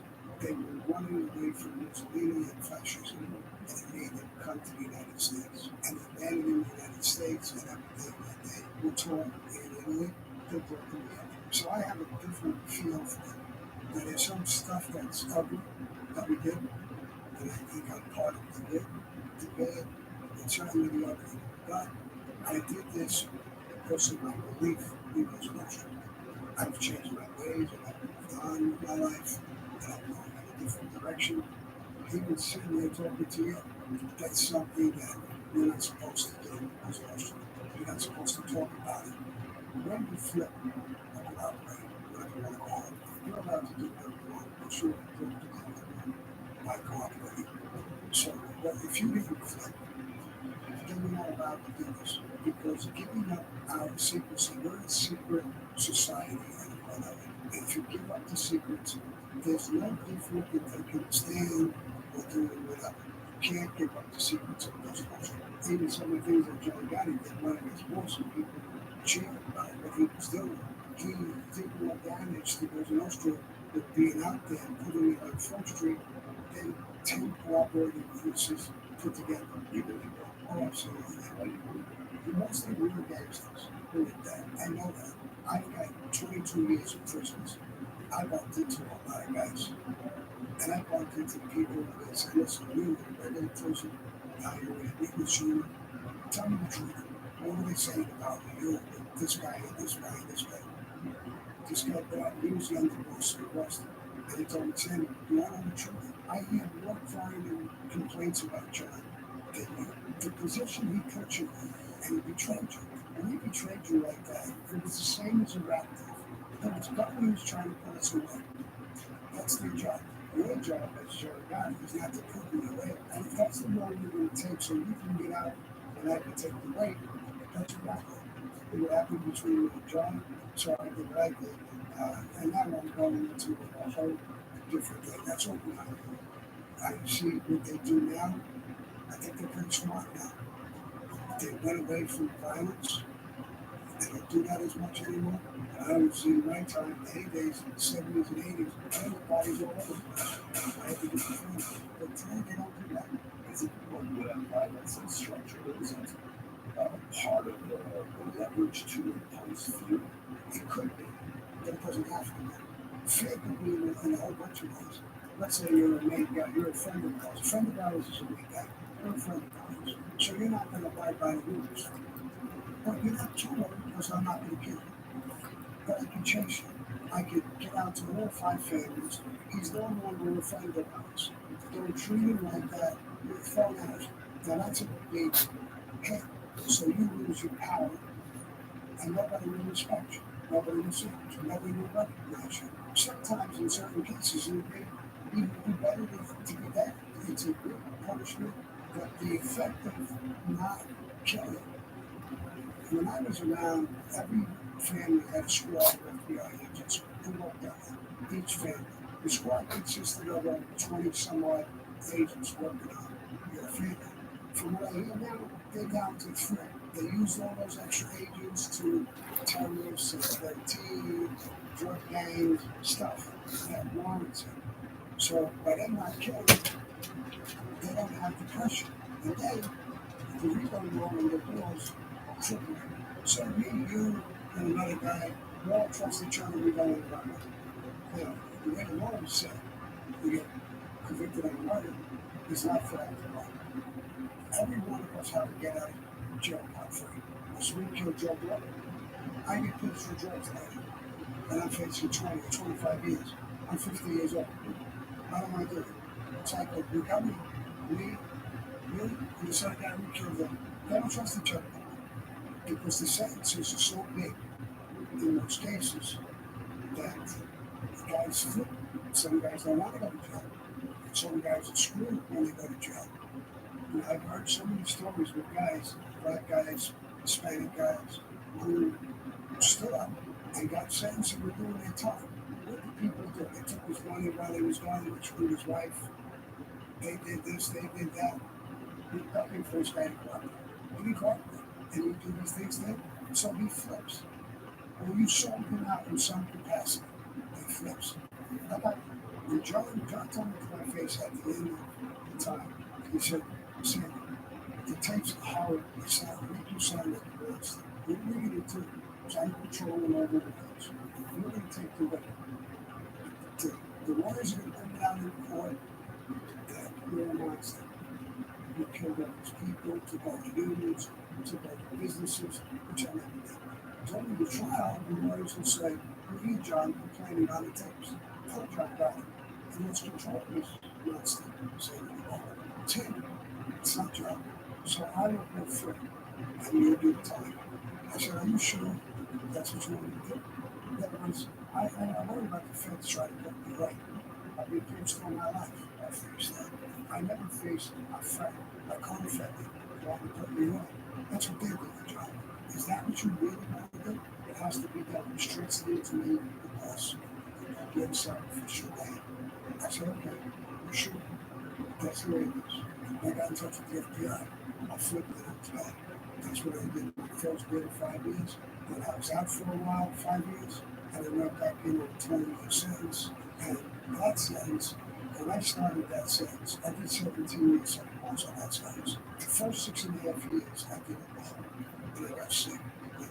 It took my teeth away, nails, treated my skin, most of my hair was lost, and they were reports. He's dying of cancer, he's dying of Hashimoto's disease, all these different things were coming. But I survived it. And I'm back out. And I'm making my life. I'm looking where I am. So what you're talking about. It's interesting. But we've been going back there. What I want to do is pre-deal this. I'm curious to know about the same thing. Like, you growing up in a family of Brooklyn, your mom, your dad, 2 sisters, I think you were youngest of 3. Who was somebody growing up? What was your personality like? Even at 10 years old, I'm not even talking 16. In high school, would be considered a real principal. You know, you're punching him in the face. At 8 years old, you at 10 years old. I think I was just like any other kid. I was the exercise. Slow down. Not visual things, but hearing things. But with books, stuff like that. The number 3 looked like an 8. So I was always wrong. So as soon as the teacher said, what number is that? And if it looked like an 8 to me, I would say 3. Right? Not because I was right, but because I was wrong some of the time.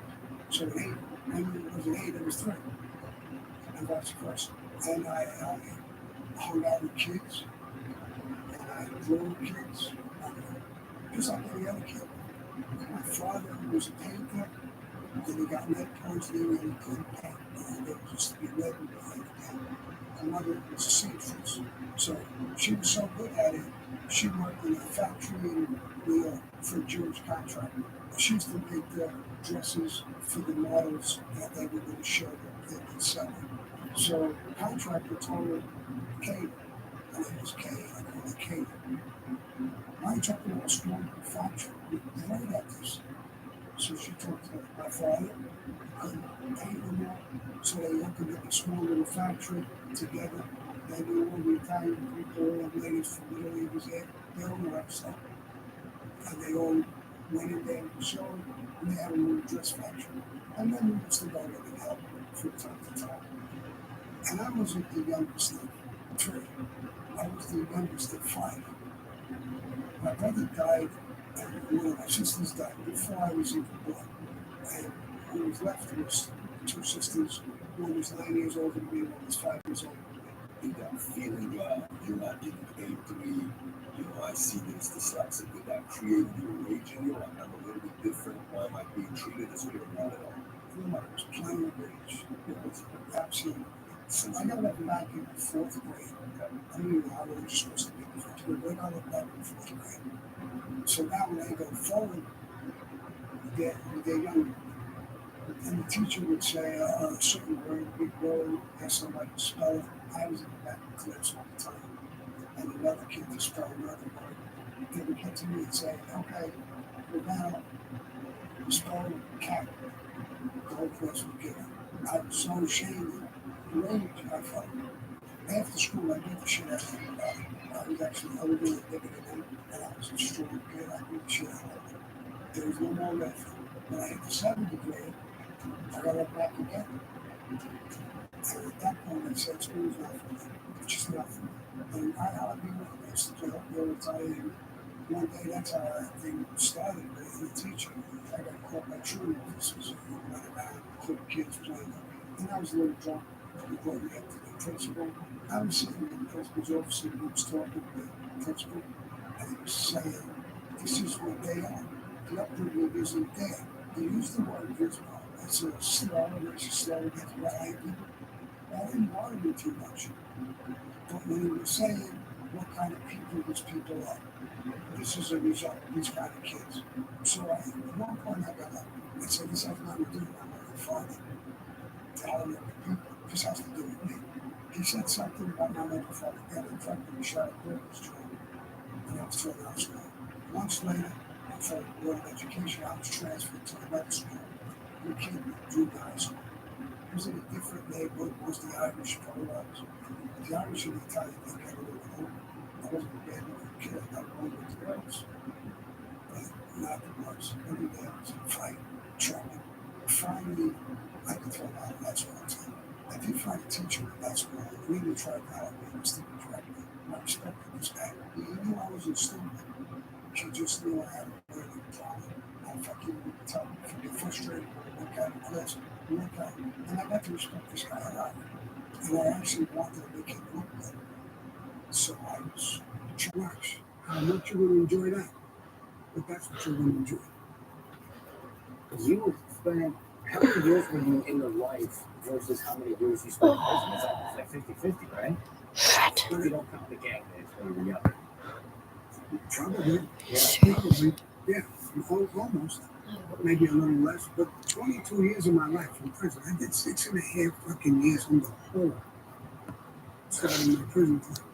And I tell people today, go in your bedroom, in your house, have a nice portable TV, or fridge in your bedroom. Do it for 6 weeks. Tell me how you feel. I did it for 6.5 years. And it's not, I did it for 6.5 years. There's a lot of fucking guys who did that. So that's what you got to look forward to. Fucking. For 6 weeks. Go in your bedroom for 6.5 weeks and don't come out. See if you don't drive you fucking nuts. My mom's been doing it for 30 years. So that's my advice to kids. You want to be me, go ahead. Enjoy what's about to happen in your life. But do it. I'm not going to tell you not to do it. You're not my kid. If it's my kid, I would tell him the same thing. That's what you want. That's what's going to happen. If you had a do-over, would you just get a construction job and just be like, none of this for me? It's Monday quarterback. That question is, I've been asked that all the time. There's a lot of things, anybody who says, you want to do something different. Hello? Hello? Hi. Yeah, sorry, I woke up like fucking late. No, it's okay. Nothing happening really. Oh, good. I mean, that one came this morning. The other one just picked up now. Okay. I'm gonna go lie down a bit. Okay. I only slept like 2 hours yesterday, so Okay. just gonna chill. Okay. Let me know when you're ready to leave, though. I might get you to pick up at Burning Leaf. Okay. Alright? Okay. If you're gonna message me on Facebook, though, because if I'm lying down, my phone doesn't make any sounds. Just maybe call me on Facebook, let it ring once, and then just message or. Okay. Yeah, I'll do that. What? Just scribble. And I said, read that. So he looked at me and says, I can't read that. It's scribbling. I said, you see that? The thing you can't read? That's the one, this printed thing, that's what that looks like to me. That's being dyslexic. So, the way you can't read that, I can't read this. Now, if you have an interest in that, we should help people who have, they do help people. Yeah, that's what my mom does. Was a special ed teacher. Oh, really? Yeah. So that's great. But back in the day, you could ask your mom. They didn't know what the fuck it was. They didn't do it. She's your age. They didn't really, I mean. No, they didn't have it. They didn't know what it was. Yeah. So. They said these are the smart kids and these are the dumb kids. Yeah. You can get, instead of going from the second grade to the third, you can go right to the fourth. Or I got left back in the fourth grade. I was humiliated. I got left back in the seventh grade again. School was done. Finished. But I have a great memory for details and things when they're talking to me about things that happened 40 years ago. Maybe there's something about that. I could see something or hear something and I could remember and I could learn. So you're not stupid, it's just that you have this disability. In learning, it's a learning disability, and it's a shame because a lot of people have it. Now it's out of the, in the shadows, and a lot of people know it. And a lot of those people, and I find that some people tell me I'm just like, really? The guy's like a fucking great artist. Yeah, sure. Great. So he's good in other areas of life. So I don't know, but I think that's what hurt me in right in the beginning. I mean, Richard Branson is dyslexic. You know who that is? Yeah. The billionaire. A lot of famous dyslexic people. Yeah. There's a lot of them, and they have, they found a different way to live. Yeah. And if you can catch that early in life with your kids, who I was listening Yeah. to, God knows what your kid could actually be. But he's going to be handicapped in certain areas. Reading, numbers. A 3 used to look like an 8. Every time I used to get it wrong. Everybody would laugh. There was a 3. What is that number? 8. And everybody would laugh. After a while, they'd show me something that looked like a 3 to me. I was like that so many times. I would say an 8. Okay, it looked like an 8, but I was wrong so many times. I kind of got it. This fucking 3 is not a 3, it's an 8. And I would say, 8. That's right, Sam. That's very good. It's like looking at Chinese then. Yeah, it is actually. And there's all different degrees of it. So, mine was numbers, letters. Yeah, I can read letters now, but after a while, my eyes onto the second chapter or whatever it may be, everything started to get really blurry. So I guess, and I put the book down. Mm-hmm. And I've done all that time in prison. I read a lot in prison, a lot of stories. But I would read a chapter, maybe, or something, and it would get blurry. I put it back down. Then I do it. Sometimes I had to read it again to really get it. Yeah. You mentioned that the people you killed broke the rules. What type of rules? Not kicking up money to the boss, for example, or what else? No, that's not a rule. No. That's Why? No, it's not anything. You're supposed to kick up. If you're greedy or selfish, or you're supposed to kick up because it goes into something like a lot of people told me I was running the Teamsters under Joe. And they said he gave me 20%. So to run it, and he got 80%. But it belongs to the family, and it belongs to the boss. So the agent says, "Didn't that bother you?" No, not the bother. He owns family and him, not me. So he gets 800,000 out of $1 million, and I got 200,000. You think I should be mad at him? That I was put in position to earn 200,000? Well, it's nothing. Supposing you were Trump's son-in-law, and he put you somewhere and you were making 500,000. He made 10 million, 20 million. Mm-hmm. Are you going to be mad or jealous that gave you a fucking position that you earned 500,000? Right. If you are jealous or mad, then you're a jerk off. I'm not a jerk off. It was a good job. I made 200,000 a year, and other powers that it gave me. So no, I wasn't mad. So it all depends on how you look at things, I guess. What were the rules that got people killed? You mentioned you're killing people that you love, killing your friends. They broke the rules, so they had to go. What kind of rules were we talking? You can't raise your hands to another friend of ours, another main guy. So no fighting, that's what you're saying. You can't raise your hands. The first guy who threw a punch, the guy could defend himself, and if he can kill you, kill him. And if that doesn't happen, and they know that you raise your hands first to a friend of ours, then you could be killed for that. Going with somebody's wife or kids is the death penalty. Me and you are in the middle. You're my brother. Your wife is my sister-in-law. Your kids are my nieces and nephews. That's the way we have to look at it. Now, if you violate that in any way, I don't care if your wife is the biggest pig in the world and she's coming off to me. There's no excuse for this. I don't care. You have to be man enough to walk away from it. And as a man, I understand men who like women. But there's a limit. So you trust that one. You're supposed to get killed for that. Fucker. So most of the times you can and you will. Cunt. But Face. sometimes you Fuck. might be able to Face. escape Fuck. for whatever reason, because every situation is different. What's your my daughter, movie? I see your daughter in the bar. She don't know me, but I know who she is. She's drinking. She's maybe 18, 19. She's a little bit out of order. Maybe some guy slobbering around her. Come over you. Get the fuck out of here. You're around. Get the fuck out of here. Go to the game. And her, sweetheart, make somebody take care of you. You're a little drunk. Who are you? Where my father's from? Forget about who I am. Let's get out of here. And you, bartender, no more drinks for me. Stop. That's what I'm supposed to do. Because she's my niece. Really, the peace and quiet of the city. Now, God. she's 23 now. She's really sexually beautiful. Maybe she's a turn for me a little bit.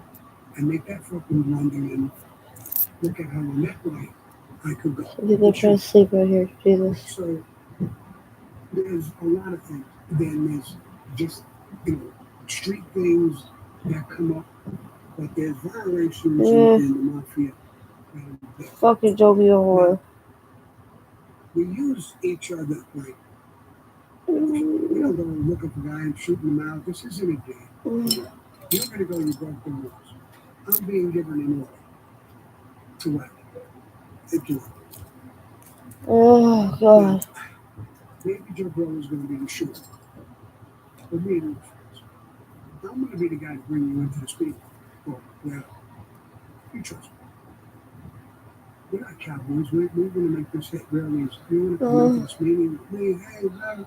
And Joe's going to shoot you. Right, it's not a car bomb or not. Yeah, and that's another move. We're not supposed to use car bombs. If they do that in Italy, places, we're against that because we can kill innocent people. We're not into that. We're worried about killing innocent people. We're worried about what we're supposed to be. Minimum. It's not very if I kill you and I kill a woman or a child without the car with you or was buying a fucking thing, or drive-by shooters. So you don't know the fucking that. That's your target, not some kid, not some woman. So there's rules of how we kill. And unfortunately, that order from the books into you disrespect the order from the books. But you can't refuse an order at all because then you're just as guilty of breaking a rule. And then that same person you're supposed to go You can't go and do. The boss is telling me to kill. Hey, Mama. I could talk to the boss and say, please, let me talk. There's a situation I can walk in and we did. I can talk on blah, blah, blah, blah, blah. And I can try to straighten this thing. The boss tells me, take him up. And use this guy. I don't care what you just get him up. Take him up. He can even tell me to get rid of the body. He can tell me why. It's on my trunk, on the street. The thing is, if I disobey his order, I think we'll win. Yeah, so you might as well do it because if you love me, you can be like, all right, I'm going to make sure he's dead. I'm going to make sure he's not in his lung fluid. I'm going to make it fast. Yeah. That's what I'm going to do. That's the way I can help you is make it super fucking fast. You don't even know what the fuck hit you. If I had died tomorrow morning, I would shoot that way. Getting shot right in the fucking head. Especially with a decent sized caliber gun. You wouldn't even know it's a shot. I've seen it many times. You wouldn't even know it's the fastest way to die. But what really gets to me in this thing is that as much as I like you and love you, you know the rules as well as I did. Look at what the fucking man. I mean, you knew this. And I blame you because you knew I would probably be the schmuck that has to bring you in. And you feel like killing yourself, why don't you just go hang yourself some fucking way? You knew what this was going to bring. And that happens a lot. The guy would say, how do we do this? He's doing it to himself. Right. That's how we look at it. You did this to yourself. not, I woke up this morning, I want to kill you. It's not, you don't do it for money. So it's not like I want to kill you and take over your business or take your money. It's the fuck's about your business or your money. You know, for friends. And I hope you are rich and I hope you are powerful because we're probably going to be helping each other that way. So, and that we do a lot. So there's no reason for the money or the greed. Some assholes will do that, but there's assholes in every fucking walk of life. Cops, politicians, there's all kinds of fucking assholes in all walks of life. And the mafia is not excluded from that either. But the guy is, you know, you're doing this for money, anybody in mind, then there's a line. Okay. Some people in our life, like Lord DeMayo, people like that, they crossed the line to us and became a serial killer. It's killing people, innocent people, for no fucking reason. For stupid reasons. And we killed him. To keep to show Because you became a serial killer, you don't deserve to fucking live, whether you're a made guy or not. And we don't do things like that. If you're a child molester and you're a made guy, you're going to go if we find out. If you're a rapist, you should go. There's things that were questionable and guys got just put on the back burner. Not enough maybe to kill the guy, but put on the back burner. But if you're a full-blown child molester, rapist, or a serial killer, we're going to kill you. That's not it. So whether you're in our life or out of our life, we will kill you. If you're coming in our neighborhood and you have those traits, we'll kill you. Because the neighborhood is our neighborhood, our people. We protect them. Did it bother you when you had to come out? Did you feel stress or anxiety? Absolutely. I think, and I said this in the podcast many times, I think people die on every one of those points. Almost every one of those points. Some of them I don't really care, to be honest. But it should be done whenever it's a spot in my body. I feel it.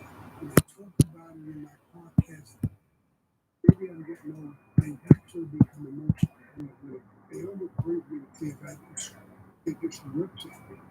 So I open up that skull and I start talking about it. And I become emotional, which I don't really want to. I'm not a person who normally cries, but it brings me close. Maybe it's the old age, I don't know what the fuck it is, but those scars, and I open them up when I talk about these things. Yeah, I understand that. I'm not going to make you go through that. I was just wondering, because some people would think, okay, well, you're a sociopath, you kill all these people, and you don't even care. But it sounds like that's not the case. I know you think a lot, or you had to think a lot anyway, about planning a hit, how you're going to deal with it, because it was your job for a long time. When you're planning someone's murder, what are you taking into consideration? Is it like you got to have a way to get rid of the body, for example, but what else is there that the average person might not think of? Make sure they don't suffer, that kind of thing. Well, that's not my first thought, is not making them suffer, to be honest. Planning of a hit is that when I get a hit on someone, everything in my life stops. I get blinders. The only thing on my mind and the only thing I can see is you. I now start researching in my own mind. What do you do every day?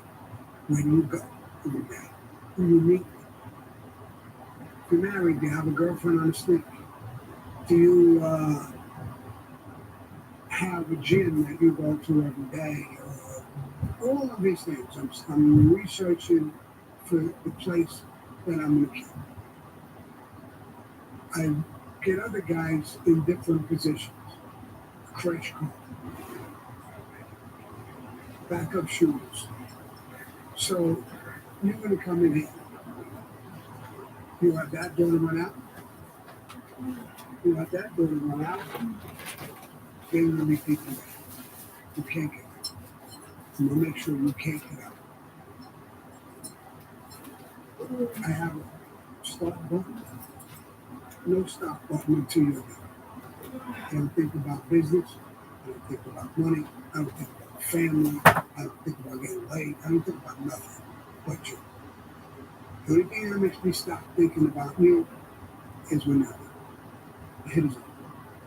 And I go back about into my life. And it's hit is behind. What's the timeline? Like if you get an assignment, is it like the guy's going 3 days, 3 weeks, 3 months, or it's flexible? I don't think there's any timeline. You gotta hit. You gotta take all the possibilities. I don't want to hurt any legitimate people in the process of killing you. I mean, if I'll give you an example. One guy wanted to kill me, hard to get. I made an appointment in the lawyer's office. I was going to meet him in the lawyer's office and be in a conference room talking to him, just like I'm talking to him. 2, 3 guys would come in and see me, screaming to people, get down, get down. I'd get down, you get down. They'd blow your fucking head off. And they stay there in a concert car and moving. I'm talking about business, fuck away. People come in with ski masks and they kill the video rapper. And that's what the people in New York. And we couldn't get him, so that's the only person who did. So I was going to. And make sure you don't hurt the woman and got the Trump desk and don't hurt nobody. No. So then the guy came back and says he's going to come. There's one problem. He's going to come with his daughter, who's a lawyer. So she's going to come with him to the. Yeah. Good. Get through the whole thing. That's what I do as a hickey. I get a bet. I'm not going to kill him in front of him. Or in front of him. So I'll continue working on you in different ways. I'll shoot mine of a hickey. In front of the daughter, maybe I'll shoot the daughter too. I don't know what I do. Yeah. But a true hickey plans a hit, make sure it works properly, and takes into consideration every option that could happen and how are you going to defend it. It's a guy in a car with a license, legitimate car. You're going with your car, cops are right behind you. As soon as he can, he crashes into the car. Go down the school block. That car is waiting for him. He sees him, he sees the cop. He goes right behind him. Kicks the guy on the block, he stops his car. He's having trouble with the car. Move that car, I can't move it, it's stuck. And these guys' license is legitimate. There's different things the hit guy will do. It's not only to kill the person, it's how he can't get away. When you're going to block shooters, when the shooters up, a lot of people say, you were part of that hit, we didn't pull the trigger. Of course I didn't pull the trigger. It doesn't matter who pulls the fucking trigger. Any moron can pull the trigger. But it's who plans that hit. It's the whole thing happened. It might be the shooter, or it might not be the shooter. And the cat's going to hit the head, I wasn't the shooter. I planned the whole thing.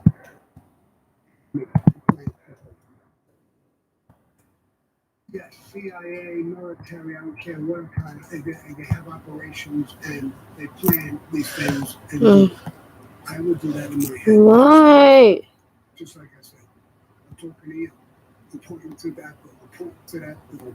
Now, I'm talking. Of course, I don't mean anything by it.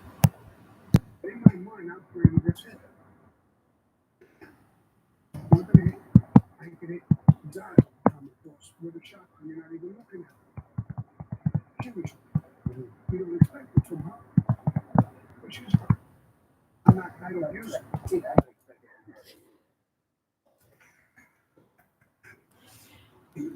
Yeah, that does not make sense. It's like a second nature.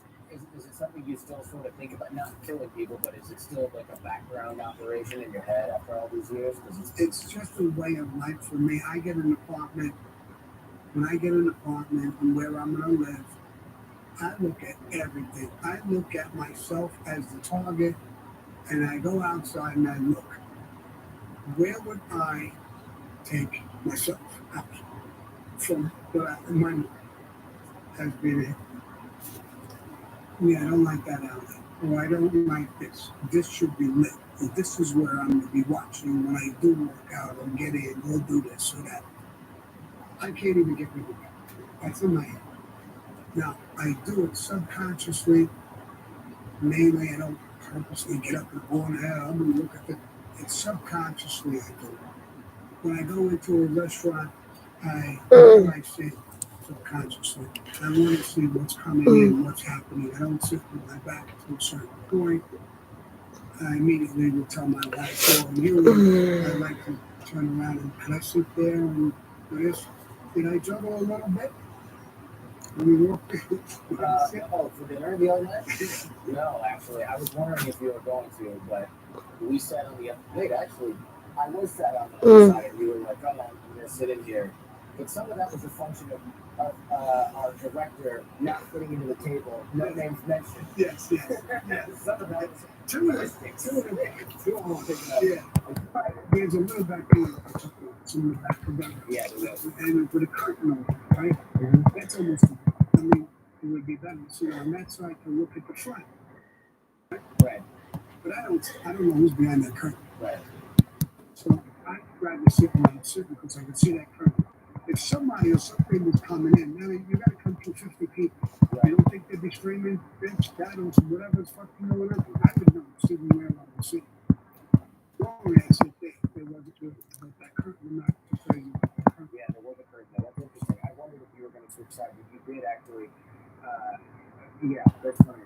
We both about the seating, but yeah, we did. We were trapped into. Right. Yeah, we had a different logistical situation.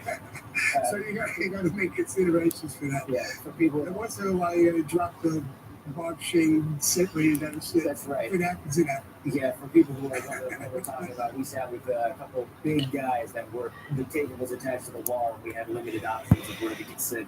Otherwise, we're going to have them right out of there with the jobs like that there. But they're good people, so we may do.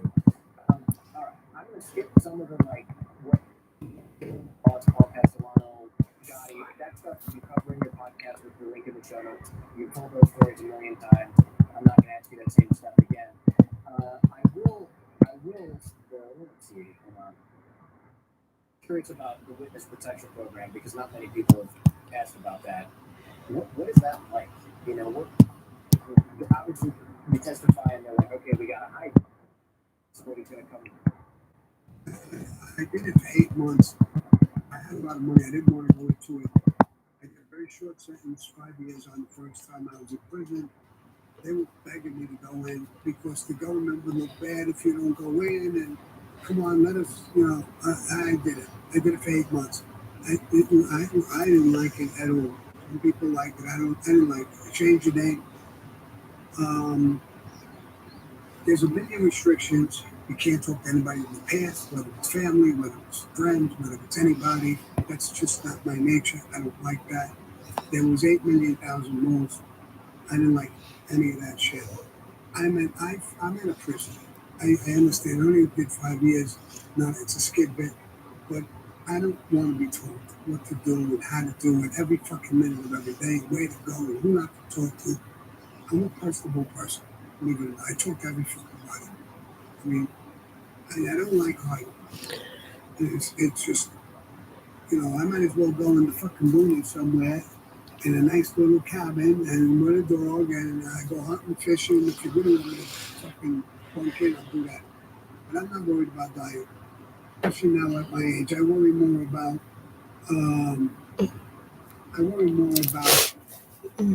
cancer, coronavirus, all these bullshit things when you get older. I'm not worried about dying. Like I said, it's probably the best way to go. And I don't think that's going to happen. I think the mafia right now understands what I'm doing. I'm on a fucking podcast. I think half the world is listening. And I think that there's so many people who cooperate. There's so many tapes. And FBI and NYPD, Organized Crime Strike Force. Everybody knows exactly what happened with John Dent. All my life I've been busted. I never cooperated. I didn't look at Les Walker and I walked away from him. I walked away from the life and I switched sides and did what I had to do. And people know it, so I don't think there's that many people who are mad at me.